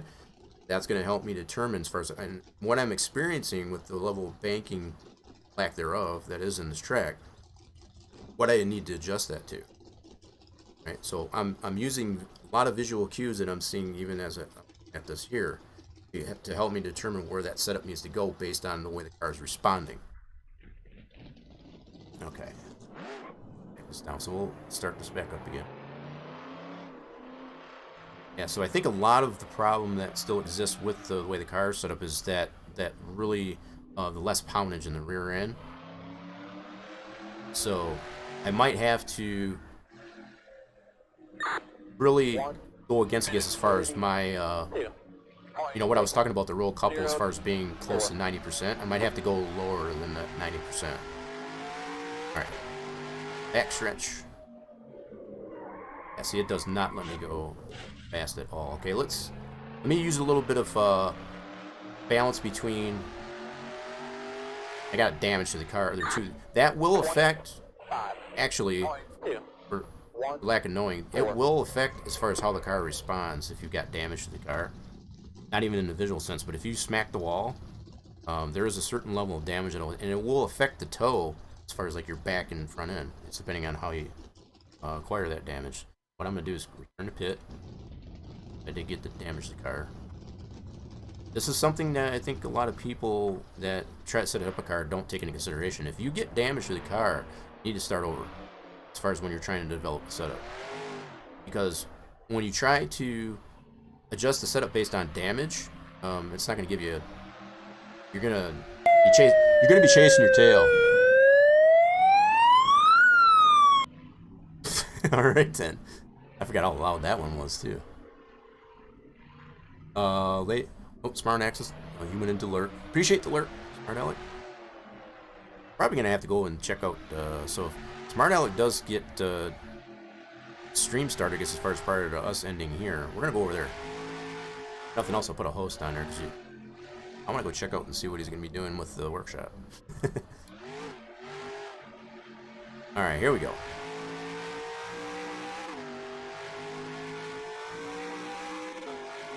backstretch. I'm gonna do some moderation between. Oh wow, I still don't like it. All right, so we're gonna go back to the drawing board on this. It's just way too. The car wants to not really push, but it's like when I try to put any level of steering input to the left or any brake modulation to that, it just wants to snap. That's no bueno. So what's happening is when I do that, regardless of getting off the throttle or applying that brake, it's allowing too much weight to shift to the front, which is making the back end even more loose. So we need to, if nothing else, at least just go back to the. We're gonna go into the weight bias here. So right now we've got it right in the middle, and we got a ton of wedge in here. So I'm gonna take that out. That might be working against me. We're gonna put it right at 50%. Start right from ground zero. So the way weight shift works, so just like body roll, from front to back as well as side to side. All the suspension stuff as I already explained. Because it's wanting to snap on the back end because of either wanting to apply any brake or just get off the throttle. Even getting off the throttle will allow that front end to go forward. I'll call it, even plowing against the front end. You want to offset that. Because there's so much weight by nature, as far as by default, I guess as far as on the front end, because of the engine and whatever being back there, you're not going to have as much weight already from the get-go on the back end. So to compensate for that weight shift, for getting off it, so as you're coming down the straightaway, you're carrying momentum. So even getting off the throttle, and especially trying to apply any brake, that weight's going to shift to the front. So to offset that, we have to put the weight to the front so it'll shift to the back. So you got to think backwards. So just because you need weight in the back, that doesn't mean you want to shift that weight to the back as far as this weight bias. You want to think backwards on that. So it's not where you want the weight, is where you want the weight to go, right? So you got to move it to the front. And especially on a short track. So we're going to move it. We don't want to go too crazy with this there. So if we go all the way to the max, that's kind of dumb. Because you already got a lot of poundage for springs on the front. So we don't got to be careful with that. We got a lot on the left here. So because of all the poundage here in comparison to this side, what is happening is as we turn left, it's going to make more of it try to push to the right as far as the body roll. So it's kind of a negative effect. We almost want to keep it balanced. So you may need to go higher on this, even if it does lower it below 90% on the roll. So let's go back to the suspension here. Yeah, see, we got that at 1,050, but if we look at this weight bias, look at how much weight is actually on it in comparison, because of the way we've got all our other cross weights and stuff.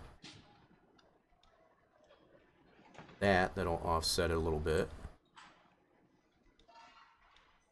So generally what you want to try and do, you're not really trying to get this balanced per se. What you're really trying to, again, it's kind of almost the same idea with the front to back. So you're not really considering as far as where you want the weight to be, but where is it going to end up when you go through a corner. So again, it all comes down to how does the car corner? How does it get through a corner? And how does that weight shift based on that? So you're generally going to want to have most of your weight to the left sides because it's going to want to shift to the right as you try to go to the corner. Now you don't want to go balance it out, because if you do that, it's just going to want to push, and you're going to want to throw you all the way to the outside of the corner. You don't want to do that. So we did have it at 75. Okay, we don't want that though. That's a lot of wedge. All right, so you might have to do balance it out this way. 40 on that, and we'll put a little more weight on the front. That up. That seems, that's about 100 off from that.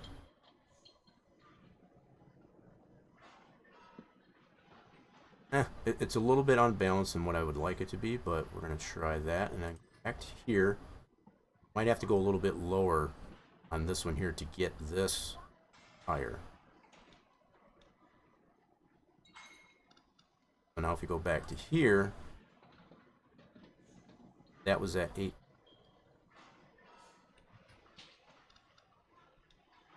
Well, that's a really heavy spring. Just looking. Now these values. Oh, I know why. So okay. So when you actually run a session, when you run some laps, you'll get some information populated. That's what I was. Okay, that's what's throwing me out. I was like, why is it not going up? So if I make a run, what'll happen is you'll get tire information as well as how did that affect the suspension in that. So some of these values will actually give you more information if you do some laps, and that'll help you as far as determine throughout a run there how is the car responding. So that was what was screwing me up. So as I was making these changes here, it's like, why is that not changing? Because I didn't make any runs. But also what I'm going to have to do by using that, I'm going to have to bring that back down. I'm trying to offset how low this will go. Up a little bit on that. Go up a little bit on that. So this is a little bit lower than I'd like it to be, but with the way the track's responding so far, it almost kind of requires it. So let's try it this way. Save. Try it this way. All right. Let's see. Hopefully I can get some laps in here. How are we doing now? Cool.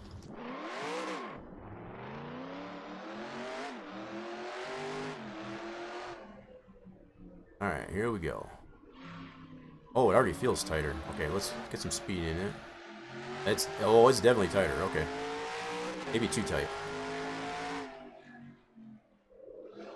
Oh wow, it's a little. See, it wants to push now. So I was having to put. The only reason why I spun out there is I countered the left-hand turn, kind of get it to go through the corner.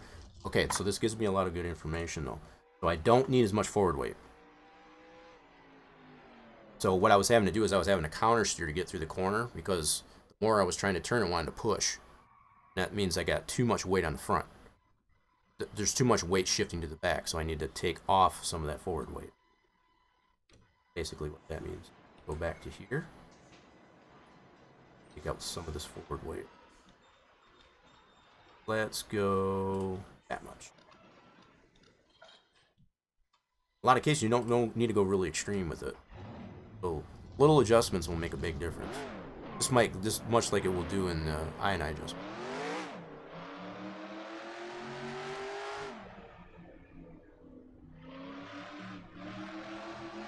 Let's try this.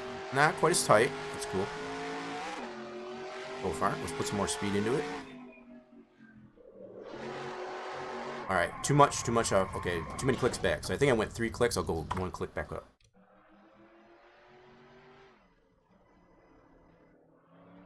On the forward weight.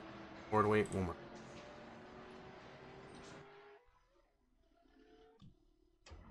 Okay. Now, if we had a track that had a lot more banking, probably have to go a little bit more extreme on the adjustments here. But because it's such a flat track, it's going to be much more profound on those changes. So I went definitely too far back on the forward weight.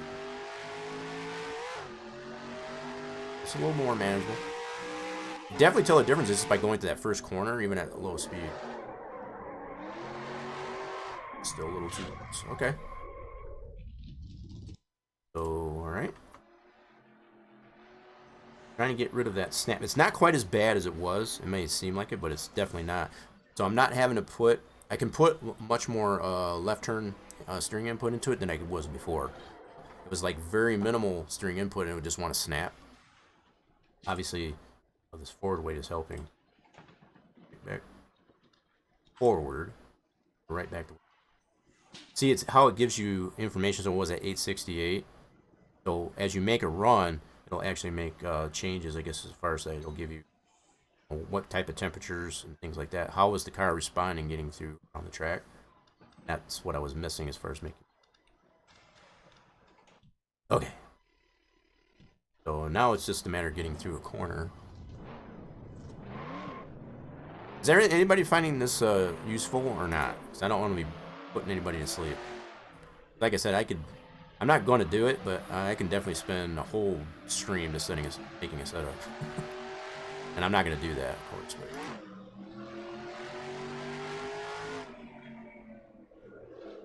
Oh yeah, there. Definitely put a little bit more steering input as well as get back into the throttle quicker. 23.9. Yep. And it does break loose a little bit, and you want that to break loose a little bit because breaking loose is actually helps you get faster throughout the run, especially after you get tire heat into it. Yeah, this is much more manageable. Still wants to break free, but it's not nearly as bad. Oops, I gotta watch out on the exit. 21.2. 8. 0. What were you saying you were getting there, Racer James? You were getting 20 seconds something, right?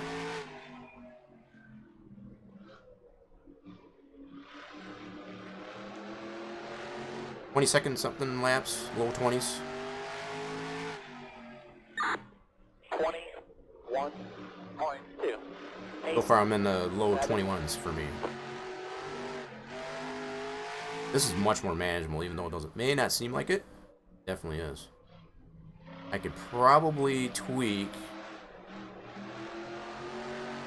crossweight a little bit, as far as the 40 pounds. 21.5. 0. Yeah, I'm like low 21s. I'm like a second off from what you're getting, I think. 20.44? Okay. That's pretty good. That's pretty decent. Now, is that 1 lap, 2 laps? Was this best lap out of how many? 21.5. 8. So about 21.5 is what I'm getting so far with this setup. Much more manageable, though. Doesn't want to snap as much as when I can put a lot more steering input into it than I was able to. Oh, it's wanting to snap. It's very good. 21.2. 4. That one's a little bit better. Trying to crack that 21 second.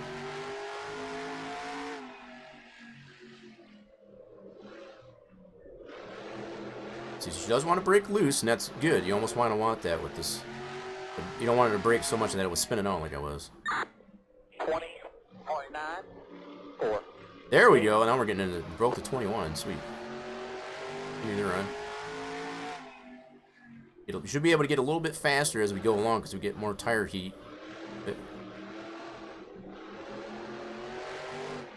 Watch the exit.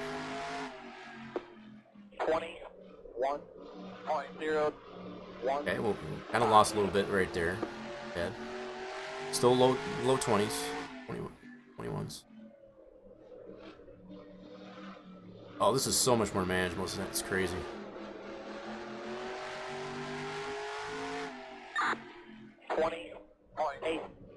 Oh, we're getting there. A little bit more off. At 20.9 down to a 20.8. And that's what we should be able to see. We should be able to see ourselves get a little bit faster every lap as we get tire heat built in. I'm so tempted to just mat the gas coming out of the exit. You don't want to do that, though. Wait till you get it car straight. Oh, lost a little bit there. 9.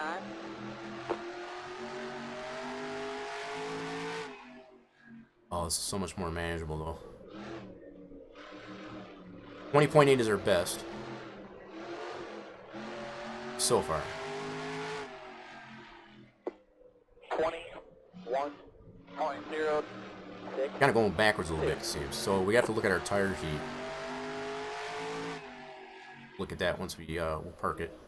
I need to show the air wrench. I'll come into the pits. See what our lap time is.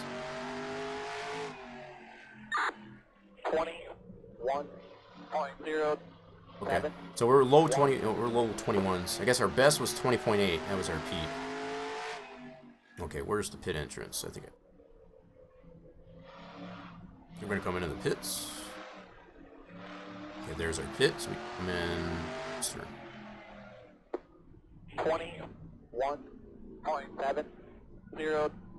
Yeah, I knew that was gonna be a lot slower because I was hearing myself up the pits. Really matter how fast we go here, but this is gonna give us some data in our setup, in our garage, as far as what kind of tire heat we were getting. See if we're off balance, and then we'll be able to adjust tire pressures or whatever accordingly. Get more optimized. That was so much more manageable. Not even funny. Here's my sound for the air wrench.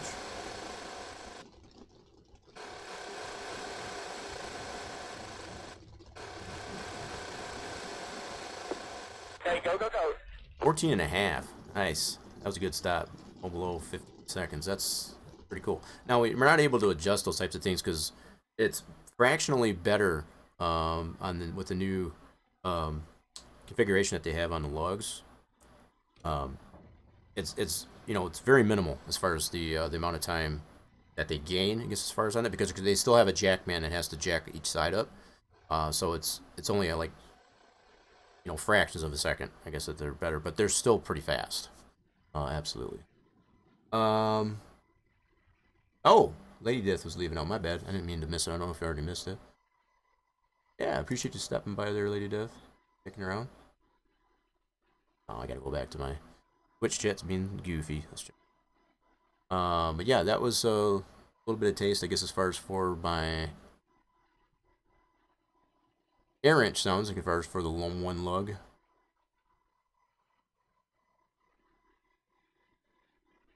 I don't know how y'all like it.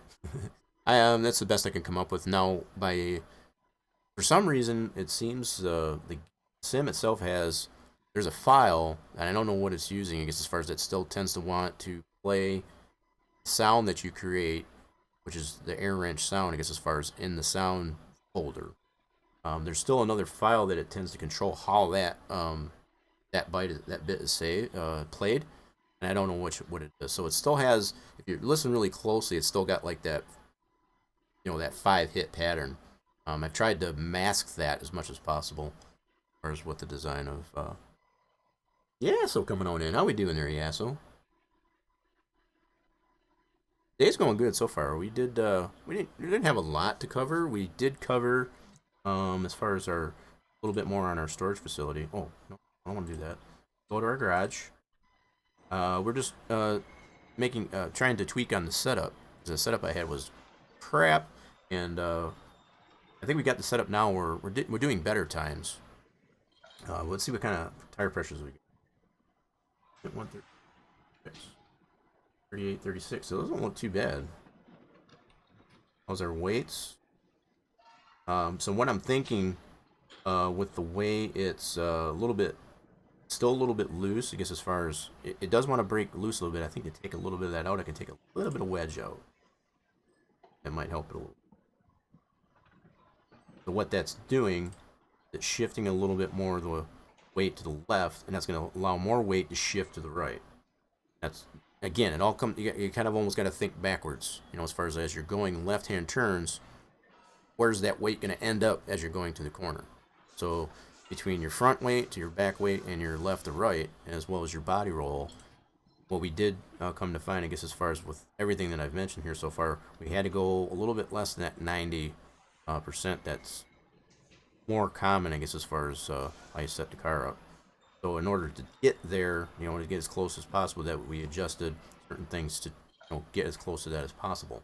Get a nice balanced setup where it doesn't want to spin out, trying to get through a corner. Whether or not you're putting in brake or trying to get into the gas to get cornering.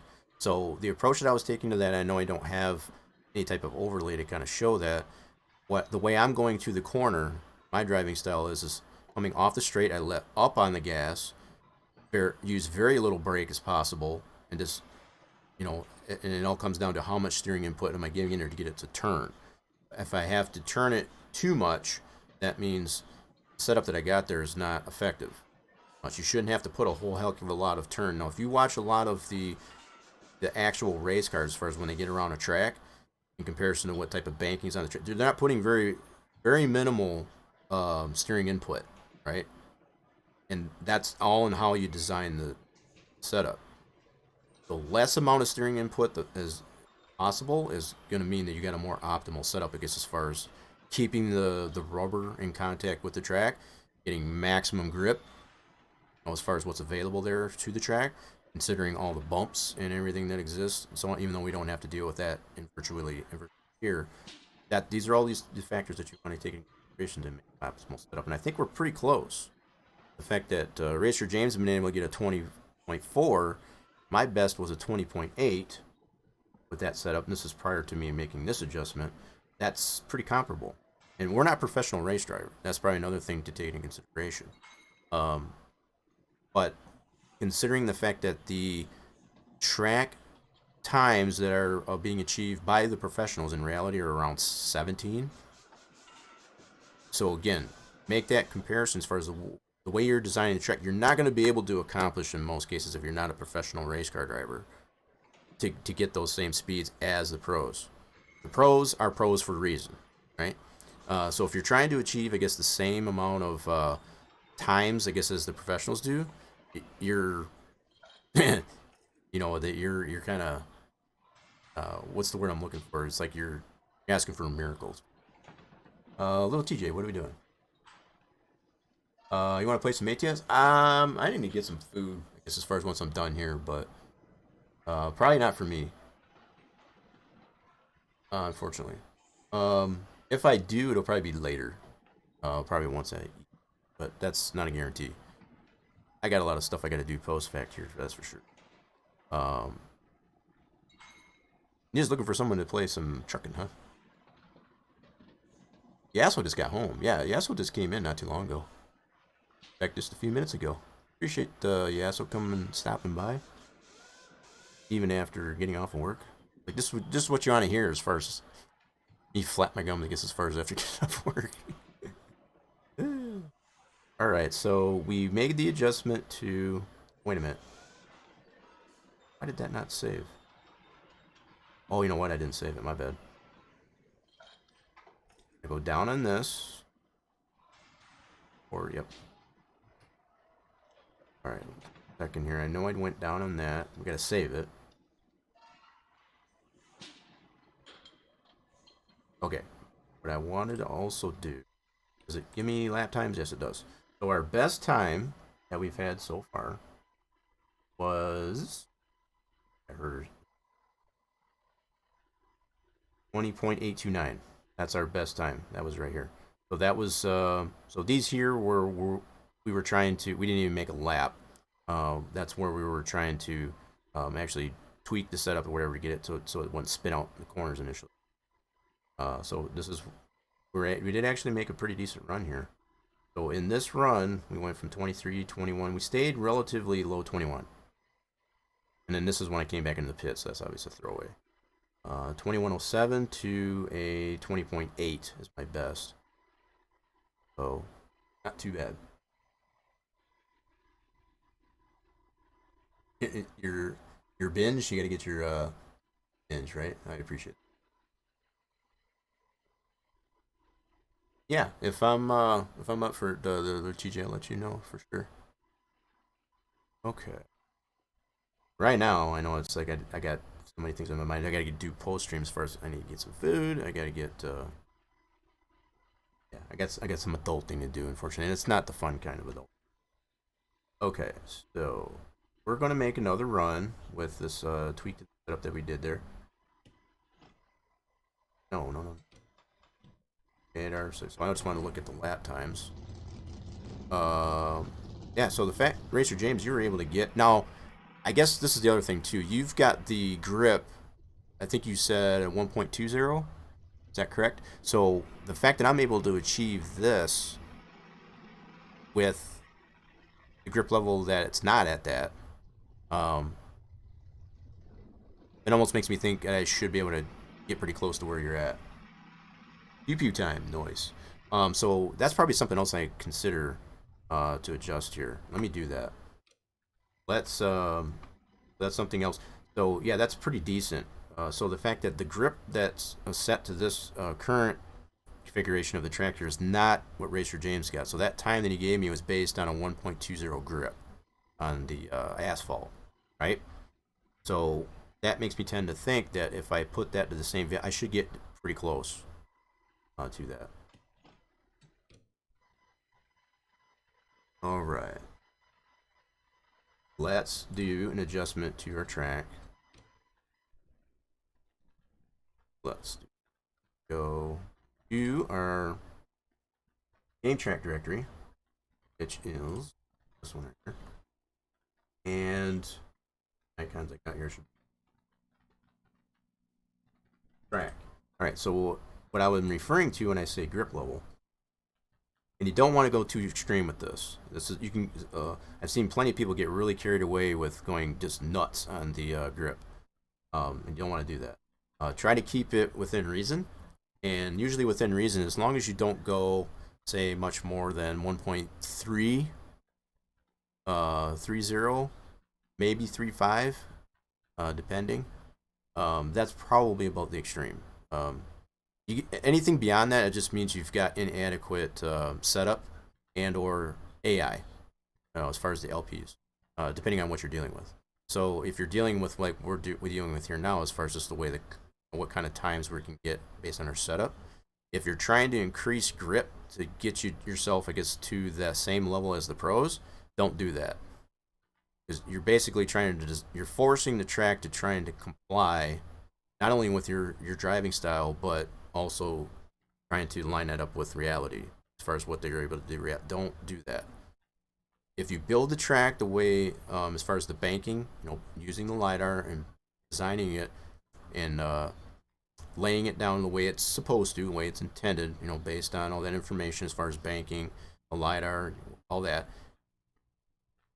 there's no need to offset that by applying a ton of value in grip levels and grip modifiers, I guess, for AI. Just don't do that.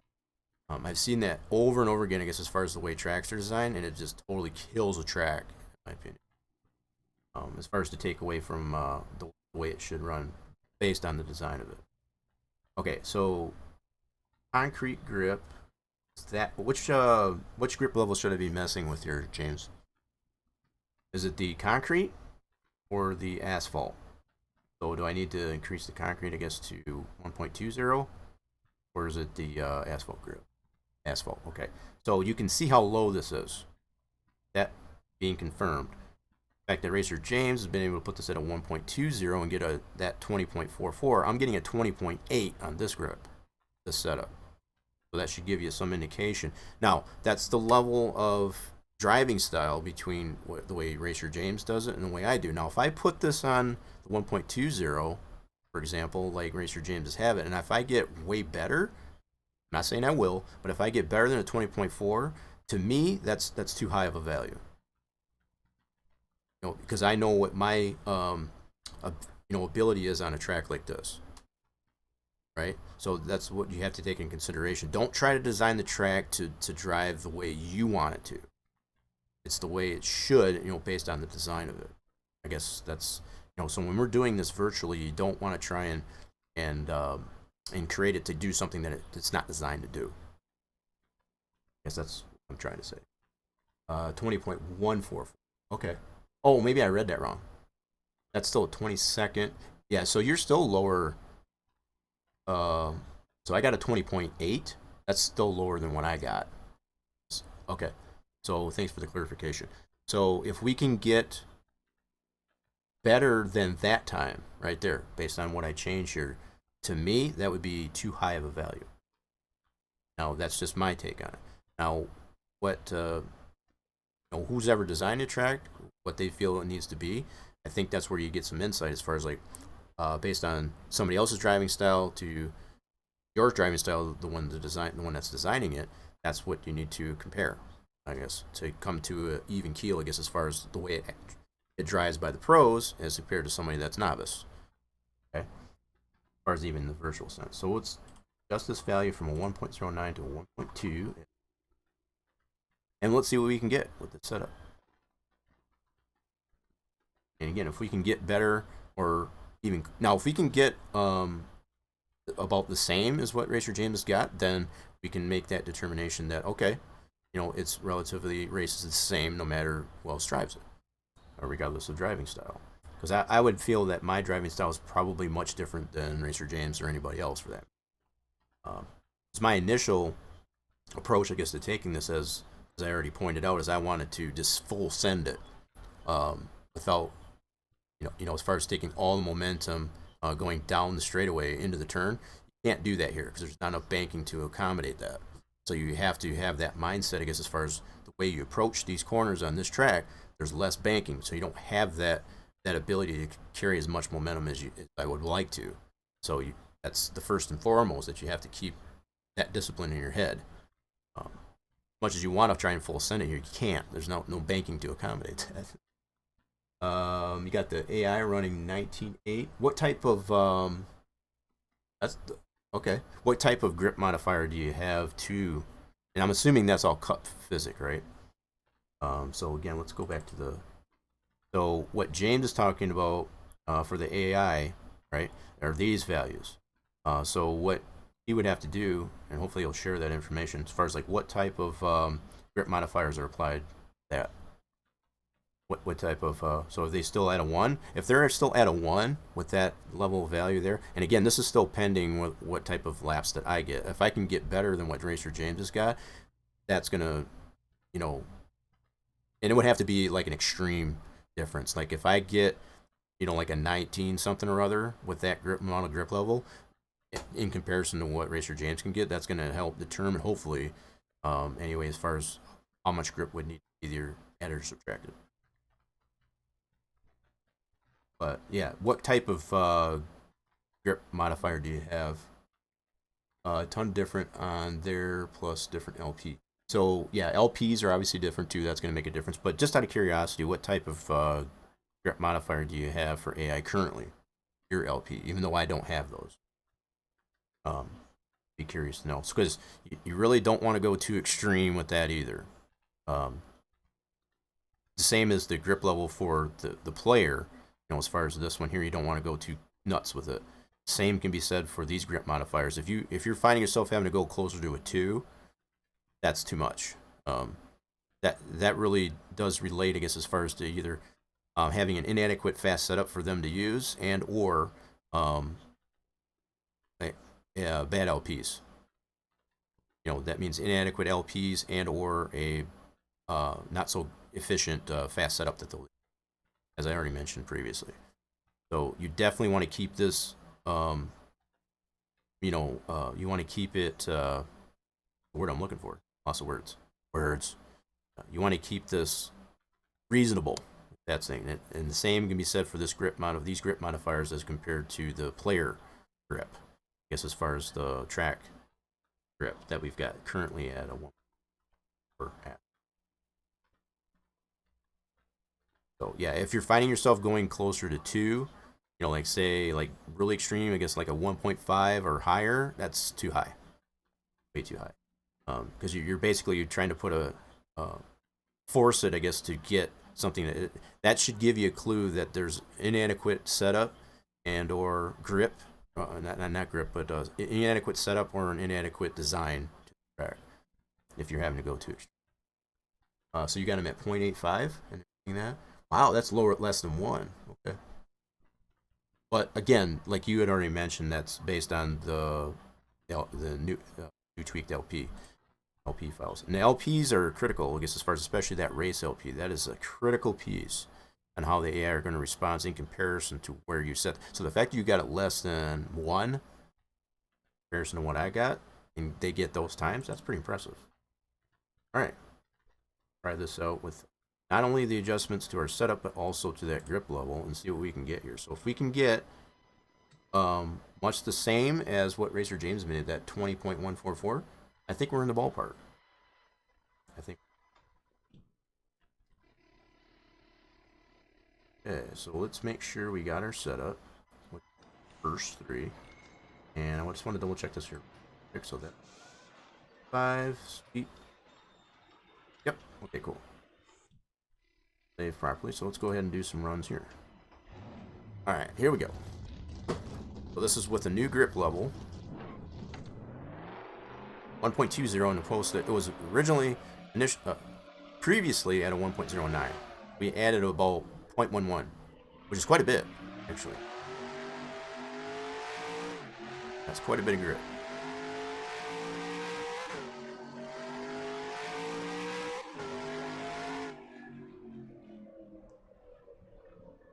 Not bad. It doesn't want to break free as much, and that's to be expected because there's more grip. 26.8. Yeah, that's a throwaway lap. 5. That's a warm-up lap, so pay attention to that. So this next lap count. Yeah, definitely doesn't want to break free as much with all that additional grip, so I might have to loosen this up a little bit. 20.163. Okay, we're in the ballpark. 20.16. That's in the ballpark.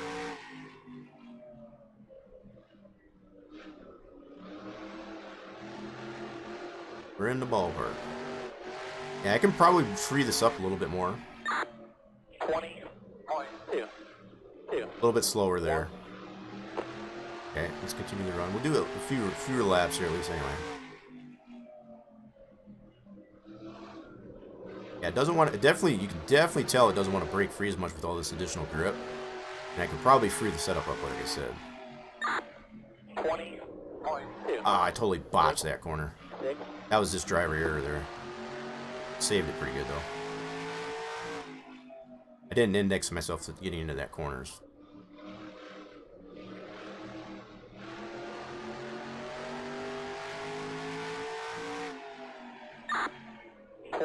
Botched it again. Yeah, because of the lack of freeness that I had, that's the only thing that's screwing up. If I free it up a little bit, I'll be able to index that first corner. The fact that the setup is so much better, so much more manageable.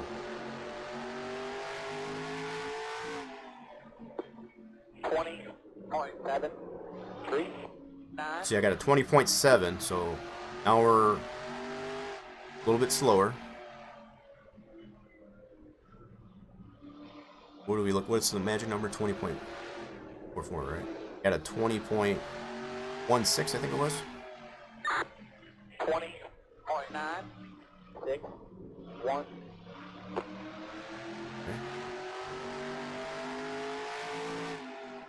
We'll do 2 more laps.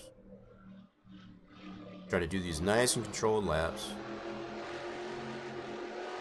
Really fun track to drive on, actually. 20.520.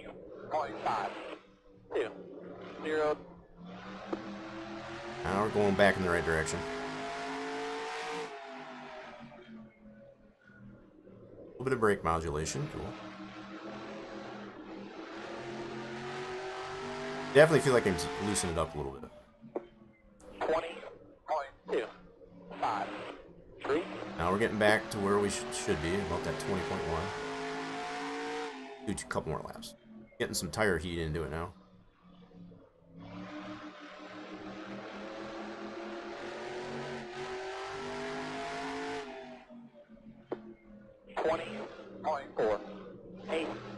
Yeah, a little bit slower there, obviously. Lost a little bit there.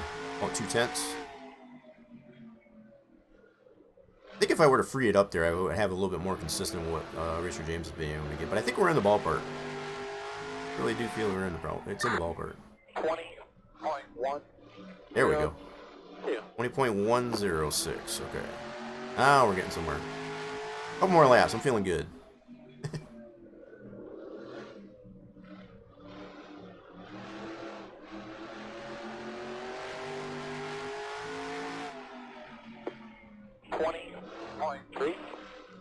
Oh yeah, I think it's definitely in the ballpark then.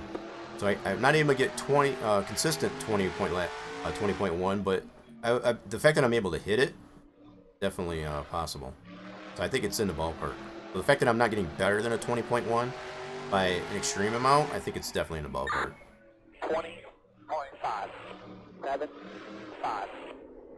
All right, let's go ahead. Easy. All right, let's see what kind of tire temps we're getting.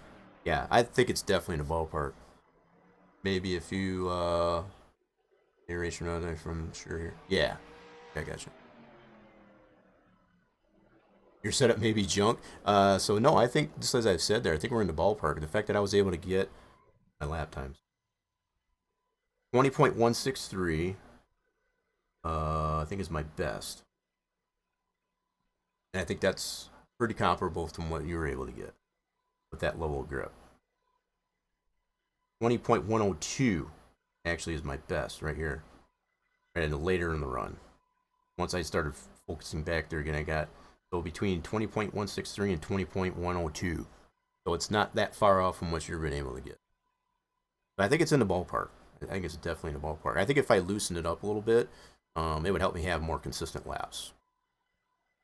That's just a matter of adjusting the setup for me. So I think that being said, let me look. No, I don't want to go to the garage. Let me see if I can free this up a little bit.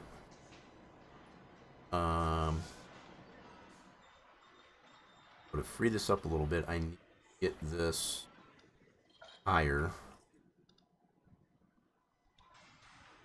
Oh, lower this. There we go. I'm gonna lower this down a tick. That should make it a little bit looser. Leave this alone. Yep. So I'm just gonna reduce the poundage in the thing. So again, going back to what I've said, so I'm taking less height out of this. So I'm taking basically a coil by going down a tick on the rear springs. That's going to make it a little bit more bouncy, right? So I think there's a lot of misconception, I guess, as far as having a taller spring is going to make it bouncier. No. Definitely having it shorter is going to make it more bouncy because it's going to be like a dead, right? And what it's doing, it's not so much the spring is making it bouncy, it's the fact that it makes the tire lift off the track, you know, as far as to not making contact with the track. That's what's making it loose. So I think there's a little bit misconception when it comes to racing, at least anyway, as far as how springs work, you know, with what we're trying to do here. So making it taller, even though, you know, you would think there would be more bounce to it, that's not how that works. And again, it all comes down to how does it corner? How does it get through a corner? The straights are nothing. Those are just straights. Right? What you're really trying to design the car to do is get through the corner. So depending on how sweeping it is, how much banking, so on and so forth, is how you want it. And I think we did pretty good with as much time as we spent on this. I think we got it tweaked pretty good, and I think it can be tweaked a little bit more though. So we're gonna save this. All I did was just I took away a coil, so I made it shorter, which is gonna make it looser. As far as by physics. Now I could also probably have to increase this number closer to 90, make it a little bit looser, is to decrease this as well. So instead of taking, you know, making a less thicker sway bar, so I could have gone either way as far as to take less thick of a sway bar or take off some of the spring. In this case, I opted for the spring. I'm gonna keep it there. Okay, let's go ahead and save that. And try it out this way. Let's see if we can get a little bit consistent laps. What I'm hoping to get as far as a more consistent 20.1 in that range.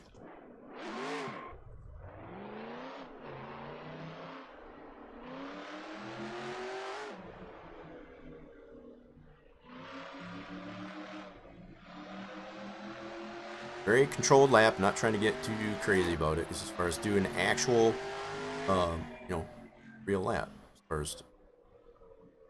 Not doing anything crazy. Oh, this thing is so much more manageable from what I started off with. 23. Nope, that's throwaway. 8. That's a throwaway. Alright, this one's gonna count. I can definitely send it a lot. Okay, it does break free a little bit more. I like that. Not a lot, but just enough. 20.4. 3. Okay, should be able to get better as the lap's going on. So 20.4.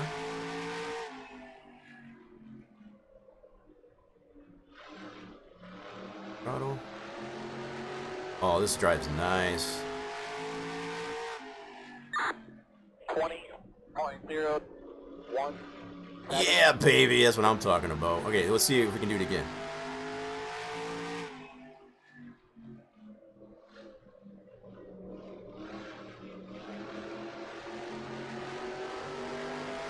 And get better off the exit of the corner. 20.07. Oh yeah, that's what I'm talking about. We're getting so far consistent 20.0. This setup feels so good. Uh-oh, kind of botched it there a little bit. Driver error. 20.1. Yep, I lost a little bit of time. That's to be expected. I botched that corner. Try to make up for it. I can really get down to the bottom here, though. Just get right off the corner. 20.0. Oh, I'm loving it. Okay, so we're getting really consistent 20. So as long as we don't botch the corner, we're getting consistent low 20s. And I'm liking it. And I definitely still feel it's right in the ballpark. But even just those mild adjustments that we made to the setup, it definitely made the car just so happy. 20.0. Yep. So I think we're consistently 20 points. We're low 20s. That's pretty good. All right, let's get out of this and look at our lap times. Yep, 20.4, 20.0, 20.0. We botched this corner. Yeah, so we're like consistent low 20s. With those minor changes. So based on this grip level that Racer James was at, I don't think we're too far off. That's only about a 10th off. That's pretty freaking great, if you ask me. I don't know how much closer you could get to that. Now, I could probably make even additional adjustments to the setup, and I could probably get a little bit faster. I think this is, I might be able to gain maybe another 10th if I make some more adjustments, but I think that's still within the ballpark of what the AI are going to run and also what anybody else can be. So, I don't know about you, but I'm pretty satisfied with that. Put you P19 on my current AI setup. Is that what it is? As far as my best time, which is when was my best? 20.017. That would be P19. Let's do that. Let's actually do a...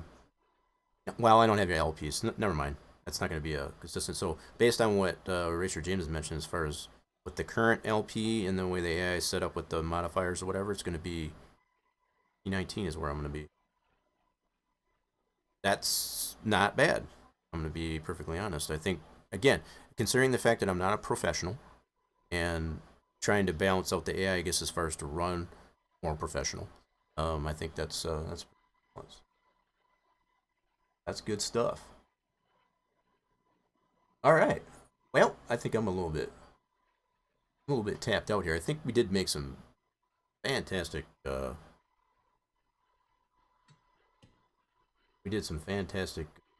improvements, I guess, as far as not only my setup, but just to get a better feel, I guess, as far as what Racer James got. Hopefully we'll be able to get a lot of what Racer James has got there, and we'll be able to really see where we're at. So, if you all are satisfied, I guess, as far as what's going on, I hope a lot of the information that we had in there as far as the setup was useful. I guess as far as if you struggle, I guess as far as with thing, I know some people tend to do that. We don't have a lot of information out there, I guess, as far as for setups, especially for the track like this with really low banking. It's pretty easy to set up a car, I guess, as far as it has a lot of banking, like super speedways. Those are a dime a dozen when it comes to setting a car up, but for tracks like this that are really challenging due to the lack of banking, it can make it a pretty good struggle, and it's understandable. But again, I hope a lot of the information that was provided on designing a setup was helpful, and you could see the improvements that I was able to make on the setup and get me a better time. That's just those mild adjustments, I guess, to that, regardless of considering that grip level change to the track or not. There was consistent laps I was able to accomplish by making those adjustments regardless. So hopefully that did give us some insight. Evan always coming in here sneaking the place up. We need to get some background music. Let me turn that back on. We're going to bring this thing to a close. Oh, what happened? Oh, come on. What's going on here? Let me put it on here. There we go. All right, get that Techno Axe royalty-free music going. Sweet. Let me see if I know Smart Alec came in here. He said he was going to be streaming tonight, but he didn't say when. Oh, he is on.